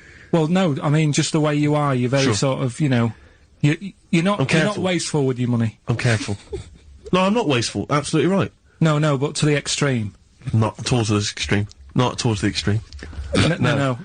Look Come after on, the come on pennies, now. the pounds will take care of themselves. Alright? Simple to remember, good advice. Yeah, Alright? but the thing is, right, I know that I take the mickey out of you for, like, you know, the way you look and stuff. Sure. Right. Well, I'm right back at you. But the thing is, you can't help that. Absolutely. But I'll tell you something that women don't like, Sure. and it's fellas who are tight with the money. Sure. I'm not frugal with money with ladies. I'm frugal with money with you. Well, I've got no reason to splash money out on you. I've never seen you splash money out. Well, you've never been out with me. Have you ever, Steve, have you ever splashed out on a lady? No, but I hope to one day. The right lady. Play a record. Blur. Out of Time on XFM 104.9. Ricky Gervais, Steve Merchant, Karl Pilkington. Talking of money, Steve. Look at this, right? It's in the paper. A wife has had her beauty insured for £100,000 in case she grows ugly and her husband walks out. Nicole Jones, 26, of Chipping Sodbury, Gloucestershire, says £200 a year, pays £200 a year for a policy. She arranged it as a present for her husband Richard. Her beauty will be judged by a panel of builders. So... Have they been selected beforehand, do you think? Do the insurance company know who they are? I assume they're complete strangers. So suppose, like, in 30 years' time, he looks at her and goes, oh, you've lost your looks. She goes, well, have I? Yeah. He goes, well, yeah. Well, have I? Calling the panel. Some rules coming in. Yeah. Alright, get him out for that. Well, never mind that. It's yeah, she's lost it. Right, Well- 100 grand. well, they- 100 grand coming your way. They stand on some scaffolding. Yeah. She walks by, Yeah. and if they will whistle... That is amazing. do you think they give her a quote first? Yeah, what if they say, actually, love, you've got nothing to lose. You're not oil painting anyway. Yeah. We can't come round and judge your beauty for at least 2 I mean, weeks. that is just open to abuse, isn't it? £100,000. Because I remember, in Japan, they're mad on golf, right? And if you get a hole in one, you buy everyone, you throw a party. And it was costing them, like, thousands and thousands of pounds. So they were insuring themselves against getting a hole in one. And so, miraculously, everyone was going, I got a hole in one. Did he? Yeah. Yeah, yeah. Paying out insurance. I mean, they could be in that together, couldn't they? They're bizarre. not. I'm sure they're not. Well, They're probably more honest than you two that would take 20 quid out of a cash point. But, you know... No, 30. 30. Yeah, 30. I like the wording, though. A wife. Yeah, a wife. The word wife. The word wife. It's a... I don't know why it I just find it's just an odd word. Hello, this is my wife. Hello, the wife. Yeah, the wife. My wife. It just seems a word that you have to say if you're 60. You can Yeah, go, I know. Have you met the wife? And even then, ironically, unless someone... You don't know exactly... Are you married? Yeah, my wife is from... You know what I Yeah, mean? that makes sense, but it's still wife. People go, oh, better get back. I'm meeting the wife for dinner. Exactly. But especially when you know Well, them. I remember bumping into someone, friends of mine, somewhere at a party, a couple that I knew, and I'd known both of them before they got married. In fact, I'd known her, I think, longer. And I said, where's so-and-so? And he went, oh, the wife will be along in a minute. And it's just this notion that, use her name. I know, she is. I know her name. The wife. It's that Well, I thing used to call her by that. Why? It's like someone going, you know I'm married. Yeah, You know, well, exactly. you know I'm married. It's in like the, showing in the off. eyes of God, we are wed. Exactly. Yes, that makes me more It's just that of an kind adult than it's you. the ownership. Yeah, it's like going, you know I'm a real man. I've Yeah. got a wife, and here she is. She's my wife. I find it, there's the words that I find hard to say. In a shop, I could never ask for wet ones. Do you know what I mean? If I have to go and ask for wet ones, I won't bother. Or toilet duck. Another one I have a problem with, I never say, Snickers. Why? Dunno. I think it's I grew up with Marathon. Yeah. See, this is so pathetic, I still get embarrassed buying, toilet paper. Really? You know, if you go into, like, your 24-hour shop just round the corner, not a supermarket, big shop, but if you just go in there and you're just maybe buying some milk, Yeah. a chocolate bar, because it's like they know what you're up to. No, No, but they know you're going to use it to, you know, when you're going to the lavatory at some point. It's sort of, it's too intimate. But You exactly, know? you just go, I know what you're thinking, I'll be using this after masturbation. Thus saving all embarrassment. It goes with the porn mag I just walking. Elvis Costello, Alison, from way back on XFM 104.9, a retro cut. Indeed. Wow. Up to the modern day, the newest game show around, Rockbusters. Isn't there a jingle? It'd probably be something like, Oh. Rockbusters. It would be very along those lines. I've got to work it out, but I mean, let's go without it for now, and they'll be all ready next week. Excellent. The prizes, once again, sourced by Karl Pilkington. I think it's been in the prize bag before, Karl, but good to see it back. The best air guitar album in the world ever. Do they keep sending it back? Is that just one? Is that it comes through the window, tied to a brick? Actually, there's a lot of good stuff on there. There's the Kinks. Knopfler? Is there Knopfler? Knopfler, I believe, is on there. Is Clapton anywhere to be seen? Definitely Clapton, I would have thought. Deep Purple. We got Quo, Skinnerd, Mac, Snake is there, Straits, excellent, and there's all sorts on there, obviously. Yeah. This is always an odd choice, but fair enough. This is the current album by the Yardbirds, their first studio album in 35 years. So the new music station XFM giving away that. Excellent. I suppose it's new music in some ways. A smash hits compilation. We got stuff on there. It's Aha, it's Curiosity Killed the Cat. It's all the old favourites. Plus 2 DVDs. Columbo. What Columbo? It's got a couple of classic Columbo episodes there. Suitable for framing. One of the best TV programmes of all time. Why do I get... You can always tell immediately who the villains are. Suitable for framing. I'm assuming that's some kind of art dealer. Yeah. Maybe an artist. Candidate for crime. Presumably some kind of presidential or political candidate. That'd be good, I'm sure. Columbo. I mean... Stab Woman. That was my favourite episode. Stab Lady Wife. I mean, to be fair, I'm not sure why... Who would buy a Columbo DVD? Like, you can't find it on TV. It's on now. It's on now. I guarantee, because someone could maybe email in, is there an episode of Columbo on now anywhere that got cable or digital? I think it will be. Almost certainly. But it is great. And the other DVD here is Cruise of the Gods, which was the one-off TV kind of film, comedy film that was on at Christmas, featuring Rob Brydon and Steve Coogan. It's good. Williams. So, there's a few gifts there, not bad at all. Right, now we get to the real deal. Okay, this is what everyone tunes in for. This is Monkey News, I think. Not the music. Go on. Well, here we go then. Yeah. 3 cryptic clues and that, and just work not it really out. Cryptic, but easy as that. Email in. It's email in. Right. Well, what's the email address? ricky.gervais@xfm.co.uk. Well, don't say that I know it or care. I think. Yeah. So the first one. He's got American coins all down his spine. Right. He's got American coins all down his spine. What band's that? What artist is it? Email in. What does it begin with? What?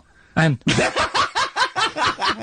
I know it, I've got it already. Right. That's rubbish, too easy. Yeah, right, go on second next. one. Jeremy Beadle, has got arthritis.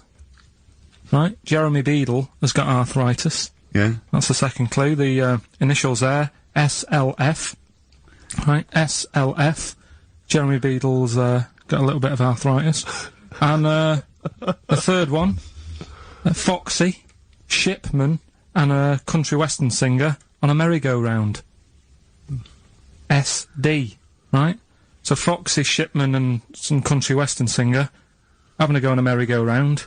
The initial SD, right? So email in, ricky.gervais. I'm intrigued with that one. I'm genuinely intrigued with that one. I like the fact there's a certain whiff of controversy about it, because Shipman is mentioned. I know, yeah. Oh, a little bit edgy, that. So, that's the 3. He's from your neck of the woods, isn't he, as well, Shipman? Yeah. Yeah. I think my mum's mum used to use him. Okay, let's play a record.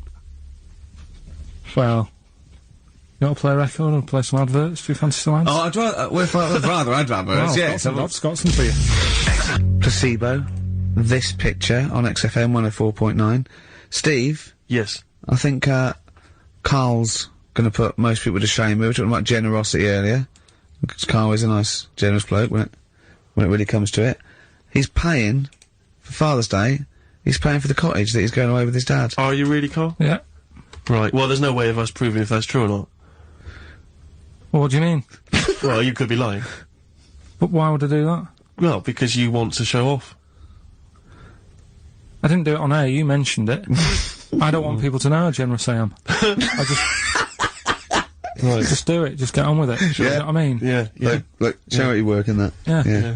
Exactly. But I'd have thought that you wouldn't have fallen for Father's Day. I'd have thought you'd have known it was like... Well, we don't, I mean, to be honest, it's a bit of a coincidence, because I paid for it anyway, and it's happened to fall on Father's Day. Right? But don't and my buy dad's a card. not normally that bothered. Don't fall for it. I mean, obviously that and Mother's Day, and a plethora of other things were, I mean, literally invented by card companies to make more money.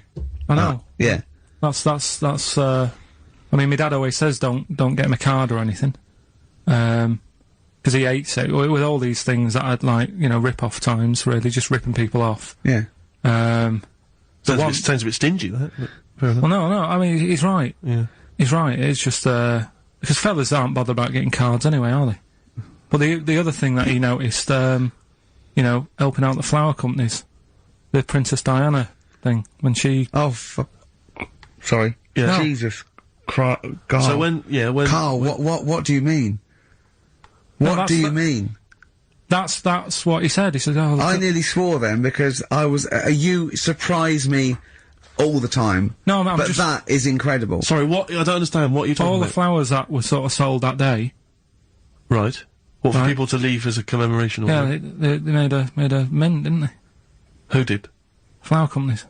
Right. So what So are you you're saying? saying So he was just saying, makes you wonder.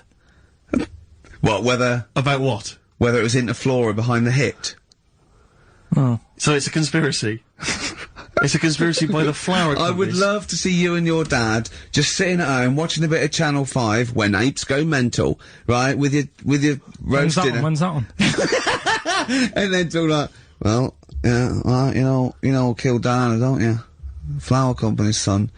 Right, quite right, Dad, you're not wrong. What are you talking about? No, I'm not. I'm just saying it's like you were saying about the cards. On Father's Day and that. It's just a bit too much a of a bit weird. coincidence. Too much of a coincidence. I'd be interested to see sort of like the business graph Sure. on how the companies were doing. Then suddenly, Yeah. you know what I mean? Yeah.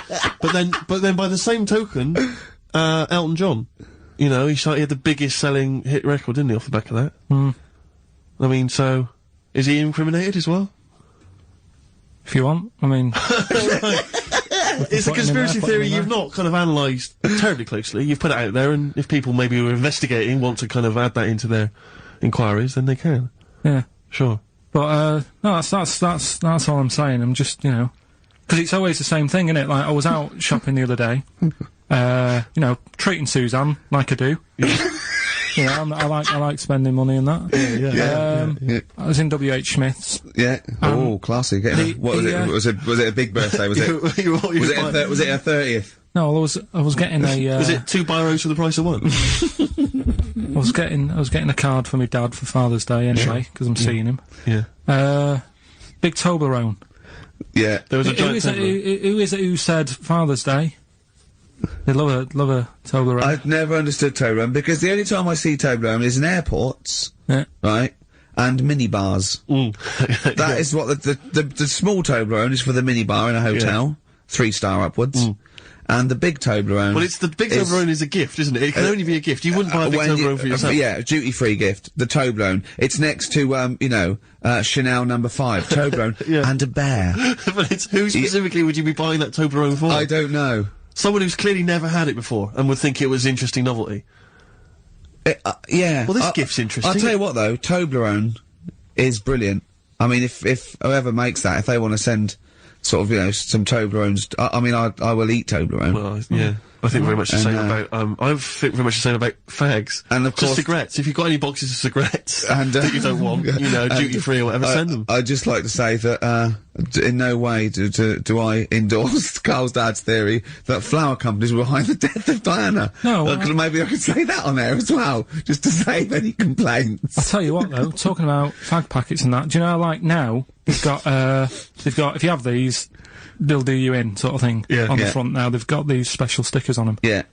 Saw a thing in a magazine the other day, in Brazil, it's got like pictures of ill people on them. Blimey. That is It's gone powerful. really, hardcore over there. That's good, isn't it?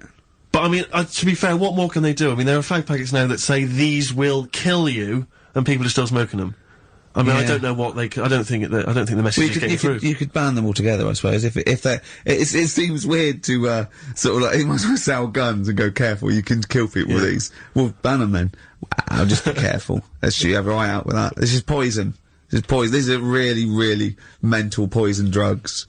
You know those people with the. You ever see them in the street they're selling fags duty free. Obviously, they're just selling them on the street. Have you ever seen these guys? I walk up and down Finchley Road Lock because I'm just near my place, and all these people they're sort of looking a bit shifty, and then they think that you're maybe a smoker.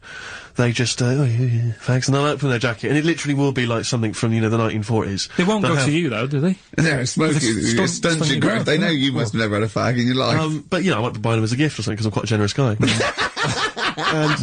But it struck me, I was chatting with my friend about, there are certain people who are very, maybe they have trouble getting work, or maybe they, they're immigrants who've not landed on their feet and they've had trouble, and so there's a couple of jobs they can do. It seems there's the fag selling, there's those people I noticed on Oxford Street who bend a piece of wire into the shape of your name.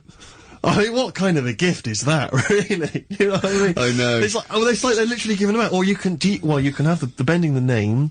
You can be selling those things that you throw at the wall and they sliver down. At Dover? Yeah. What are you doing? I'm a trained carpenter. Right. Can you write really small on a piece of rice?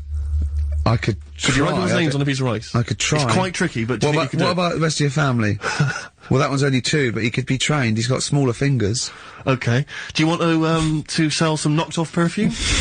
How about that?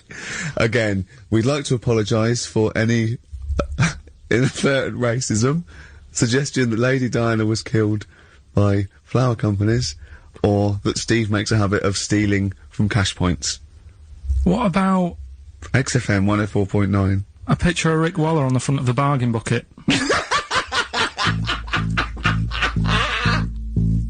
Red Hot Chili Peppers, universally speaking, on XFM 104.9. I'm Ricky Gervais. With me, Steve Merchant, and, of course, Karl Pilkington. Now, people come up to me, and they say, is Karl for real? And I go, what do you mean? He goes, well, they want to say, is he that stupid? And the answer is yes, right? Some people think that he's putting on. Some people think that he's a character that we've invented, like we've got an actor in, like he's a Gareth Keenan or a Tim or something, and I go, that no, we've scripted. Exactly, yeah. No, it's absolutely real, aren't you, Karl? I go, where did he come from? Well, just to tell the story, we came here, and, I was much too important to run the desk myself this time round, so they just gave us a tea boy. Steve came in with you, I remember that. yeah. Why do you remember that? Well, Steve knows, I don't want to keep going over it, but it's just the way he looks, it's just Were you taken aback? A little bit. Yeah. Right. And he's just developed into my favourite thing. I also said that you get bored with, like, battling tops or, pets sometimes. I mean, I love my cat, but he's not as, Colin. my cat. Yeah. Colin. Actually, Carl's away next week. Is he available to run the desk? No, well, he's actually not as intelligent as Karl, and that's the truth. He's not, well, he's marginally. Yeah, and then in the week, he's like one of those little Tamagotchi toys, Karl, because I have to phone him every day and keep his interest up. Yeah. Like I'd give him an interesting fact. And, I got a book out and I found out I'd call Karl about that. And I thought this was a great fact, right? A 2-day-old gazelle can run faster than a racehorse. Right? I thought that was incredible. Sure. Okay. So I phoned him up, I said, a 2-day-old gazelle can run faster than a racehorse. He went, what's it do after that? I went, what? He said, well, how fast can it run when it's adult? I went, well, even faster. He went, oh, I thought it could just do it then, but then it sort of lost it. I went, what are you talking about? I went, that's incredible. A 2-day-old gazelle can run he went, well, no, that's what they do. I went, what? He went, that's what they do, isn't it? I went, what do you mean? It's 2 days old. Right? He went, yeah, but a 1-day-old fly can fly. I'm 30 and I can't fly. It's not what I do. Right? And I went, right. He went, a jellyfish can hold its breath underwater for hours. I went, it doesn't hold its breath, does it? It hasn't got lungs. So he went, what? I know I had him. He went, what do you mean? I said, well, they don't breathe, do they? He went, what do? I went, well, they get oxygen directly from the water via osmosis straight into their cells. And it just went quiet. And I went, a 2-day-old gazelle, and he went, yeah. Do you know what I mean? He's just thinking about the jellyfish. Yeah. Well, he was looking up osmosis, and then he was thinking about the jellyfish. But I just think, if Bambi's anything to go by, this little gazelle spends a whole day trying to stand, and the next day it enters the derby. And you don't think that's incredible? No. See, the sort of things I find incredible. Go on. Mirrors. Shiny objects. Kettles. Yeah. Oh, God. Well, listen, remember the time when I tell you about the baby that had a baby? The baby that had a baby. The baby that had a baby. Yeah. It's happened again. No, it hasn't. Well, it didn't happen the first time. It was in the papers, I think, on Monday, in all the tabloids. So it's a twin where one has grown and the other one is still at a fetal level. No, it wasn't, though. It had grown. He was saying to his mum... Who was saying to his mum? The little kid who was 7 years old. And he kept saying... Yeah. Yeah, he was pregnant. And he was pregnant? Yeah. I know. What do you mean? And he was saying to his mum, oh, God, I don't feel well. And, like, his belly was all swollen, and they thought he'd just been eating cake or whatever. And he was saying, I can feel something moving about, and they were like, stop messing about, there's nothing wrong with you. Eventually, I think he was in gym at school. In gym? What, Jim was pregnant with him? Oh, he was like a Russian doll. He was at school, right, just about to do sit-ups or whatever they do at school, right? Yeah. And flew out across the room. Teacher goes, you're a bit fat. You look a bit pregnant. And so best took to the doctors, took him, said, you're 7 years pregnant or something like that. What you What? Or something like that? You're 7 years pregnant. Or something like that. You say to the doctor, Carl, why don't you think about what you say before you say it? See the reaction I get. Now the gazelle, I didn't get excited like that. 7 years pregnant. Send it in. If someone's online at the moment, just having a look around, it happened on Monday or Tuesday. Because I told you at the pub quiz, didn't I, Steve? I said to you, I know the baby's had a baby. Yeah. And you were like, yeah, whatever. Well, I just thought you were talking nonsense as ever. Well, we'll find out. You're 7 years pregnant. Yeah. You're a fool. Play a record. Well, we've still got stuff coming up. Monkey News? Rockbusters answers. We'll have to get that out of the way soon, because we've got to get out of the way. Have we got a cheeky freak of the week? Yep. Brilliant. America by Simon and Garfunkel on XFM 104.9. I'm Ricky Gervais, and I understand I'm about to read my words, Steve. Well, once again, there's always someone, and it looks like it's Mike Lamb who has come to Carl's rescue. Lambo's let me down then. Doctors have removed a 4-pound baby boy from the stomach of his 7-year-old twin brother. Yeah. Alan Jan Niamatilev was yeah. born with the freak fetus growing inside him. For 7 years, it lived like a parasite until a school doctor became alarmed about Alan Jan's bulging tummy and took him to hospital. Surgeons who gave him a scan operated immediately, unaware that the baby was attached to the boy's blood vessels and still alive. They saved Alan Jan from certain death, but knew the 8-inch fetus was doomed. So there we are. Boy pregnant with his own twin brother by Barbara Davis. That was in the Mirror, apparently. So, I've read on and all the facts are right. They took him to school, the parents didn't realise. And that isn't even this week's Freak of the Week. I mean, that's you still got that to for come. free. You've got that, you can have that. That's the free freak of the week. Free freak of the That's, week. you know, that's giveaway. That's like 13.5% extra. Yeah. You know what I mean? That you might get with hairspray or something. So that, I mean, if that's just the throwaway freak of the week, there are 2 freaks of the weeks there. If those 2 freaks, I can't wait to see what the actual freak of the week is that people are paying for. Is it incredible, Carl? I'll tell you what, something else you can have for free. Go on. Another sort of freaky thing, right? I was watching this programme in the week. Right? What? I don't know what it was. But it was about, I just saw this little fella on it, right? What do you mean, little fella? He was doing this history thing. Oh. Right? Yeah, I know what you mean. So, is this he's found out that a Viking was a bit like him? Yeah, that's it, yeah. He was boneless or something, or he's... well, that's the weird thing. What do you think of that, Steve? He's what? He's boneless? No, he was called Harry the Boneless something. Yeah, but you know what you're gonna get there, don't you? That's what I mean, always have a name, Elephant Man, you know. Harry the Boneless. Where is he? You know what I mean? I'm meeting someone, waiter, what's his name? He's called Harry the Boneless. He's over there flapping around. Yeah. Yeah. He's over there in the bucket, having noodles. That's what I mean. But, do you reckon you could do that? Do you reckon you could have your bones taken out? I love talking to him! He's brilliant! It's like talking to a 5-year-old. I was asking Suzanne when she was watching it, and she was like, ask me later. Yeah, brilliant. She wanted to know about, What did you said? You were watching this programme about history, right? About Vikings. Something like that, you turned to your girlfriend and said, do you reckon you could have your bones taken out? Yeah. I love that. What do you think? That is why you are my favourite What do you mean you think you can have your bones taken out? Firstly, why would you have your bones taken out? If you've only got a small flat or something, and there isn't much room, Yeah. right? And what I mean is, would all your organs still do the stuff? No, they wouldn't. You'd just be mush. Listen, I'll teach you something now, right? The skeleton, right? Spam, yeah? Support, movement, anchorage. No, support, protection, anchorage, movement. Spam. That's what the bones do. Yeah? You couldn't stand up. You wouldn't be protected because they protect his rib cage, skull, of course. Anchorage, everything holds onto it. Every muscle is tethered to pull against something, like a crane, a pulley system, so you wouldn't be able to move at all. Do you know what I mean? So you'd be in a bucket. There'd be you'd die immediately, obviously. No, you can't have your bones taken out, Carl. I mean, why do you need to ask that question? Sorry, but Boneless Bob, or whatever his name was. Harry the Boneless. he presumably didn't have any bones. I mean, that's why he had that name, obviously. No, he did. No, he's got the name. Yeah, exactly. No, he was just... he was... I've had an email here from Graham, Old Kent Road. He just says, I had a dream about Carl last night. Can I sue?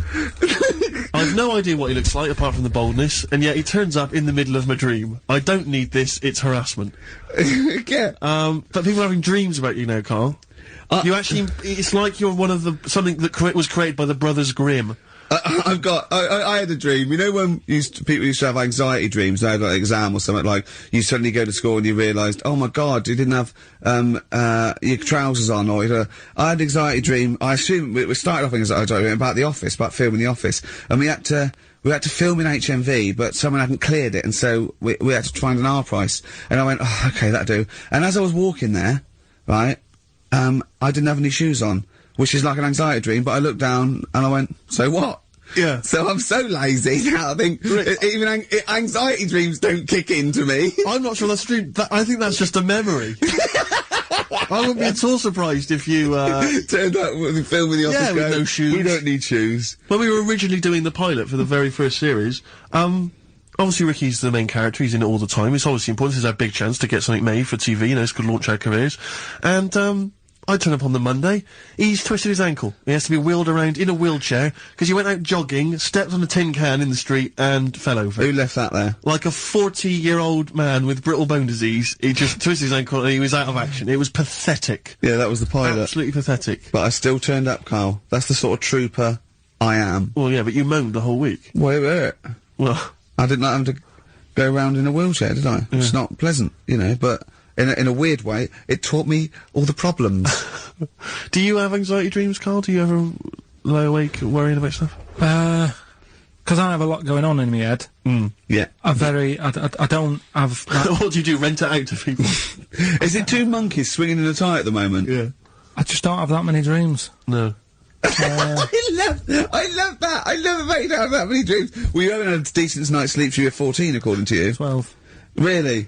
Yeah, so I know what you meant. I know what you mean though now, when sometimes you're so tired, because I'd forgotten that. You're so tired and you think, well, I'm so glad I don't have to go out tonight. I'm gonna go and just lay on the couch and then go to bed. Yeah. Have you had one, Steve? Anxiety dreams, I do have them periodically, yeah. It used to be a lot of, things like running to get to school in time, but, suddenly your feet are running in treacle and you can hear the school bell and you I can't haven't had them for years. I just haven't had an anxiety dream for years and years and years. Dunno. I just don't care. No, well, no, you just genuinely don't care about anything. This is the problem. You've just got to a point now where nothing bothers you, really. It's like you're just too lazy and disinterested in anything. This show, your career, my career, Carl. No, I never give up on Carl. So, Carl, so this little Harry the Boneless, what was your point? Was that really your point? You wondered if you could live without bones? Yeah, I saw the little fella on this programme, and the presenter? Yeah. And he was a small fella, and he was talking about Harry the Boneless. And I thought, that's interesting little bit of science stuff. Yeah. Yeah. Well, yeah, that's about it on him, really. Alright, well that's just another bonus cheeky freak of the week, isn't it? That's not even the freak of the week either. No. That's still to come. So you've had a pregnant Siamese twin. No, it's been mad in You've had a boneless fella and another fella talking about him. They're not even involved in Freak of the Week. No. This is getting mad. Play a record. Let's play a record. Let's have Cheeky Freak of the Week afterwards, shall we? Yeah. Current single from Nick Cave. Can we do Monkey News first? I'd rather have a Cheeky Freak of the Week. Nick Cave and the Bad Seeds, He Wants You. Brilliant. Yeah. So, Carl, off you go. Well, we're not going to do Freak of the Week here. Okay. Right? Because we've done quite a bit of that in the last 20 minutes. We've right, so we'll OD'd move on that. freaks, you think? Yeah. Sure. We'll just shift it a little bit. Okay.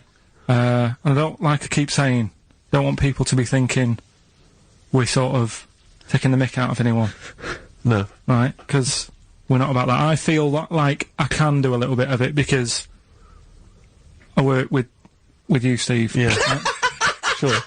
It gives me that right. It's like a care worker. Yeah, I understand. Well, it's like that thing of you can't be homophobic because I've got a couple of gay mates and stuff. Sure. I think it sort of gives me that edge. Yeah.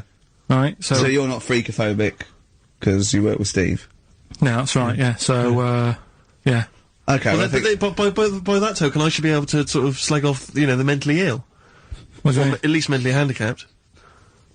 Now there's a term you don't hear very often. In 2003, there was the mentally handicapped, isn't that what it was? Oh, I don't know where to start. But I'd mean, like to apologise for the Lady Diana stuff, the term mentally handicapped, and any inadvertent racism that we may have stumbled What's over. the actual term then? Is it retarded? Right, come on now. Oh, chimpanzee that! Monkey news, earlier than usual. I'll have to save this link now. Monkey news. We've done a lot of stuff, right, on monkeys, and most of it has been. Is bollocks. No, has been like happy stories. Oh, it's not. It's just gonna be like our tune, our monkey tune. Simon Bates, and welcome to our monkey tune. No, but do you know what I mean? We've done stuff about a monkey that robbed a bank. Yeah. Why is that happy? He had a great life after that. Right. What, in Marbella? Yeah. Right, we did, the one who saved someone's handbag in a railway station. We've had a lovely marriage, couple of marriages. Couple of marriages. Couple of monkey marriages. Yeah, yeah. There was the one who got a job in a railway station. Yeah, the hairdresser. The one who set up a business in Spain. I don't even remember that one. But, I'm willing to believe that happened. Go on then, Carl. But anyway, yeah. So today's isn't that happy really. It's about some monkey. I think it was a chimp. Who's an ape? Go on. It tried to. I mean, the story sets off at a sort of a weird thing. Yeah. It's something about he went to Russia to do some business. What are you talking about, Carl? It jumped past that bit though. It didn't start there. What? Do you know what I mean? It didn't tell you what he was doing. It just said there's this monkey went to Russia. To do some business. Do some stuff. I don't know. Bit of monkey business.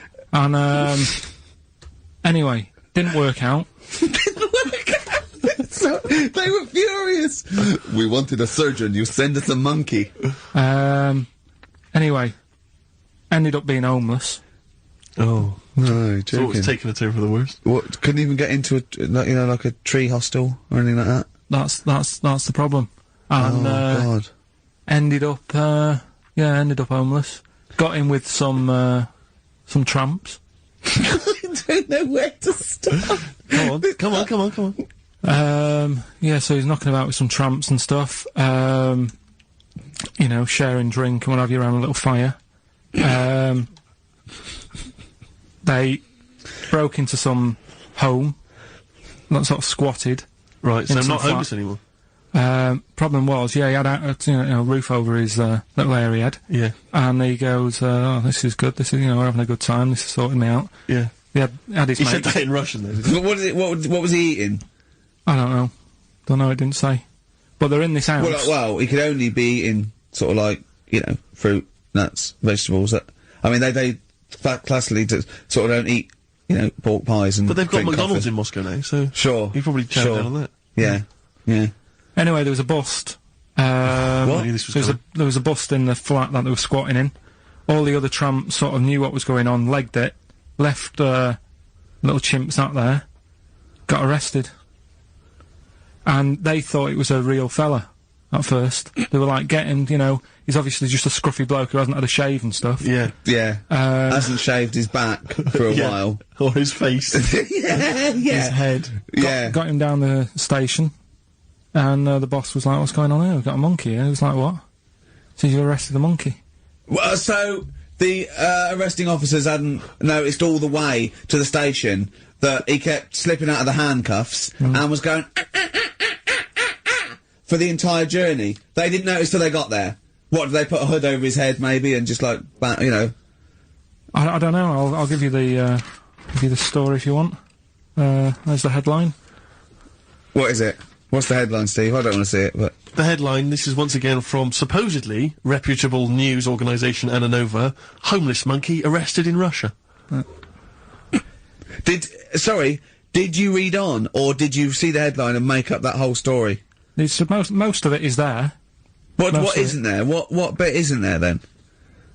No, I think, you know, Steve can have a look over it, check it out and stuff. Point out the embellishment for me, Steve, will you? Well, what it doesn't say is, that the police didn't realise it was a monkey. That's what I was guessing. Really? That they got it back and they said, "What are you doing? We've got a monkey here." And they go, "Yeah? Yeah.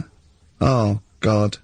There's some more, monkey problems in the week. Have you seen the Alfords advert with monkeys in?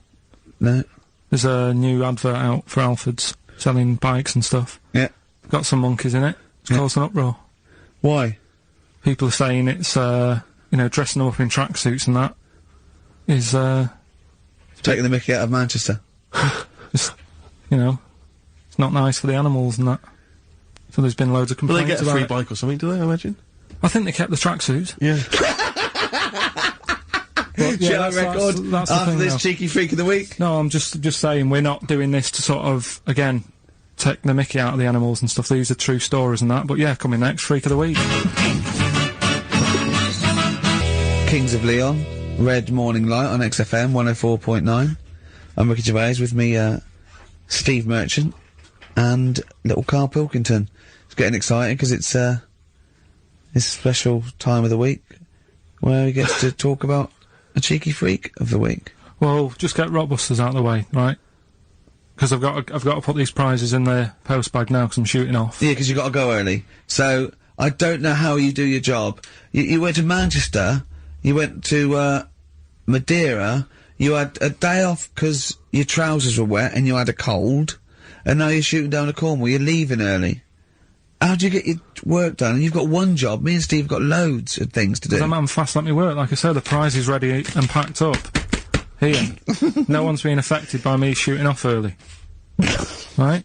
Okay. So, Rockbusters answers, got to get them out of the way a bit earlier. Right? So, here they are. First one.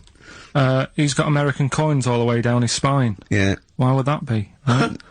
Initial was N. Nickelback. I got all these. I got all these this week. Right.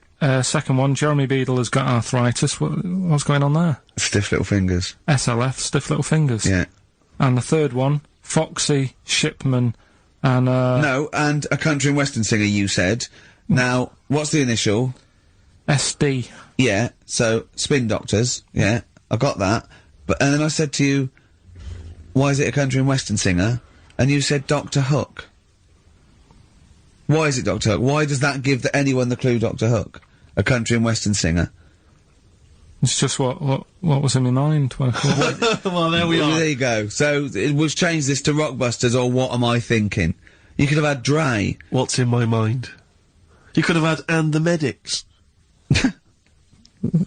Alright? Yeah. Just think it through. Who's the winner? The winner, very lucky, Sandra Cassidy of Leon C. She gets all those great prizes. You know, we've actually had people emailing in saying, this is the worst Rockbusters ever, because it was too easy, it was boring. Oh. Well, this is just, don't shoot the messenger. Oh, Other dear. people saying, it really has run its course. Some people genuinely agreeing with Ricky. Oh, Karl, this must hurt, mate. Stinging attacks on you. Some people just slagging you off generally, saying that you whinge all the time. Looks like Steve was right when he, sort of like poo-poos your ideas. So... When he wheezed on your bonfire. Someone else, I swear to God, someone else emailed in and said, don't bother sending me the prizes, take them to a charity shop, or pawn them, give me the money, I'd rather have it. So I don't know what to say, Karl, I just wonder if it really has run its course now. Alright, well, we'll see what you come up with next week, though. Let's see what you do, let's see what you come in with. Sure. Oh, yeah. 5 to 1. I'm guessing you'll be popping in with another hip hop track full of effing and jeffing. Well, again, no, I won't bring it into you. I'll do it myself at home. Because obviously that makes it easier. Obviously you can't cope. Oh dear. Are you actually going to be here next week, or are you still going to be in Cornwall? No, you see there again. I'll be back in time. And in the week when I go to Cornwall, see the Monkey World. Yeah, you're 2 days past work. the Monkey World. That still work. Yeah. Still work? What? You're going to interview some of the monkeys? Get some stories? I love that. You were going, could a monkey live without bones? And so I'm going, Carl, shut the please, just look at the monkeys and eat your ice cream. And that's work, is it? What? Right, are we having Cheeky Freak of the Week? Do you want to do it? What time have you got to shoot off? Could do with shooting off sort of soonish. Okay. To be honest.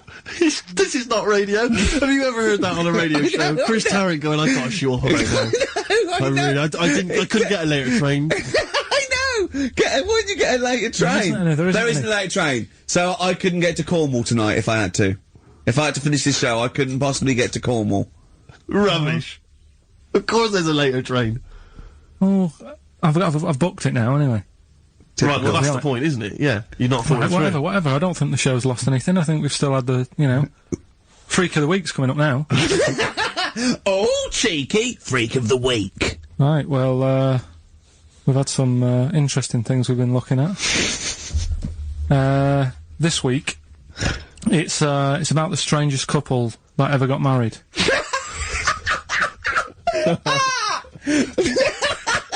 And we've had 2 sets of chimps, so it's stranger than that. Oh, it's not Dale Winton and Nell McAndrew, is it? It's not your parents, is it? Well, we're going back again to I think this is about 19... something like that. 1940. Yeah, whatever. Yeah, whatever. Yeah. Strangest couple, a fella, right? He had skin of a lizard. He had the skin of a lizard, okay. And the woman who he which married... he used as a condom. The woman who he married. Yeah. Airiest woman ever. Right. And that was their act. They used to tour the world, and they'd say, it's like, couple who've met, they're having a great life. Let's get them out on stage, here they are. And they'd what do you mean he had a skin of a lizard, first of all? That's what it said. He had some sort of, some illness. So he was called Lizard Man, and you like that because it was good description. I thought that's good. I'm here, hello, we've booked a table for 2. Who are you meeting? I'm meeting Lizard Man. Oh, he's over there. Yeah. You know he is, right? Yeah. I'm meeting the hairiest woman in the world. She's over there. Yeah. Yeah. So what did they do for their act? Now, bear in mind that we had some Siamese twins last week, and their act was having a bath. yeah. So I hope it's an improvement on that. What did Lizard Man? He came out and ate some flies, did he? I don't really know. I just think they stood there and that. Yeah, when you read this and it goes the most interesting fact ever, Lizard Man, and you go, that's enough. That's enough. I can extrapolate from that. But straight away I'm thinking, right, I wonder if they got the wedding photos. And then, like it said that they had a kid. Oh, what would that be like? Exactly. It'd be like an ostrich, wouldn't it? It would sort of like... That's what I was thinking. What did you think it would come out like, the baby? I didn't think what that looked like, I just was thinking, parents' evening. Do you know what I mean? You wouldn't want them coming up to the school, would you? So little Johnny, who starts off relatively normal, he's quite good at, he's good at nature, isn't he? And his mum and dad come into the room and they'd be looking round, wouldn't they? Well, it's always like that thing at school when, like, you find out your mate's mum and dad are really old. Right, Have you ever seen that? Yeah. When you go, your gran and granddad bought you? Yeah. Mum and dad. Yeah. And you go, oh.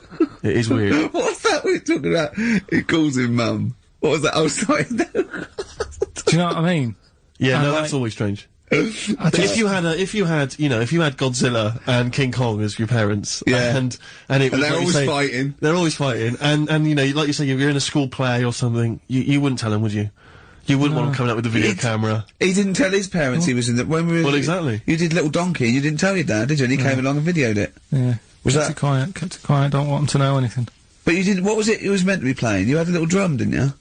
Yeah, I was doing... I had a little drum. I think I was meant to be playing We Three Kings. Yeah. But, he started doing Little Donkey, and I thought, I can add a touch to this. Sure, you improvised. Started playing along. It was like the first remix, wasn't it? It went down well. But yeah, that's all I was thinking with, the Freak of the Week this week. That's what I'm saying about Freak of the Week. It's to get people thinking, right? Thinking how lucky they are. That, you know, they don't have to comb their face. What are you talking about? What do you mean? Freak of the Week is to let people know how lucky they are. Just... What about the little freak you're talking about? What are they thinking? They're going, oh, he's talking about me. I'm a little hairy lizard man. On a stick. Pop in. Give us a call. I'd like, you know... That's what I'd like to do on a TV programme. That's what I want to do. I want to go and, like, meet these people and say, right, let's just go shopping, let's... You know, we'll film what your normal day's like. Yeah. Let's pop out. Nip into Sainsbury's or whatever. Yeah. And buy a comb. Park right up close to it. You know what I mean? Yeah, yeah. So what you're saying is you just want to get a little message out there, which is that there's always someone worse off than you. Well, there's proof of that in this room. You know what I mean? Oh! Carl, when's your train? In a minute, I'm gonna get going now. I'll see you later. Thanks, Carl. Brilliant. What are you playing? You gonna play a song? Kirsty MacColl. Yeah. I'll see you later. Cheers. Kirsty MacColl, New England. Karl Pilkington has left the building. He's rushed away. He's on his way down to Cornwall. And we're left by ourselves. Indeed. In the room. See, if we can do this... If we can press all the buttons and not make any mistakes, strictly speaking, there's no need for Karl. I don't mind if we make mistakes. Well, no, exactly. We never were in the old days, No, we? sure. I think Karl is gonna love Cornwall. Because I think, one, the mayor is probably an animal. Yes. And I imagine the townsfolk think like Karl. Yeah. Do you know what I mean? I imagine he'll stay there. He'll be made king. Have you ever seen Return of the Jedi? In Return of the Jedi, the Ewoks, the little furry creatures, they see C-3PO, and because he can talk and he can speak their language, they actually elevate him he's to godlike back. status. What are you doing here? Hooray! He's back. What are you doing? You could have stayed till the end. What are you doing? What are you doing? Right. Right, well there he is, he's on his way. Yeah, down to if Cornwall. you're listening online in Cornwall, I mean, I can't imagine that's ever going to happen. But, you know... on a clothesline with a bean tin at one end and a big bean tin in London. Or if I'm cool in London. Yeah, or if the foil helmet you wear to fend off laser rays from aliens out of space are somehow picking up the show, then Carl's on his way. Look forward to him. He's the bold one. Because he's got a sort of like, you know, the obligatory sort of red face that would go well down there now. Because I think he's been out in the sun, or he was you know, pre-boiled when he came in. But he's rushing down to Cornwall now, going from Paddington Station. So, you know... If you're in the Paddington Station area, you want to pop down there and sort of wave him off, then do. Yeah. Don't be afraid. That's not a dirty sexual act. Wave him off. Yeah, I'd love to wave him off. And, call in the week as well, carl.pilkington@xfm.co.uk. Send him anything. Just clog up his email. Yeah. I mean, because he gets stressed at work. So if you can send him 3 or 4 emails each over the next week, so he's got to read them all, but disguise them, don't make them look rubbish, so at least he's got to sort of open them and look at them, or, you know, some of them might be correspondence, so he will, you know, just phone his line as well, just ask for XFM, ask Karl, and leave long messages on his voicemail. Yeah. So, if you can, just for us, just for me and Steve, remember, it is mine and Steve's show. Karl is merely like, you know, the icing on the cake. Yeah. If Karl can come back, maybe next Friday or Saturday or Monday, whenever he comes back, to about 250 emails and 200 voicemail messages. If you put down, when it says, what's the name of the message, the title of the message, if you put monkey news or monkey information, he'll have to open it then, because he'll be intrigued, even if it's not about monkeys. Yeah. Do that anyway. Yeah. Voicemail messages. Leave them long, like there's information, disguise it, so it might be important. Yeah. Just so he has to listen through. I wish I'd give his own mobile out, but, you know, that is just too cruel, but anyone can get him at XFM, and of course we've given out his email before, so, I mean, go mental. There are plenty of ways to torture Karl Pilkington. I mean, we're doing all we can on a Saturday. But we're only 2 people. But we're only 2 men. You know what I mean? So, so listen, go berserk, we'll be back next Saturday, and we'll leave with, song for the lovers, song for the ladies, whatever. It's a beautiful track. A song for the sunshine. Song for the Sunshine. It's Lily White by Cat Stevens. And we've done it. We don't need Karl. Definitely not. See you next week, Rick. Bye. You tired yet? Is it time for bed?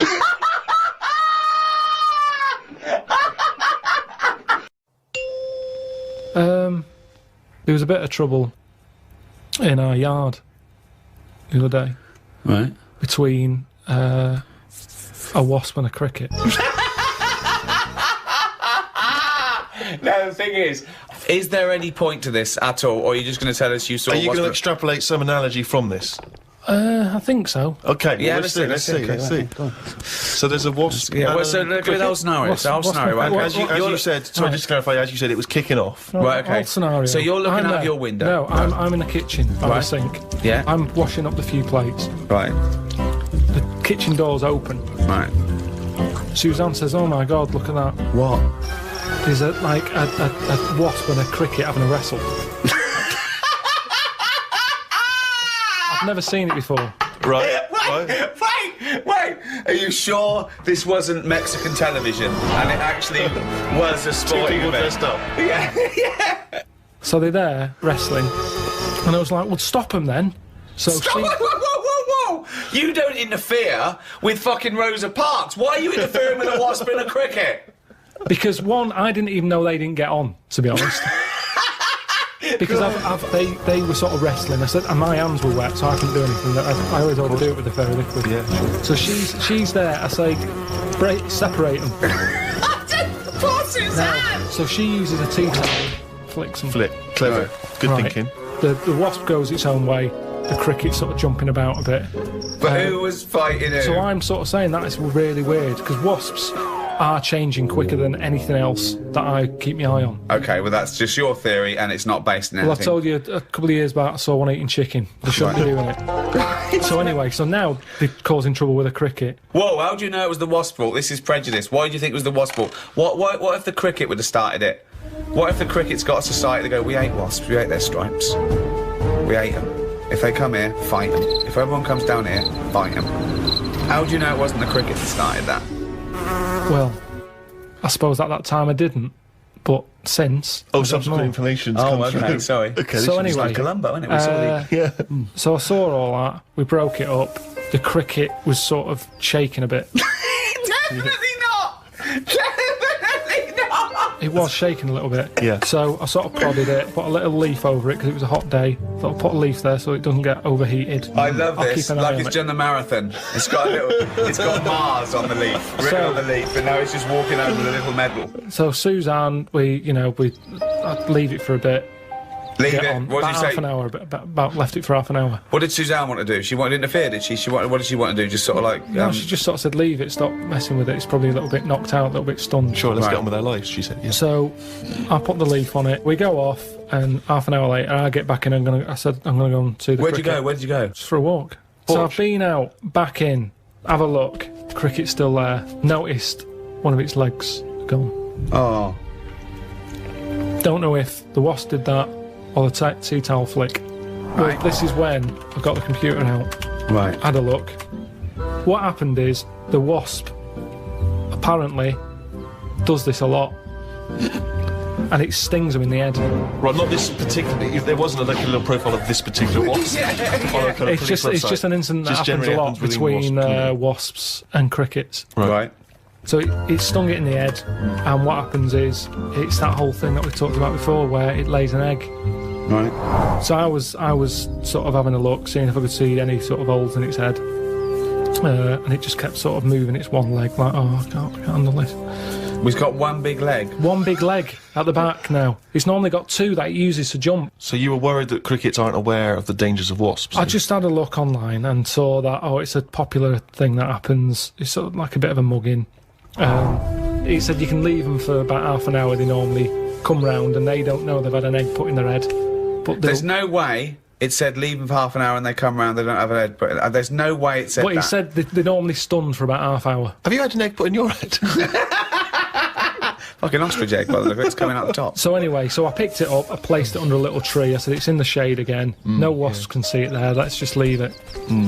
But you've just left that cricket to now die in agony when that maggot goes round his head and comes out a wasp and leaves the carcass. Well, this is when Suzanne came up and said it wasn't moving. I sorted it. You sorted it. Just sorted it. What did you want to say do? anything What else? did you mean? Well, I said, what do you mean you sorted it? She said, it's Read between best the that I lines. don't tell you. What? Sorry, I've done. sorry. But, She said she sorted it. wait. Do you think that we're in the mafia and we're being wiretapped? Say what happened. No, well, she just said she sorted it, and I said, what, sorted what? Because I'd forgotten about it at that point, I was painting. And Right. she said the cricket. Right, what do you think she meant by sorted it? Well, by the look on her face, the way she said it, I've known her for long enough, so I know that she meant it's not good news. Yeah, so what happened? So from that, I took for granted she means... Say it! I've stopped it being... It's no longer in misery. So what do you mean? What? What did she do? She crushed its head with a stone. She got a tiny head-shaped stone and Squashed it, because that's where all the action is, isn't it? So she said it was too cruel watching it, sort of shaking about with its one leg and stuff. You had to kill it. I had this vision that one day Suzanne just having to say to his parents, I sorted it. I thought we could play Room 101. Room 101, of course, is taken from George Orwell's 1984. Room of all your fears and terrors. So, is there a copyright issue here? Can we just steal this idea? well, yeah, well, let's play Room 102. Clever. This is the room next door to Room 101, which is worse, in my opinion. So, Carl, these are things that really annoy you. Slugs was in there. Slugs. So, then there's you have to put a case forward, and me and Steve decide whether slugs go in or whether they stay out, whether they've got a purpose. It's just because I'm having a problem with slugs at the moment. There's a lot of slugs coming in the house. Why? Don't know. They can get where like water can't. You know what I mean? Because they're boneless, aren't they? So any little gap. So's water boneless. There's not many bones in water. No, that's what I said. Why banish them all to Room 102, slugs? Because they're harmless, aren't they? All I know is they're clogging up my piping. I had to go out and buy a plunger. I hadn't seen them since like comics when I was a kid. And I suddenly thought I need one of them things that I always saw in comics. I never thought I'd need one of them in my life. I've got slugs in my pipes. So I went out, £3 it was. I had no idea what the going rate is for a plunger. Gave it a bit of a plunge. And I think it was slugs. Like, all like bits of black stuff came up. I think it was slugs in there, like broken up slugs. Well, hang on. That could just be black gunk, couldn't it? No, it looked very sluggish. Because remember, I've had a problem with them anyway. I'll go to the toilet or whatever, look round, there's a slug climbing up the wall out of the shower basin thing. Are you sure it's a slug? Yeah, definitely slugs. I have to keep chucking them out because I don't like killing anything. Right. I didn't want to kill the slugs with slug pellets. I bought some copper ribbon. Right. They don't like going over that, They don't do they? like that. They get a little shock charge, yeah. But now that should be a warning. But instead, they're diverting. They've done a diversion. They've gone up the wall and across. Now it's like, that's a warning. That's like having a no trespassing sign. Yeah. And they're just going, bollocks to that. And they're getting in. And it's annoying me. And now you get to a point when you do say, well, if they carry on like this, I'll have to kill them because they're not... How much... They're not playing by the rules. I don't know what they're doing. I don't know what the purpose is. They just sit there still. I don't see them doing anything. I was looking at one close up. But what do you want to do? Be life on it. reading Rousseau. What do you want a slug to do? In the same way you see a bee collecting pollen, good, it's doing its little work. But they're ants carrying big leaves or whatever. But the slug's just sat in the They're middle all of the doing the kitchen. same thing. They're all doing the same thing. That slug is out. It's eating. It's finding There's no food. There's no food in our kitchen for a slug, believe me. There's not enough there for me sometimes. But never mind a slug. There's nothing for it. Definitely not in the shower. What's he doing? So, I told you ages ago about how they cause more problems than good. They eat cabbage. Right. When they shouldn't be. They get in letterboxes and nick stamps. They don't nick stamps. They eat the stamps. They like the glue on it. Right. Is this a big problem, though? Is there an epidemic of slugs eating stamps? But I think it is, and that's why they're so slow. I think they're sweating glue. Right? They're eating all them, and that's why they're sticking to stuff. Have you ever picked up a slug? Well sticky. They give off this glue. It's like all the glue they've eaten off stamps. They panic, and when they sweat glue. Sweat! Think of a slug! What do you mean they sweat glue? You're making up nature. It makes sense. This is just a nonsense theory. It's just what I've noticed on them. Right, Rick, do you allow slugs in room 102? Well, I think we should, if they're going to be gone forever, then we should put a case forward. They're amazing creatures. What do they do for the world? They have food. It's not good enough, that. It's not good enough. What do you mean? But that's the ultimate sacrifice. Surely them being food. Just having problems with them at the moment. I've spent £3 on a plunger, and I don't like the idea that every time I get up in the night to go into the toilet or whatever, I've got to put the light on because I might have a bit of sluggage between my toes. Sluggage? A little bit of sluggage between my toes. Right, okay, so we need to move on. So you are not putting them in? I'm not putting slugs in. All right, slugs have not gone in, Carl, I'm afraid. What's your next one? Okay, number 2. People who don't want to do what the brains would be better at doing. Right, okay, no, I'll get around that sentence. Now, tell me again. Brains that don't want to do what their owners are good at. Ah, so now it's the brain's fault. Can you just expand on that point, please, KP? Do you know, like, people decide what they want to do, Right. don't they, for a living? Mm-hmm. But sometimes they're not good enough. Right. You mean they have a dream and they can't fulfil it because they haven't got the skill or... Yeah, but that doesn't mean they're not good for anything. No. It's just that they haven't unlocked the thing that they're good at. They want to go at Of course. So, I mean, there's much bigger issues there that the poor working class people don't get the same opportunities. When you're worrying about whether you're going to live through the next few days, you don't start thinking, I wonder if I can play the cello. Can I refer you back though, Rick? You made an interesting point there, but I fear that's not exactly what Carl was saying. I don't think that his point was quite that profound. Yeah, that's kind of what I meant. Yeah, I don't know. There was something to do with the brain not allowing its owner.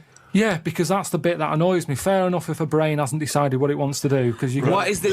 Let him finish. God, this thing about the brain. Shut up. Because it hasn't found its destiny, type thing. A brain but hasn't found its destiny. When someone is good at something and they know the brain is good at something, but then they don't want to do it and they want to go off and do something else. Now they say in this country the problem is we haven't got enough tradesmen. Right. We haven't got enough plumbers. Right. There's enough plumbers' brains. I don't know what the fuck that means. Shut up. What are you talking about? Shut up. Let him please finish. Because This is like beds and pillows brains have not changed over the years. The brain is exactly the same. But it's the owner of the brain that's in charge. The brain could be going, I want to go for a walk. But if your body's too lazy to get up and go and see the stuff, the brain isn't going to get what it wants. It doesn't make sense, Carl. All right, you are your this. brain. All right, let's go to the extreme. People with no legs who want to be swimmers.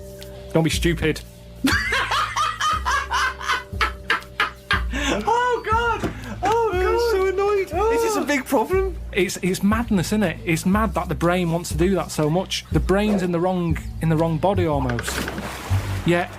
Are you with me? No. A plumber who can plumb is annoying when he jacks it in as a living because there's other brains who can't do plumbing.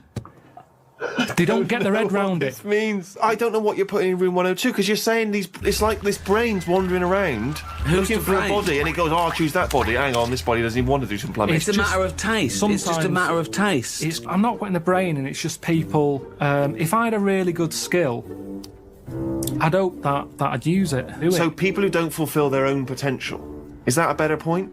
Yeah, that's what I meant. Who am I talking to now, Carl or his brain? We're both listening. Well, I will put in people who don't fulfil their full potential. Slugs are safe. What's your next thing to try and get in room 102? It's a tricky one, this. Go on.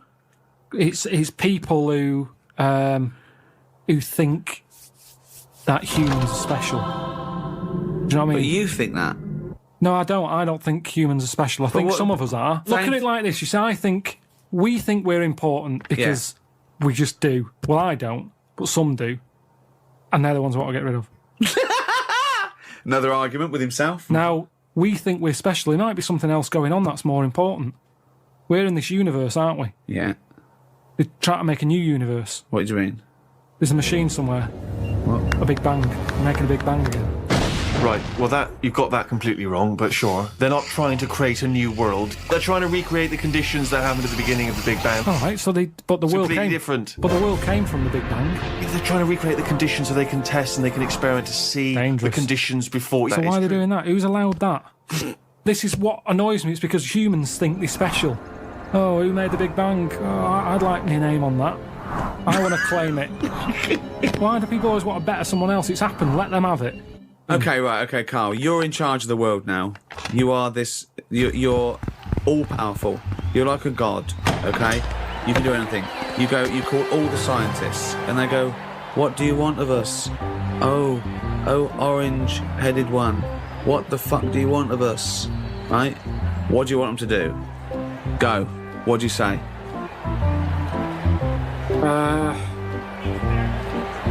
Well, I want to come in and... How long have they been working on the Big Bang idea? Forget it. You've got every science... No, but I don't just want to come in and poo-poo that, because they're going to... Poo-poo. They've done a lot of research on Hold on, you wanted to stop a minute ago? Yeah, I know, but you don't just come in, guns are blazing. I'd say, hello, everyone. You can do anything you want. Oh, go on then. Hello, everyone. Hello, Carl, leader. Right, listen, this Big Bang thing you've been doing... Yeah, well, that's just only a few of us. That's like less than 1,000,000% of us. We're all here. Yeah? I've dropped AIDS research. I've dropped cancer research. Right, well, why have you dropped that? Who's told you to do that? Well, no, we knocked off. They said you wanted to tell us something. We're all here. Every scientist in the world Well, is listen, here. what research are you doing? Oh, well, I'm looking at what happens if you give Feminax to an owl. What happens?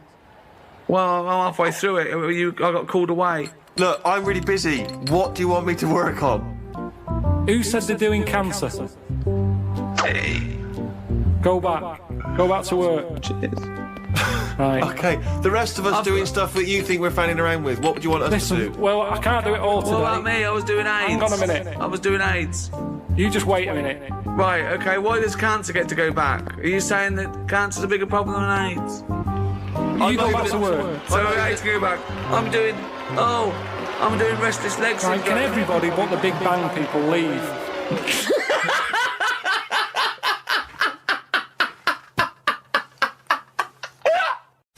Have you ever had any post that looks like it's been opened? Occasionally, yeah. Right. Well, what it is, it's not your postman having a sneaky look. A sneaky look. Problem is, right. Slugs. The problem's slugs. Slugs at night. They like nipping about and that, and it gets a bit cold. And in London, like in the country, they go into the grass, don't they? Right. But in London, it's like, oh, what can we do? And they go in letterboxes. Slugs go in letterboxes? Get in letterboxes, it's nice and warm in there, dry and what have you. And these are homeless slugs, aren't they? The ones that have lost their shell. When they're in there, they only found out that they love glue. They've been eating the glue off the stamps. Right. And people have been getting charged for post because it hasn't had stamps on it. It's like, well, they put a stamp on it. Yeah. It's like slugs have been eating it. Sure. And they also eat the glue that's on the actual envelope shutter. And it's a real popular problem, this, that letters are being lost and opened and all that stuff. Yeah. Slugs. Slugs like stealing postal orders and things and cashing them in and stuff. Yeah, again, you know, if there's a doctor, if there's a postman. Yeah. Biology. The life sciences. Isn't it amazing that we're here? That anything is here? That we're having a chat now in front of these cameras for a DVD extra? And we started off as a single cell blob, a little thing that had the right temperature in the right compound, the right minerals, ultraviolet. A little thing happened. This little nucleus. It was just a cell. Okay?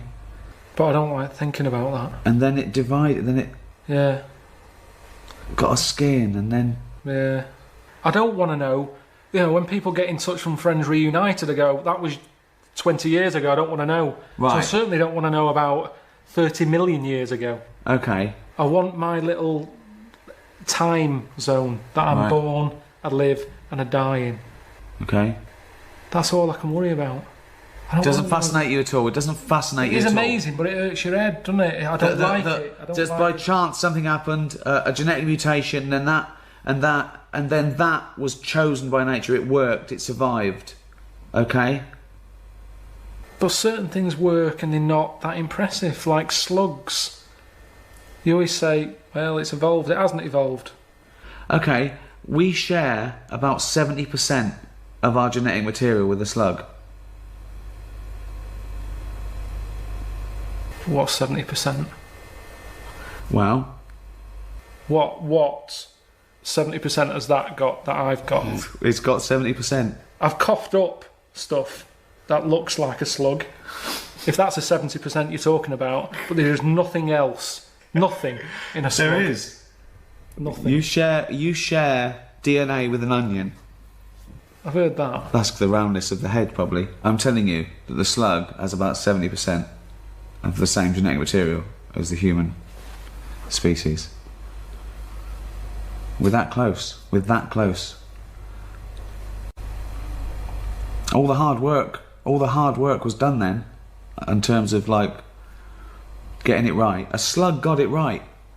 A slug is as evolved as us. It's perfect. It's not perfect. Why? Okay. Definitely not perfect. Why? Why isn't it perfect? It's just not great. I've had to deal with slugs a lot when they were like blocking up my shower. Right. There was a gang of them in the tube. How can they be as evolved as me? What are they doing? Sat there, just all mushified. Mushified. Right. Talk me through it. What happened? Just was having a shower and the shower basin filled up. I was Right. like, what's going on here? Yeah. So I got a plunger. Right. Sort of bits of black stuff. I'm thinking, what is this? I had to unscrew the plug hole bit. Couldn't quite get down there. Yeah. Had to take the tiles off the side of the shower thing. Right. Got in there, unscrewed it all, got the pipe. Just slugs all in there. All sat in there, blocking it up. Don't know how they got in there. But that's what I'm saying to you. They don't know what they're doing. What they're doing knocking about in there. Get out! Now, what are they doing? I don't know to this day what they do. I watch insects, you know I like insects. They survive. That's what they do. They're chosen Yeah, but by you nature. don't know. There's another one. There's loads of insects knocking about the house. There's a spider in the outside shed. It's not an insect, nor's a slug. Slug is a mollusk, spider's an arachnid. Alright. Okay. The spider's in the cupboard outside. Right. I'm not joking. It's been there now for about 2 years. Right. Could be 3. Okay. Same one. It's quite big. Right. Just sits there in the corner. Right. I go in. I smash its web up. Why? Because I don't want it there. Right, fine. I don't want to kill the spider. Right. But I'm sort of saying, I'm wrecking your house. If you move, there's no problem, move. I go back, it's built its web again. Just Right. sat there like that. Doing nothing. What is the point? Well, it's not doing nothing, is it? Oh, it's building its house every It's time I wreck hunting. it. It's hunting. It's not even doing that. Well, it is. That's what that's how it does it. It's made a web, and things fly into it. Then it wraps them up, sucks the juice out. But Right. for what? To then sit in this shed. What It's are not you an doing? Existence. What Why are you- doesn't it go? But you're eating. You're staying in your flat. You want to go back to Mallorca 5 years ago. What are you doing? What are you doing? Oh, it depends. I've been. Who knows what's going to happen in another billion years? You'll be the slug. The human race could be the slugs. There could be this amazing being that evolved from us going, what are they doing? People go, well, you know, 70% of their genetic material. You don't know how it's going to go. You stood on the shoulder of giants. You stood on a few slugs, you told me, in your flat. But we share our ancestry with those slugs. We are related to slugs. I have never watched Who Do You Think You Are? And we've gone in your family tree. Do you know Terry the Slug? He's a great uncle of yours.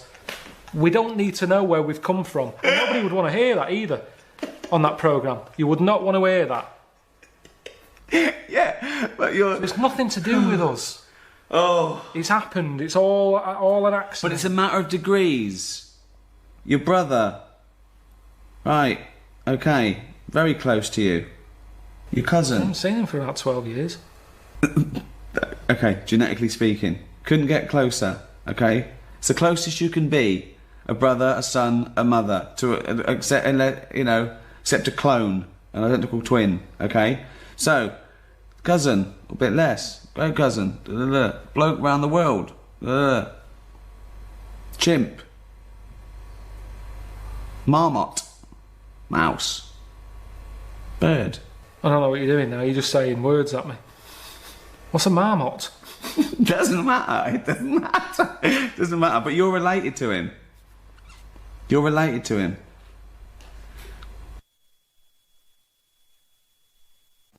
Tell you what, though, when you are because when you're in hospital, you've got a lot of time just to sit there and think about stuff. And what I was thinking about is, what is the closest thing sort of living that's nothing? I don't know what you mean. What? What's like the closest, like, do you know at some point something's gone from nothing to something? Hasn't it? No, I don't understand what you mean. Something, at some point people were nothing, and then something happened and they were something. Do you know what I mean? But they were never nothing, were they? Do you mean what is the first and lowest and most primitive and most simple form of life? No, he's right here in this room, Rick. say like when you look at a stick insect, right? You go, right, there's a slight crossover there from a stick to a living thing. No, it's not. It didn't used to be a stick. No, it's not. There's no biological relationship between it and a stick. But there isn't much difference between the two, is what I mean. Of course there is. It's a huge difference. They just sit there looking like a stick. That's their skill. Yes, but there's nothing to do with being a stick. It's like camouflage. That's like saying when a soldier puts on combat gear, you're saying he's a cross between a human and a shrub. He's not a cross between a human and a shrub. No, is but that's man-made from a distance, stuff. You can't see him. That's the same as the stick insect. No, but that isn't what I'm saying. What I'm saying is, have you seen them weird things that just look like they sort of look like a leaf? Yeah, there are insects that have evolved to look like a leaf. So a bird thinks, oh, there's no tea there. No, that's not a juicy insect. This is leaf. I don't eat leaves. Yeah, but Forget at some point, something has had it away with a leaf. No, at no point has something had it away with a leaf. No, to make it look that much like a leaf. At no point did a beetle shag a leaf. There's nothing on a genetic level or molecular level, anything to do with it having anything to do with a stick or a leaf. It's superficial. It's the way it looks. That's all it. That's like saying chameleons must have mated with green once. They are green. No, but it looks like a leaf. What I don't understand is it has evolved to blend in perfectly with its surroundings and fool predators. But then how does it meet? How does it have relationships? It will be going around sort of having it away with a leaf. No, it won't, because it doesn't know what it looks like. It doesn't matter. They do it with pheromones and attraction, and it's not like a stick insect will be talking to a stick for ages and go, "Oh, I've wasted my time here. This club's dead." Rude. I was chatting to her. She was foxy, but she was giving me nothing. But Dave, that's not a stick insect. That's a stick. What are you talking about? That's a stick. You've been talking to a stick all night. I can't believe it. I just thought she had a great slim figure. No, it's actually a real stick.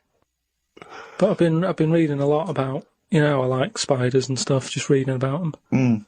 And there's one, right? Mm-hmm. It's got big legs. Yeah. Doesn't use them. It goes around floating in the air on a bit of webbage. Like he just took a gamble then, didn't he? He took a gamble. He thought, do you know what? I'm going to go with webbage. Don't know if it's a word, not sure, but I could just say web, but I'm going to go with webbage. I'm going to risk it. And it didn't pay off, did it? Webbage! But that's how it gets about. It's in the air like a kite. Yeah. And it's just floating about. I've seen one, yeah. So that's what I'm saying about weirdness. The way all that goes on, and this is what I can't get my head round. You have got your head round. But do they get ill then? It's just, for those listening at home, he has just bumped his head against the microphone. Trying to mate with it because it's perfectly round, this microphone. Well, one thing Karl has been doing over the past few months is writing his diary. He's kept that up. I don't know what he's had to write about. All he's been doing is looking at moths and ants and bees and going for walks. But I'm sure it's all in the diary. So, let's have a look at that. Oh, I don't believe it. He's only gone and written it down. We went to the park and had a brew. Suzanne read the paper while I played with a ladybird. I mean, it's like a child, isn't it? It is like what a child would do. Suzanne went to paper while I played with the lady there. His only friend is a beetle. It climbed up my arm. It struggled on me hairs. This is in detail then? Yeah. It kept stopping every now and then and was rubbing its head with its right arm. It did it about 4 times and always used its right arm. It rested for about 5 minutes, then flew off. Sunday. Had a bit of a to-do with Suzanne because she wanted a lion today. I ate this. Once you're awake, you should get up. I got up and put the radio on really loud. She eventually got up. I told her insects don't have lions, so we shouldn't. Why are you obsessed with insects? You must be fucking unbearable to live with. You must be a nightmare. No, I've just started, because I've watched insects a lot, I don't want to keep going on about them because we're a bit insect heavy. But at the end of the day, if we copied insects, we wouldn't go far wrong. I don't know what you mean, though. 1 minute you're saying they're great, then the next minute you'll slag them off. Yeah, I'll slag some of them off if I don't know what they're doing, but because I've studied them a bit longer, I just think they do it right. You haven't studied them, though. He thinks he's like Darwin. But you just slagged them off again. Don't you think that insects are doing stuff? They're not. It goes there, then it goes back again. The ant was messing about, but only that one. The others were carrying stuff. That's what I'm saying. There's snidey ones in everything. In everything in the world, you get a hierarchy. Oh, long words! Ooh. The bookshelf was dusty, so Suzanne asked me to dust it if I get a minute. I ended up looking at every book. Just the spine. Yeah. Just for a few seconds each. Yeah. Didn't open them. I looked in the dictionary to see if the word dictionary would be in the dictionary. I didn't think they would bother with it being on the front page, but it was in the book as well. It's a good point, though, isn't it? No, it's not a good point, because you didn't tell us anything. Dictionary is in the dictionary. Well, of course it is. Well, why? If you go, how do you spell dictionary, you look at the spine and you go, oh, there it is, D-I-C-T, and all that. So what does dictionary mean? It's a book full of words, isn't it? That's what it means. All books are full of words, you idiot. How to spell them. And if you don't know what it is... No, it's not how to spell them.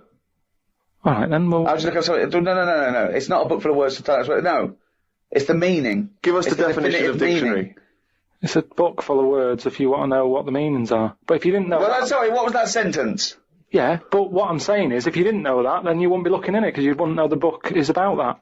So, if you don't know the word dictionary and what it means, you wouldn't be looking at the dictionary, you'd be looking at an A to Z. Because you Why leave it out, though? Just because there's so many words in the world, I would have thought they wanted to cram as much as they can on a page, and if dictionary is already on the front... Is that why you suddenly used the word hierarchy for the first time ever? Did you find that in there? Did you see hierarchy in the dictionary? I feel that big word has pushed out about 26 other more useful ones. Yeah, well, Suzanne's been going on about me learning another language. But I sort of think your brain has only got so much room on it. And the rest of it's filled with lard. So, if I've got to learn everything I know, again, but in a different language, it's taking up space, isn't it? You don't learn everything. Oh, God. It's all storage, isn't it? But you don't have to learn it again. You don't have to learn the concepts again. You're merely learning vocabulary. Do you know how many moves there are in the human brain? You don't worry, you won't use them all up. I feel that he has reached his capacity, though. Yeah. Well, you need another sort of... You need an update. You need some more memory. Woke up to some interesting news. It's good when this happens because it sets me up for the day ahead. If it's miserable news, it affects my day. It said on the news that they have found 2 new flies. Fucking hell, more insects! What have you done? Is that all you've done this summer? Bong. Trouble in the Middle East. Bong. 2 new flies found. Ladybird climbs up arm. They were found in the UK and they were found close to each other. Maybe this happened because they were different than the other flies and weren't expected to hang about together, so that's why they knocked about with each other. That would happen, wouldn't it? What do you mean? There's 2 new flies. What do you mean? Does it mean there are 2 new flies that are different species? Yeah, 2 new species, and they found them close to each other, right? Yeah, but they didn't mean there was one of each. No. Yeah, they did. They found 2 different ones. No, they have. Seriously, I know that. That's right. That's a fact. So you've got, like, I don't know the names of them. They give them odd names, don't they? Well, say call it A and fly B, right? Yeah. Fly A, I don't know. Say that's orange. This is just... Five B, yeah. No, This is painful. No, but This I'm is just painful. making it easy But for 5B you. wears a little hat. He's got a little hat. Alright, yeah, fine. Now, they found the orange one. I went, look at this over here. This is a bit weird. And they've gone, oh, that's a new species. Log it, whatever. And then the other one went, oh, keep your pen handy. Look at this one, it's got a hat on. So then they found them both within the same distance. I don't know what that sentence means. Keep going. They found them both within the same distance. But without interrupting him, let him finish this point. Let me just make one thing clear. Karl Pilkington just said they found them both within the same distance.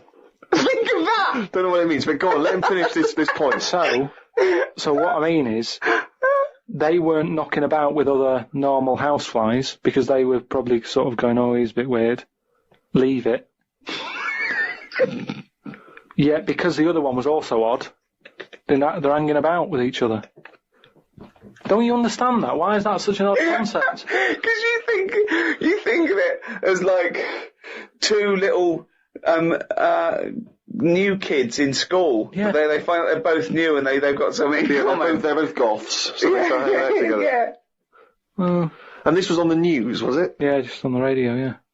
I know if I looked into that story, it would be 90% wrong. Bit tired today, because didn't get to sleep as early as I wanted due to a moth getting in the bedroom. Fuck me! I got it in a glass and looked at it for a bit and then let it go because Suzanne wanted to go to sleep. Looked up some interesting news. Some people dug up an old body in Ireland. Turns out it's well old and was here when dinosaurs were here. The really weird bit is it had hair gel in its hair. Right, what is it? A fella. Well, no, there wasn't around when dinosaurs were here then. Just a bit after. Right, fine. A lot after, yeah, go on. I think any hominid, anything that could even be linked to anything that may become man is only about 1 million years old, and I think Homo sapien is probably only about 150,000 years old. Dinosaurs are about 150 million to 250 million. Yeah, no, it's not the age bit, that's amazing. It's the fact of, there's a fella, won't have even had shoes on his feet. Right. And yet he was worried about his hairstyle. Right, well that's definitely not true either. This is unbelievable. Well, there was a man on the radio doing poetry, says Karl in his diary. I thought I'd have a go at doing a poem about today. Not really. Steve, I'm a little bit queasy. He hasn't really written a poem. He's written a small poem. No, he hasn't really. Yes. If moths had eyes... Fuck me! let me read the poem, okay? Oh, fuck. You wouldn't interrupt T.S. Eliot. Okay. Okay. If moths had eyes, would they be happier? How do they know they're not dead? Cavemen hunting for food, but not before they style the hair on their head. What would last longer in dinosaur times? A blind man didn't stand a chance. Not with all them rocks about. I'd rather be a blind moth.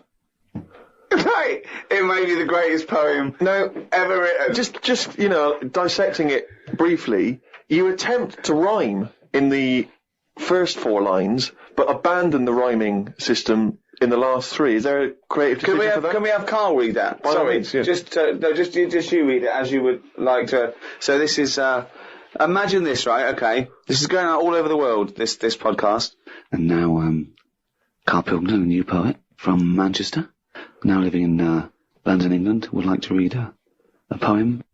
If moths had eyes, would they be happier? How do they know they're not dead? Cavemen hunting for food, but not before they style the hair on their head. What would last longer in dinosaur times? A blind man didn't stand a chance. Not with all them rocks about. I'd rather be a blind moth. You said it as though the last one was going to rhyme. He said it like it was going to rhyme. Oh God! No, I it's think amazing.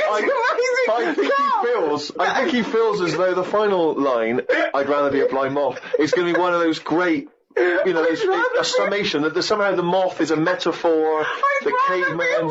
No, there's no metaphor in that. He really does mean he'd rather be a blind moth. Yeah, well, just because I've looked at the day's news. Can we always do that, Karl? Can we always find a day right, and always sum it up in your thoughts, a poem. Just like that. I love that structure. I love that structure. If there's any English students or professors or novelists or poets listening, please email us what I thought of that poem, why it's good, why it's bad. So, you know, give us your thoughts on that. I mean, we would love expert opinion, poets, English professors. Just email us at podcast@rickygervais.com. Oh, we've only got to reel it down a little round. That's the jingle for Karl's diary. We had bacon and egg on toast. I'm eager to get through the brown sauce, as the bottle is too big to go in any cupboard, so it has to be left on the sideboard. So I had about 4 dollops of the stuff. I love it because, you know, that made it into the diary. He's concerned about the fact that brown sauce is too big, so he's rushing through it. I know, but I'm just saying the kitchen isn't that big, and it looks messy when you leave stuff out, doesn't it? And we've got this giant brown sauce bottle, and I don't want to chuck it away because that'd be a waste. So you're having brown sauce and everything, your cornflakes, in your tea. Yeah. A wasp got in the flat. You know trouble's brewing. It was massive. The biggest wasp ever. Suzanne asked me to get it out, but I wanted to take a picture of it first. I was getting my phone ready when it flew at me. I reckon the sting on it could have killed a kitten.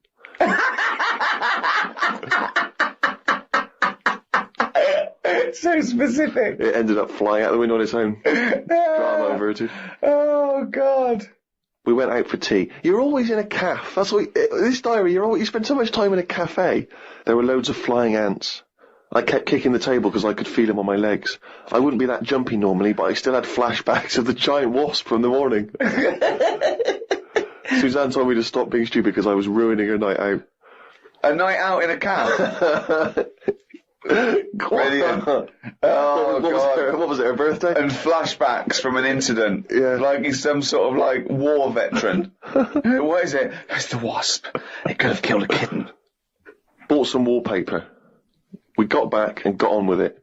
The wall that we've papered before has got a big mirror under it. We papered on top of it again. I ended up reading my phrase book while Suzanne did the rest of the tidying up. Now, what's your phrase book? This is just you trying to master English, is it? It's just a book that tells you little sayings and how they came about. An interesting phrase is potluck. It came about when all people ate is stews.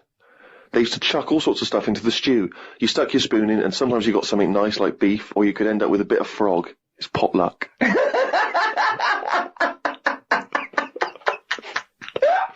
Good, isn't it? That's what it said in the book, did it? A bit of frog. Got up and checked the wallpaper out. There are loads of air bumps and it's buckled on the joins. I wish we'd never done it. Suzanne said the washer was broke and it's out of its warranty. She called up the people who made it and they said it will cost £150 to fix.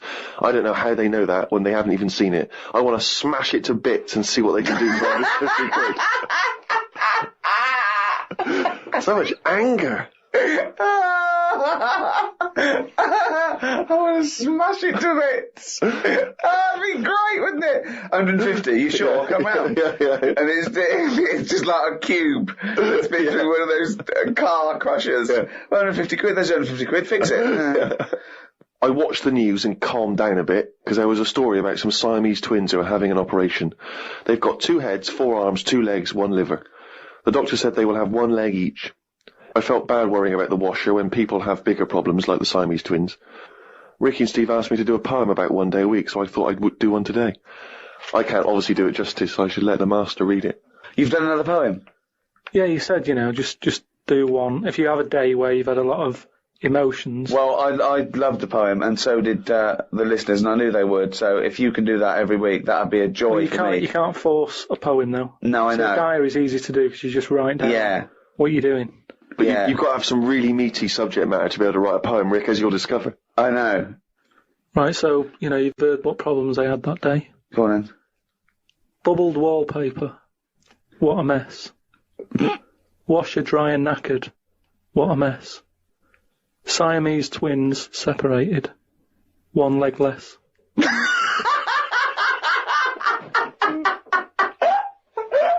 I don't know what rhyming scheme that is again. Oh, God. Oh, God. Oh.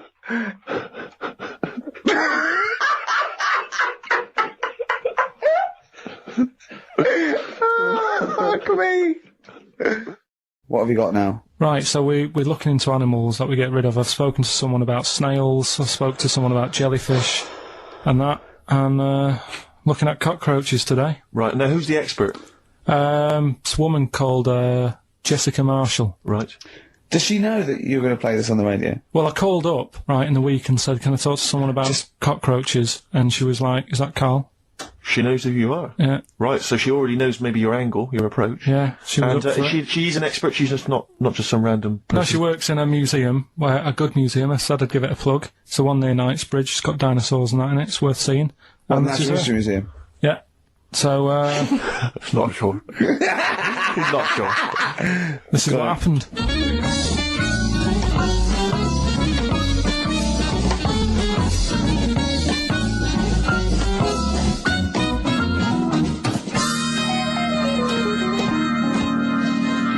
Now, what I'll do, I'll tell you as much as I know, and then you can fill me in if I'm right or wrong. And then at the end of it, we'll get to the bottom of whether we need them or not. Okay. All right. So first of all, the first thing that I found out is that they have 18 knees. That's not exactly possible. They're insects, so they have 6 legs.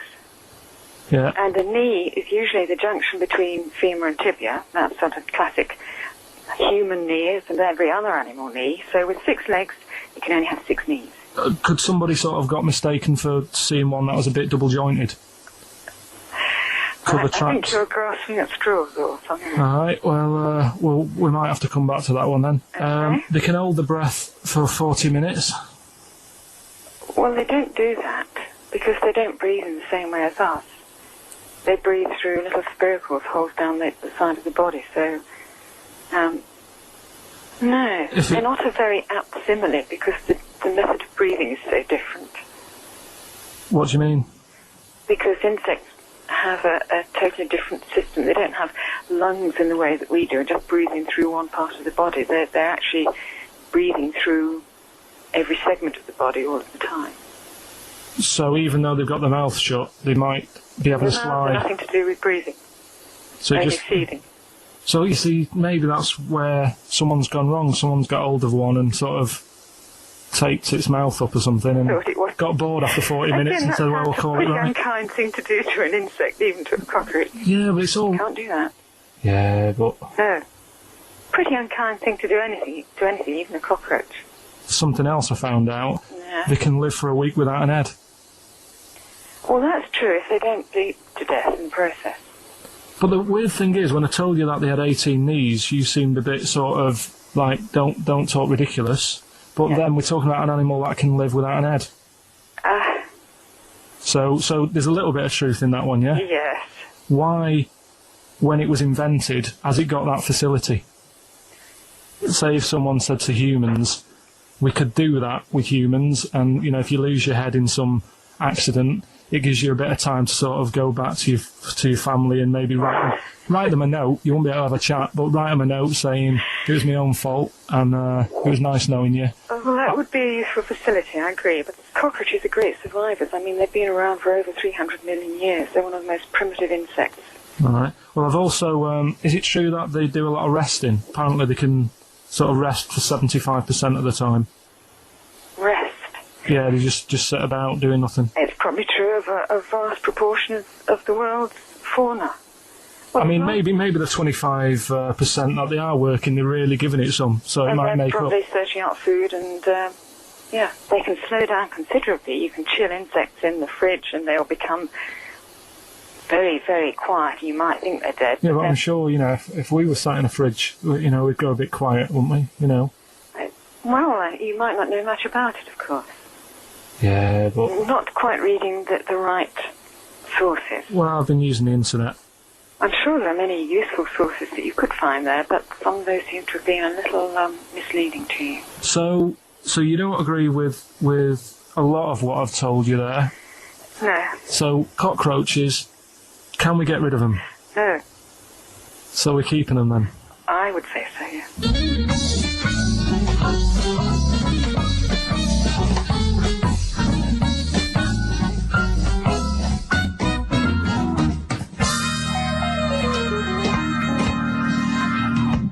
I think we should get her on more often because she sounds like she'd be a bit of an ally, really. Because she knew immediately that you were talking nonsense. She even said, I think you should be more concerned about your sources, which I've been trying to tell you for a year, right? The fact, I mean 18 knees, where did you get that from? It was on the internet. There's a lot of talk, Carl, that I bully you, okay? You know, it's for your own good. I'm trying to train you, aren't I? Mm. Do you know what I mean? Because, and no disrespect, okay, you are what I would call a stupid idiot. Well, can I just ask, because there's been an awful lot of emails that have said, will you and Steve please stop calling Karl stupid? Now, Right. they say, oh, it doesn't justify calling him stupid. Now, I don't know what part of injecting a 76-year-old woman in the head so that she lives her life backwards couldn't be considered stupid. Okay, then listen. Right, I've found some things that I think will interest you, and I want your first thoughts on these, okay? Now, these are facts that I've sourced, okay? What's the actual topic? Well, you love animals, don't you? You're interested in animal Some facts. of them. I don't love them. Some of them fascinate me and stuff, but a lot of them also get on my nerves. I don't know how an animal can get on your nerves. They just do. Sometimes you sort of just think, what are they doing here? What are they offering anyone?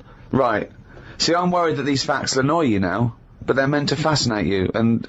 Okay. No, I think anything's good as long as it gets you thinking. It doesn't matter what opinion you have of something. Yeah. But as long as it gets a reaction. Okay, then, here you Right. go. There's a frog, Carl. Just a little frog, a poison arrow frog, that contains enough poison to kill over 1,000 human beings. Why is it that annoyed? It's not annoyed. Well, why is it going about killing 1,000 people? No, it has the potential to. It has enough poison, it has enough toxin in it that could kill 1,000 human beings. But does it need that? Whereabouts is this? Where's it living? In the rainforest, I think. And does it need that sort of power? Is it in that much? Is it getting threatened a lot? Is what I mean. Well, no, because it's saying, don't come near me, and it shows it with its colours. It's got the colours that say it doesn't want to be eaten. It doesn't want people to chew a bit, right, and go, oh, I'm an idiot. It's saying, look at my colours, don't eat me. You don't want to come near me. But then why give it bright colours? Because now it's standing out. Yeah, and it's going, don't eat me. Yeah, but make it a colour that fits in, like camouflage. Why make it orange? Of course it's going to stand out, and then they'll attack it, and then it'll turn around and bite them and kill 1,000 men or whatever. No, it doesn't bite. It's the fact that if you were to eat it, you would die. Yeah, but who's going to eat it? Well, things that eat frogs. The French. And they go, sacre bleu! You have killed me and 999 of my friends.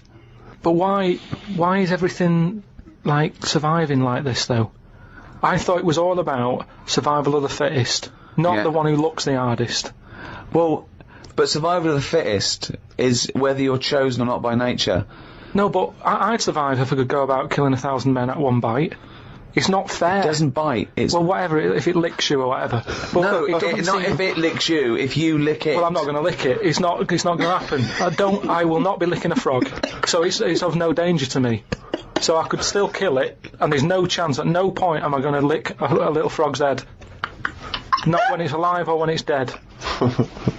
I love the fact it's all about you. It's all about how it relates to you. And he's annoyed that they're getting away with something. He doesn't like any sly animals. He doesn't like animals hiding. Then he wants them hide. He doesn't want animals killing things. Then he wants them to kill things. He doesn't know what he wants. When they say survival of the fittest, they don't mean that, say, lions have been working out in a gym.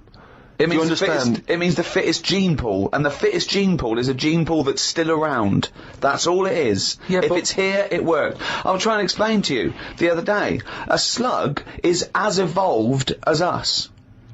It's not, though, is it? It is. You think evolution is aiming towards miles being away human? From where we are. What? It's nowhere near what we're like. But you're looking at it in terms of, this evolution has a will. It doesn't have a will. It's chosen or it's not chosen by nature. A slug got it right. A slug has got it as right as... What do you mean it hasn't? Well, what was it like before it got it right?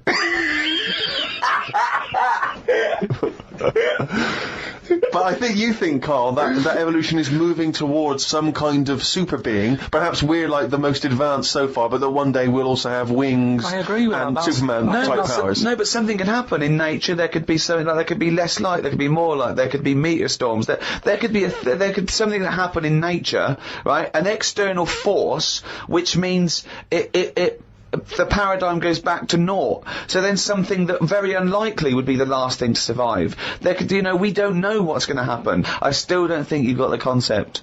It's one of the simplest concepts. It's one of the simplest models.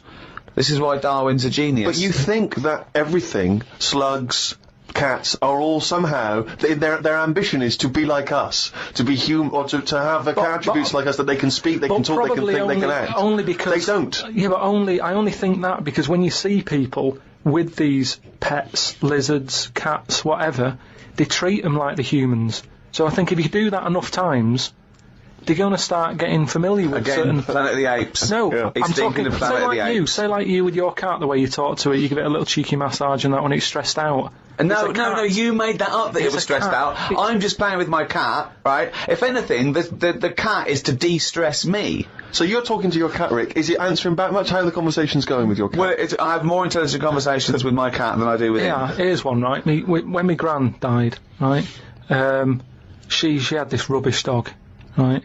And that's all we got left. It's like this little poodle. It was rubbish, right? Right. It was called Fluffy. And, like, my gran looked after it in a way that it was treated like a human. Do you know what I mean? Had a little coat on when it went out and all that. Anyway, so she died. We left it. My dad's like, oh, bloody hell, right? Before you know it, only took about a month. It was a wreck. Because we weren't sort of bathing it the way she bathed it. We let it out if he wanted to go out. It got covered in oil. It used to go under the car and everything. So it went from looking like this fluffy, poodle to just being a bit of a wreck. He got it by a car, it ran sideways like a crab and all that. In the course of how long? A month? Probably about two months or something. Yeah. Now, so it went from being over-treated to just being treated like a dog. Yeah. But a dog isn't, is not a indigenous species anywhere. We sort of bred those from, jackals all I'm and saying wolves. is change it. Take away the dog thing, give someone a frog, and they'll still overdo it. They'll be trying to treat it like, if you had a frog, I mean that lizard thing you've got. Salamander. It's still sort of treated as part of the family, even though it's not. Nothing, how is it treated as part of the family? Just the way, it's looked after, that big area that it's got to itself. We stick it in a case and feed it a cricket now and again. How is that like one of the family? It doesn't matter because it's in your flat. It is in Carl's family. It's in your flat, innit, and it's sat in that corner. I just mean, as time goes on, things get educated as they get older. How old's that lizard? You don't. How old is it? About 15 years old. Right. Now, it knows more now than it did when you got it, because it's been in those surroundings, it's had its eye on things. Well, no, what do you think it knows? What do you mean it knows more now? They act on instinct. What does it learn?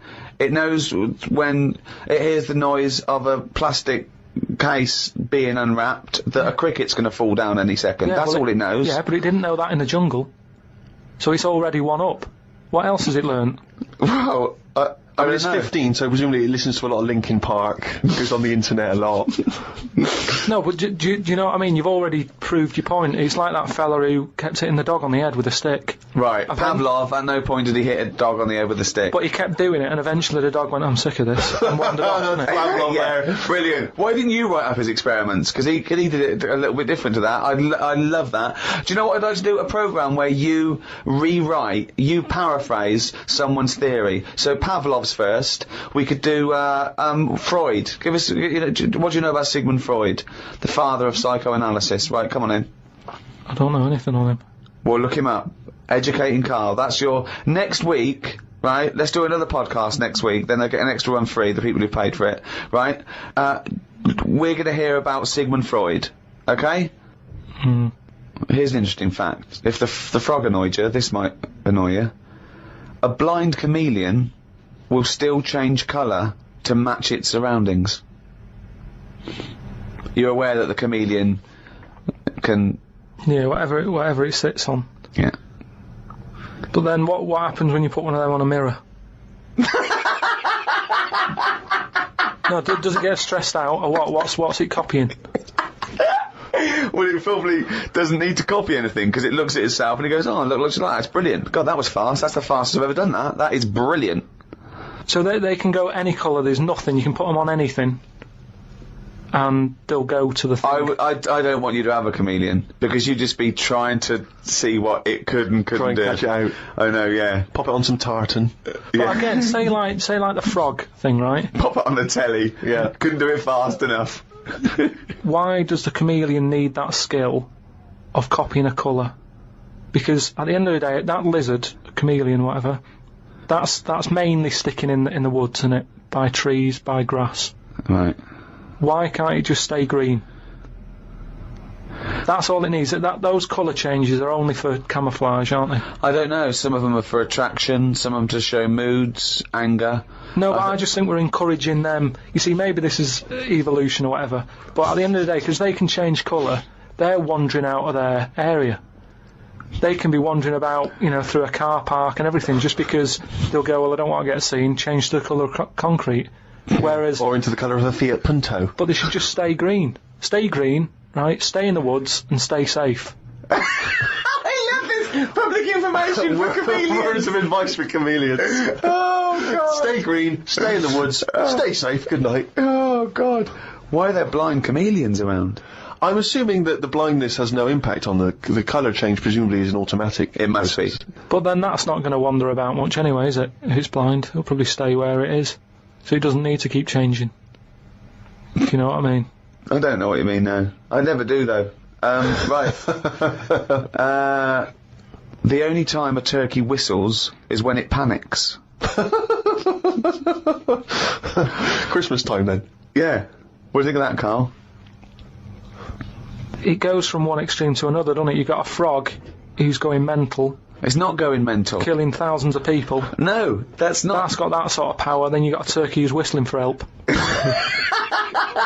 You think that you should redress the balance a little bit? You want to give... What would you do? Give the frog the ability to kill 500 and the turkey 500? I don't think you should be killing... I reckon 10.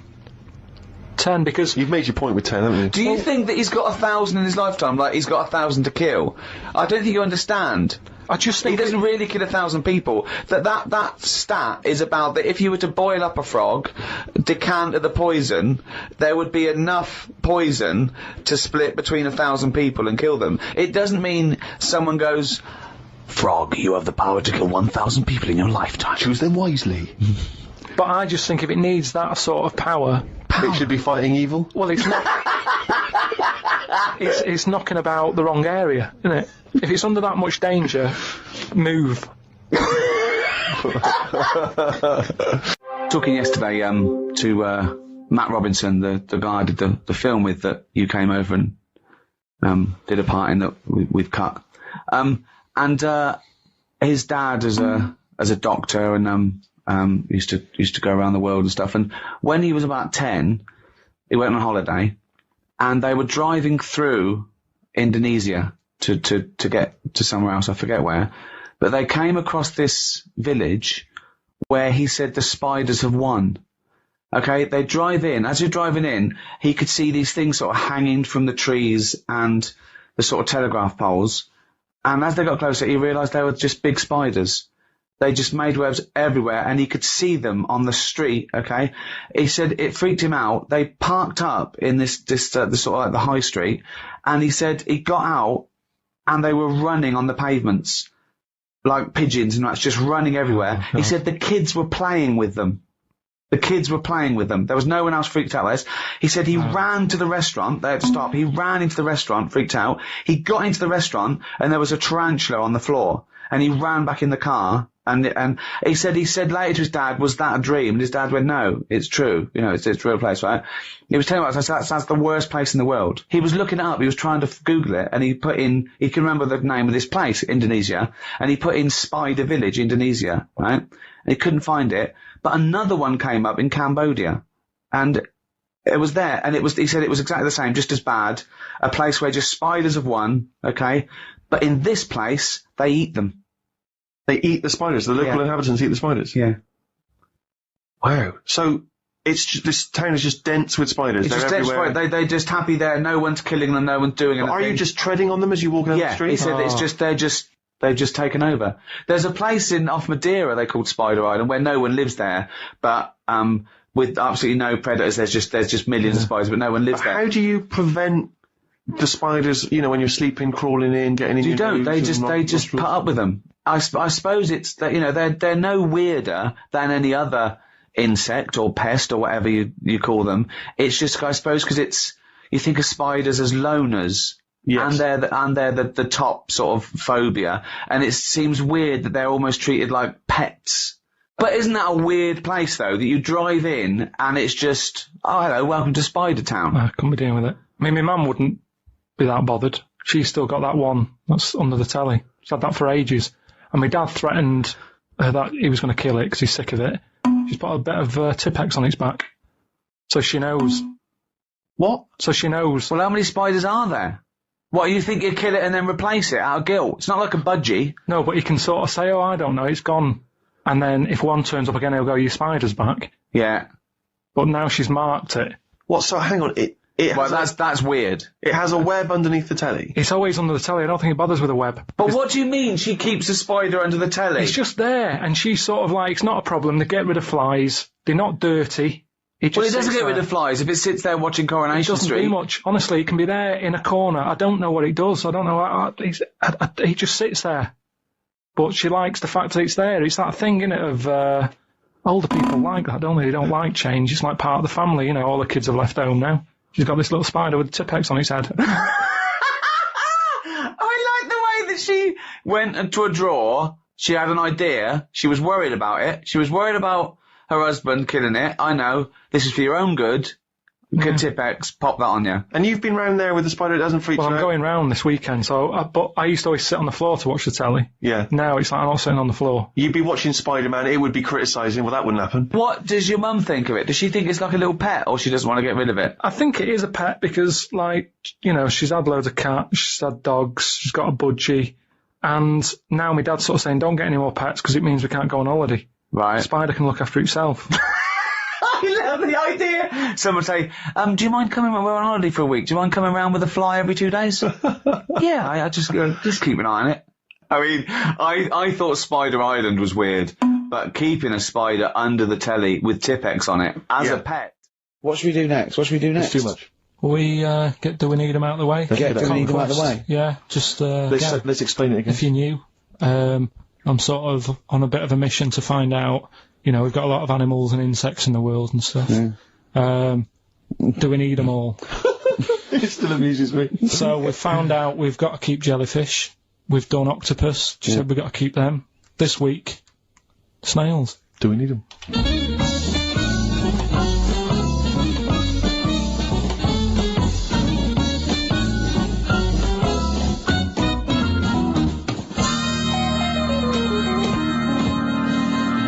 Just doing some research, right? I'm sort of working my way through different creatures and insects and stuff that's on the planet. Yeah. Right? And finding out if we need them or not. Right? Yeah. Do you know much about snails? What, sea snails? Well, yeah. Snails in general. Don't know much about snails, land snails. Know a bit about sea snails, like whelks, top shells, that sort of thing. Would you say they're important? What sort of sense do you mean by important? Say if we had to sort of get rid of some animals and insects and that because we're running out of room.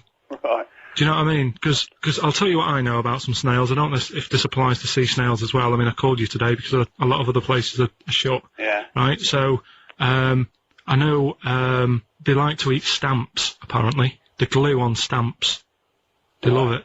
Right? Right. Apparently a lot of letters and stuff aren't getting to where they're meant to be getting because snails are crawling into letterboxes and eating the stamps. That obviously doesn't apply to the sea ones, but that's a problem they're causing.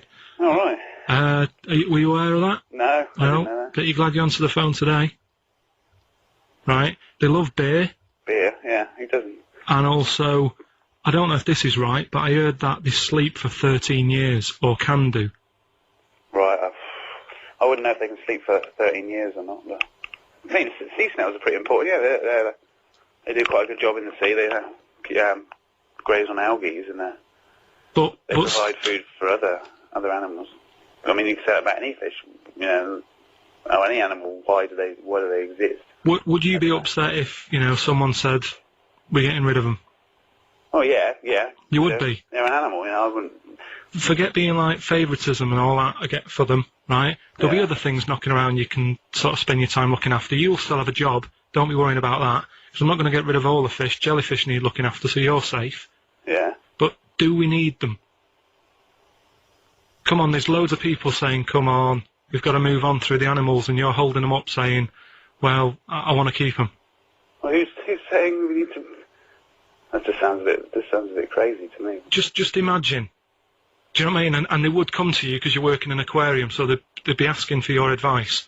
Right. And you're slowing it down. Well, they asked for my advice and I'm giving it to them, so, you know, that's what I think anyway. Yeah, but snails, you know, I mean, like I say, they drink beer and that, you know. What do they do apart from some food for a whelk? They were around, their descendants were around a lot longer than we have been. Yeah, they've been around a long time, but what have they done? Well, they've survived that long, so they must be doing something pretty good. Well, apparently they sleep for 13 years, so really, even though they've been around for ages... I think that sounds a bit... But I don't think they sleep for 13 years. Not all of them, just the tired ones. So, snails, do we need them? Well, yeah, I just think they've got to... Just as, you know, it's not for us to say, do we need them or not, we can't just... So you think we should keep them? Yeah, definitely.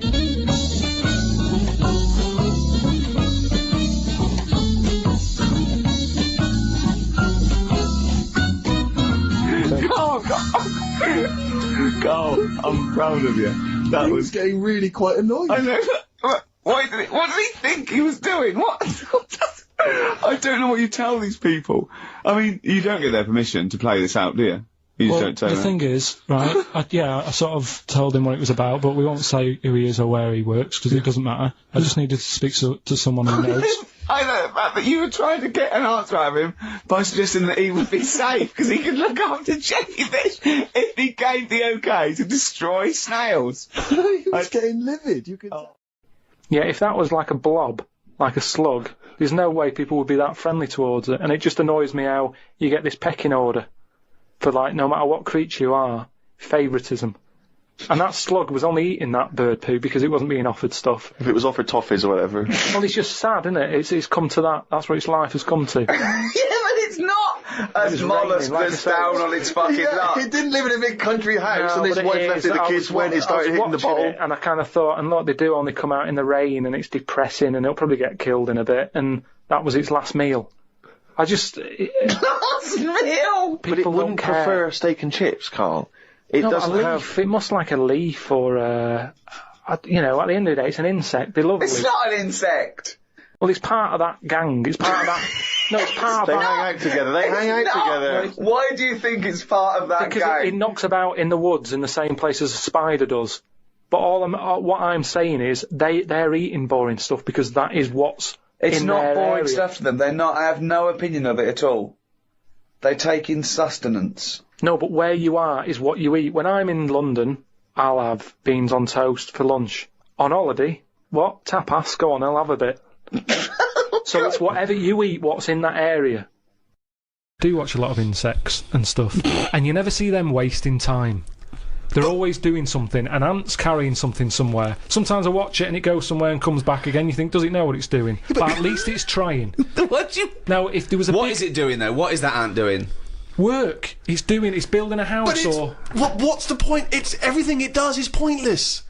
How can you say that? It's pointless. I'll tell you what, if there was a bigger sort of being looking over the world and they went, right, let's look at the human race, and, well, they'd look at the ants first and they go, right, they've got their hands full, they're carrying big stuff, they try to save time by carrying stuff that's way too big for them, really. They could do that between three of them, but they don't. They're all grafting hard. Then they go, right, hit the human button. They hit the human button, they watch the humans. The amount of people who are just sat about doing now. They're reading about Amy Winehouse, Lily Allen in London at 2 a.m. So what? What are we doing? I agree with you, but what are you doing? You see, the ant analogy, joking aside, I think you hit on the fact that life is about working for what you get. And I'm right behind that. I am right behind that.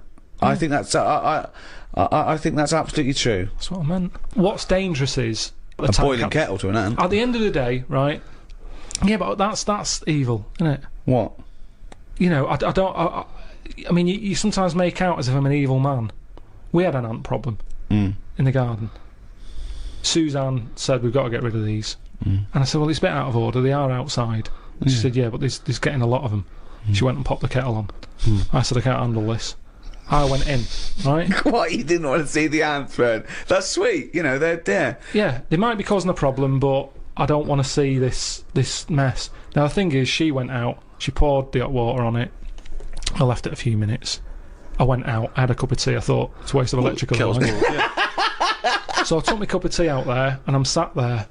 And then I just saw one come back from wherever it had been. One ant. He looked devastated. Because that had been away. As far as that was concerned, it had been out to get a leaf or whatever. He came back, devastation. And it's that what that's the thing. He summed up death for me. That the ants that are dead, they didn't know anything. Suddenly they were there. Next minute, load of water, dead. It's the people who are still living in life that are the saddest, aren't they? After death. And that summed it up. What do you think? That ant would have been better off being there when it happened. How could you tell the ant was... What do you think? So you saw him... I mean, they run around in circles anyway, don't they? But this was just kind of going, what's going on? And what did it slow down when it got nearer the nest? Did it drop the leaf and then you see it run the last few inches? It just kind of got close and it was like a double take almost. Almost like it got near the hole and then it was like, hang on a minute, this can't be it because no one's around. And then it walked on and it went, no, it is the hole. And it went back and it just sort of stopped for a minute.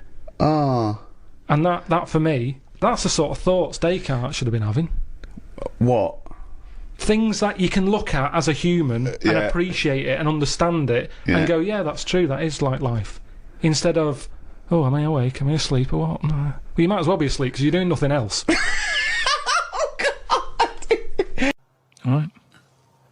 Carl, right? What do you think it's like being a crab? If you could go now, your mind, into a crab, what would you see? Where would you be? What would you be doing? What would you be thinking?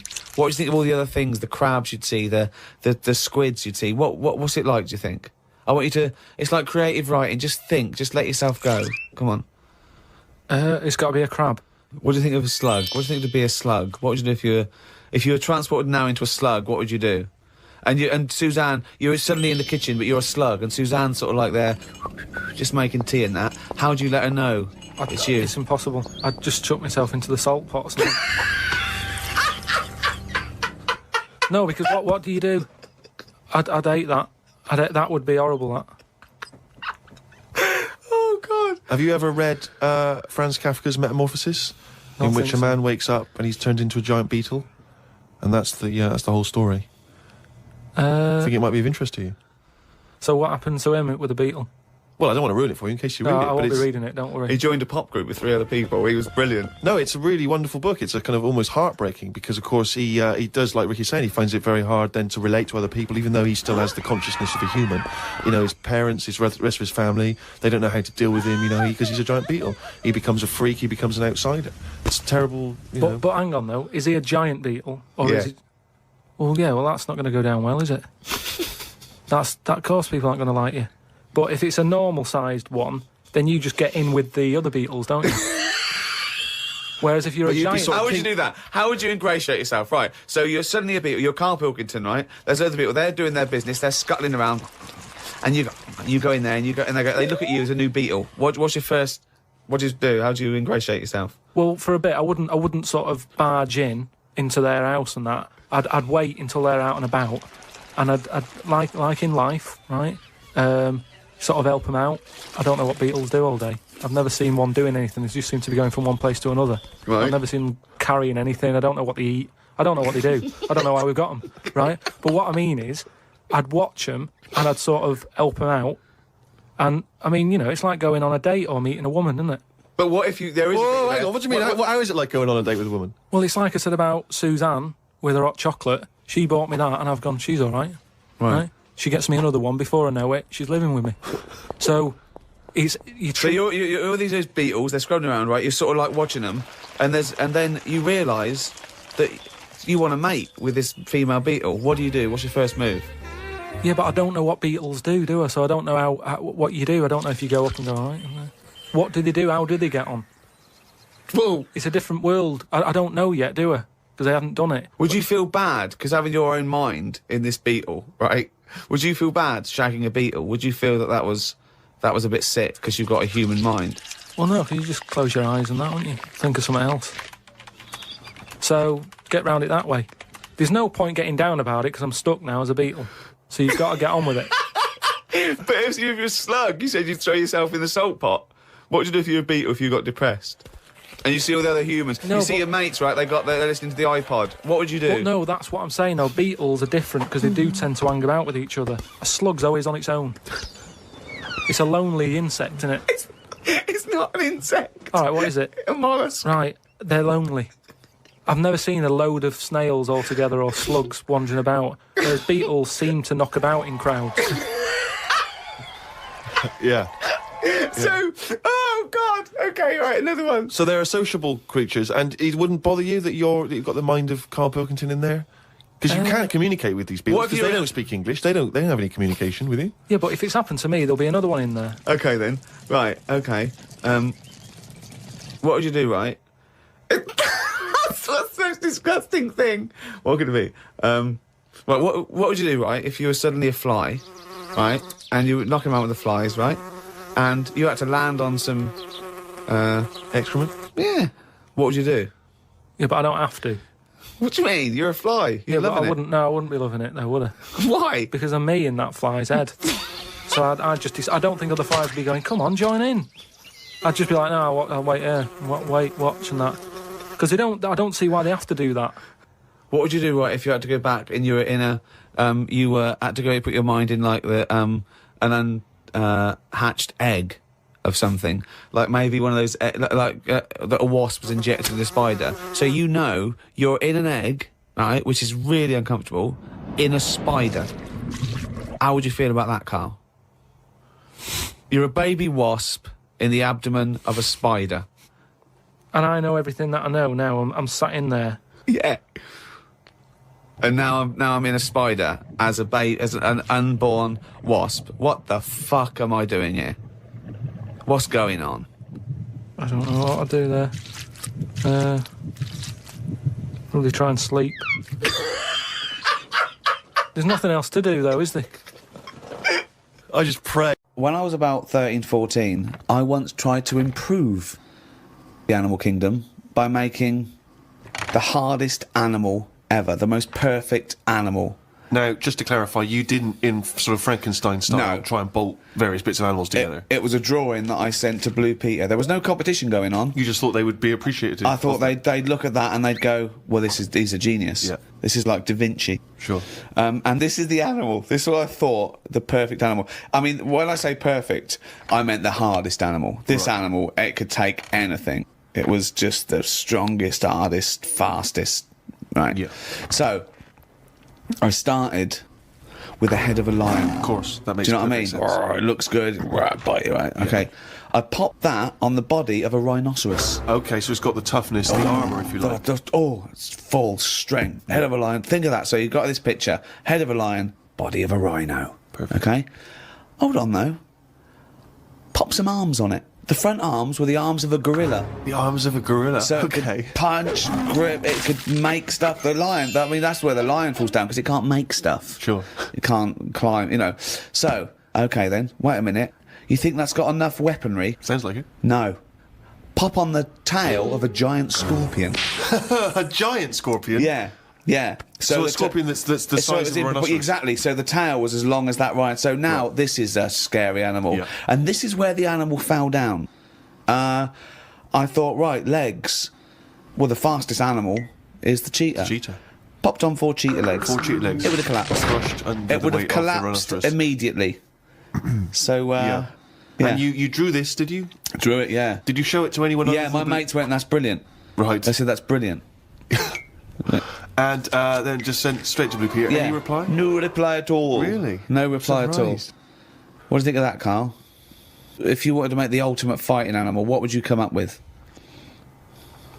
If you had the power, like that fella in Arabian Nights, size of a chimpanzee, you could change into anything, but you could change into, you know, like that. I don't think I'd go for strength and that. I'd go for survival. What would you do? Cockroach? No, I'd have like an armadillo's body. Right. Okay. I'd have head of an owl. Right. The head of an owl? Yeah, why come on, why? What does that bring to the table? The head's there to sort of make it look friendly to the human race. So, Okay. because if you look half decent to the human race, they'll look after you. Right. That's the way it works, Yeah. isn't it? With Okay. a cat and a dog and all that. So the owl makes it look nice. Right. I'd have, I wouldn't have legs, I'd go for like the slug juice. What do you mean? So now you're a really slow-moving, legless armadillo with the head of an owl. Slithering along. How is that going to be friendly? They'll see the beautiful face, but then they'll be terrified by the sludge. No, because the head's that nice that they'll forgo the sludge. But hold on, though. But wait a minute. So it's got this thing that's stuck, right, going at 0.1 miles an hour, with a going, hoo, right? You come over, you kick the head off. How is this No, a because the head survival? can go into the thing like a tortoise. Can it? Yeah, of course it can. Into the armadillo body. Well, no, an armadillo doesn't do that. It just curls up into a ball. This isn't an armadillo, is it? So it's... Oh, Why has it got the slug? Why Because is that so attractive? what I'm thinking is an armadillo, they're good when they're on their feet. Flip them, they get stuck like a tortoise. Right. Slug stuff keeps it down.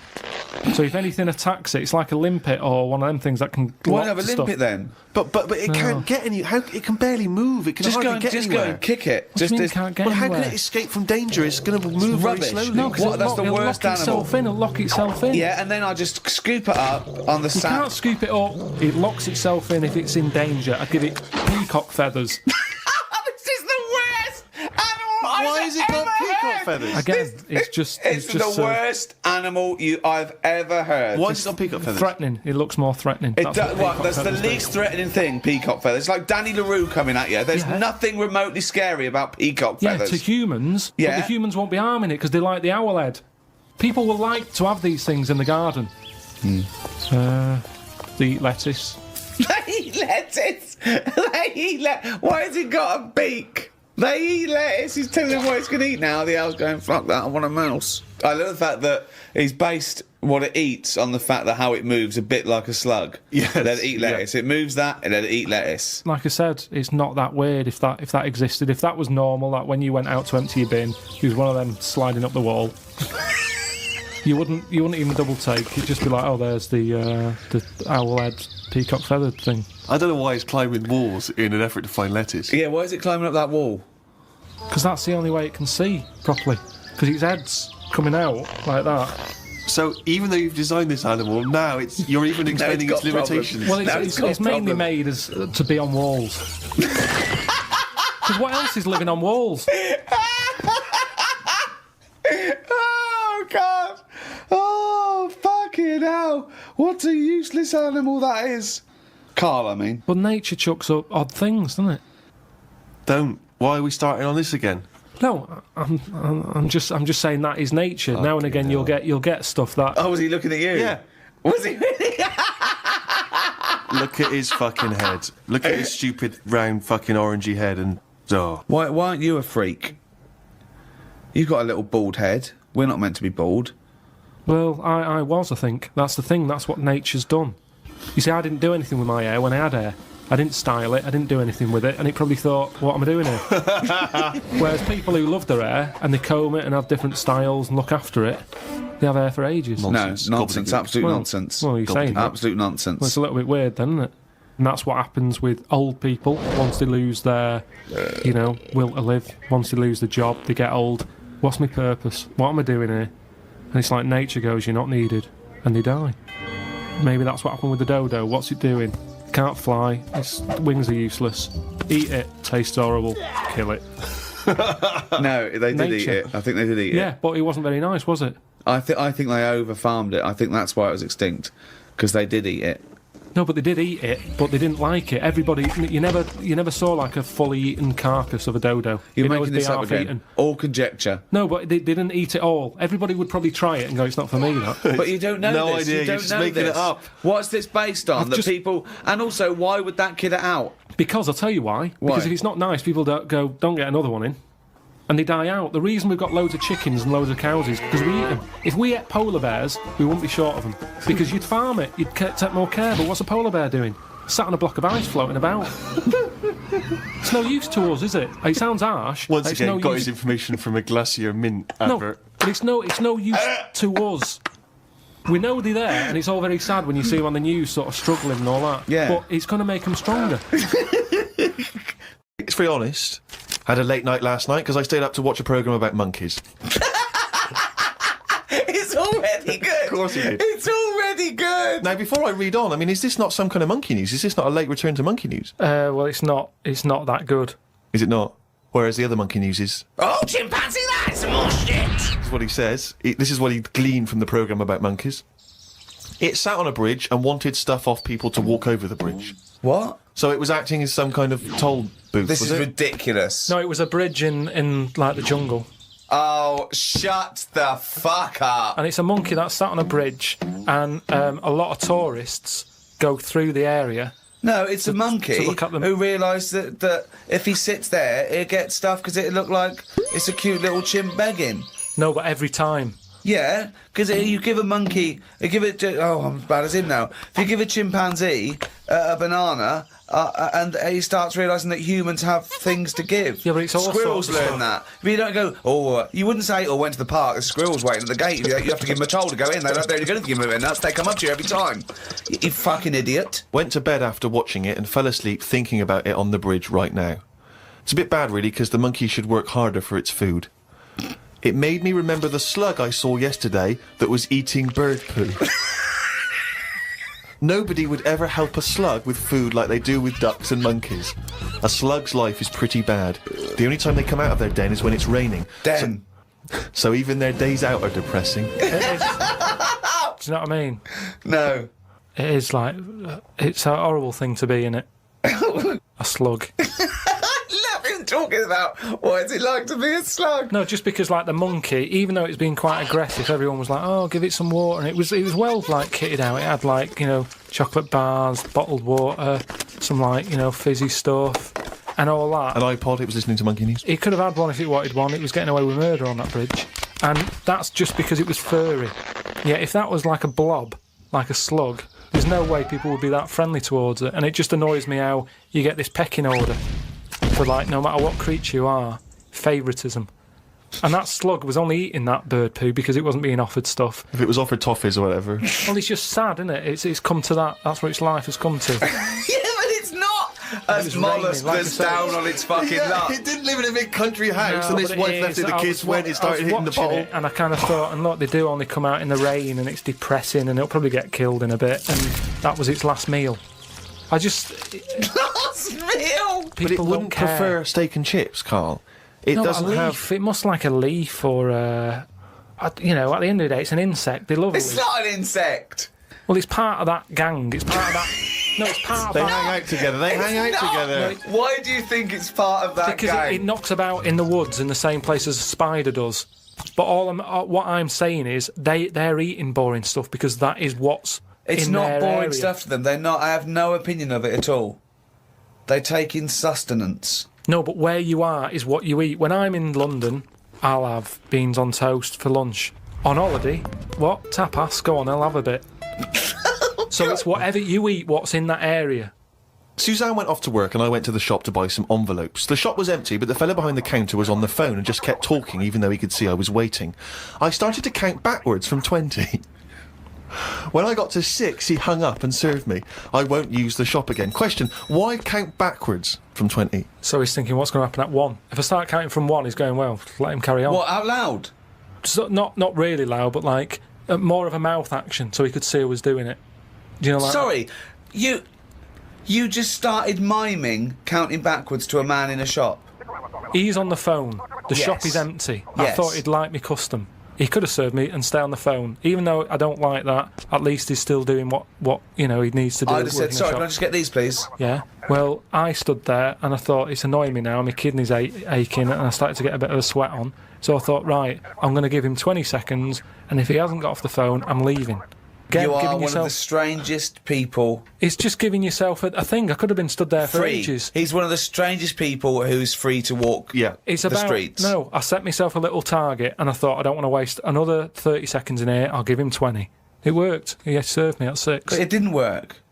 Yeah, but did he do it because you were doing that, or did he finish his phone call? I don't know, I was busy counting. The bit where Karl spouts absolute nonsense from a dodgy source on the internet about a monkey who did something impossible. Let's cue up the jingle. Hang on. Alright. Perfect. Oh, chimpanzee, that monkey news. Right. Let's have a look. This one's from some woman, right? Yeah. And she was taking part in the London to Brighton bike ride, right? Lovely day, weather's good and everything. What year? She's just a couple of months ago. She's done all the training, right? Done all the training and stuff. Got a brand new bike for it. Got a little puncher outfit and stuff, all set for the day, right? It's a nice day. She sets off. They all start pedalling and that on the way to Brighton, right? So she knows the route and that. Got a little headphones on, cycling along. Suddenly... Right, okay, I'll stop you now. If a cyclist overtakes her, and it's going really fast and it's sort of hunched over, but it's got, like, lots of cycling gear on and a helmet and goggles, and they can't tell what it is, but they just know it's like a little hairy fella who hasn't bothered shaving his legs, which is weird, isn't it? Because cyclists usually shave their legs, and this bloke had really hairy legs. But, and it won. They gave it the medal. It won 3 years running. They gave it the key to the city. It had its own game show. And then someone said, hold on, though, this fella's sort of hunched over, and he's only 3'5", and his arms are longer than his body. It's a chimp! If it goes anywhere near that, we're never doing it again. More monkey news next week. She's cycling So along. anyway, she's cycling along, right? And this tricycle... I couldn't predict that! There's always one element you can never anticipate. Yeah! Got a kiddie's tricycle with a little kid on it. Little hairy kid with a helmet. Okay, just go on then. The tricycle comes... Whizzing past, yeah. him. Strong legs, don't they, chimps? So she's thinking that's... But didn't get a chance to see the thing. Oh, yeah, couldn't quite see the cyclist! Oh, God! You bald mank git. Go on. Yeah, research scientist Karl Pilkington. So anyway, she gets to the end line, right? And they got talking, that said it was a nice day, nice race and all that. So did you see a little thing on a tricycle? Thing? Well, a person, surely, just a human. Did you see that? No. Did you see that bloke on the tricycle? So anyway, turns out... Yeah! Well, what did you say, thing? Well, no, there's no suspicious. I mean, what did you say? Did you see that fellow on a tricycle? Anyway, so it turns out... Go on. It was a chimp. You're joking! Right. Well, Christ almighty, there you go. Unbelievable, and it was a chimp all along. So anyway, right, so the woman's like... We're never doing this again. Checking out the news, right? There's nothing on it. She checks out XFM Monkey News. Right, okay, I'll stop you there mention again. Right, if it turns out she doesn't the news, right, and the circus goes, we're looking for our chimp, it used to ride this tricycle, and it escaped with police chasing it. No. So she listened to XFM, see if I'd picked up on the story. Yeah, sure. I didn't have it and stuff. So she got in touch with the organisers of the London to Brighton bike ride, said, look, saw a little hairy fella. Why did she care? Because she wanted to know, she thought it was a bit odd. Well, Turns out it was a chimp. They weren't happy about it. Of course not. Because now the owner of the chimp wants to enter it into the Tour de France.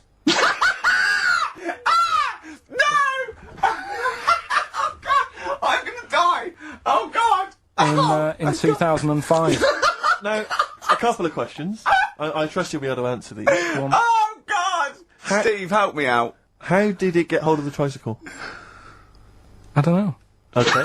Okay, no, that's fine. That's not the important point. Like, that's important. What's the matter with you, Steve? He doesn't know that. How did it know to... well, firstly, how did it know which way to cycle? But more importantly, how did it know there was a major bike ride on that day? Just following the crowd, No, Steve. no, What's the matter with you? The owner of it had trained it and stuff. It had already done the run beforehand, before the big day. No, it hadn't. Like I say, it wants to do the Tour de France in 2005. No, it doesn't. But there's something about animal rights. If they don't let it enter, they can kick up a bit of a fuss. The animal rights is that it's cruel to make a chimp ride a bicycle. Not if it that wants it's to. prejudice that it'll go, is it because I is hairy? You idiot! Right. So. Wow, that is the worst. That is the worst one yet. Absolute twaddle. Absolute rubbish, Carl. Have you got a tricycle? Unbelievable.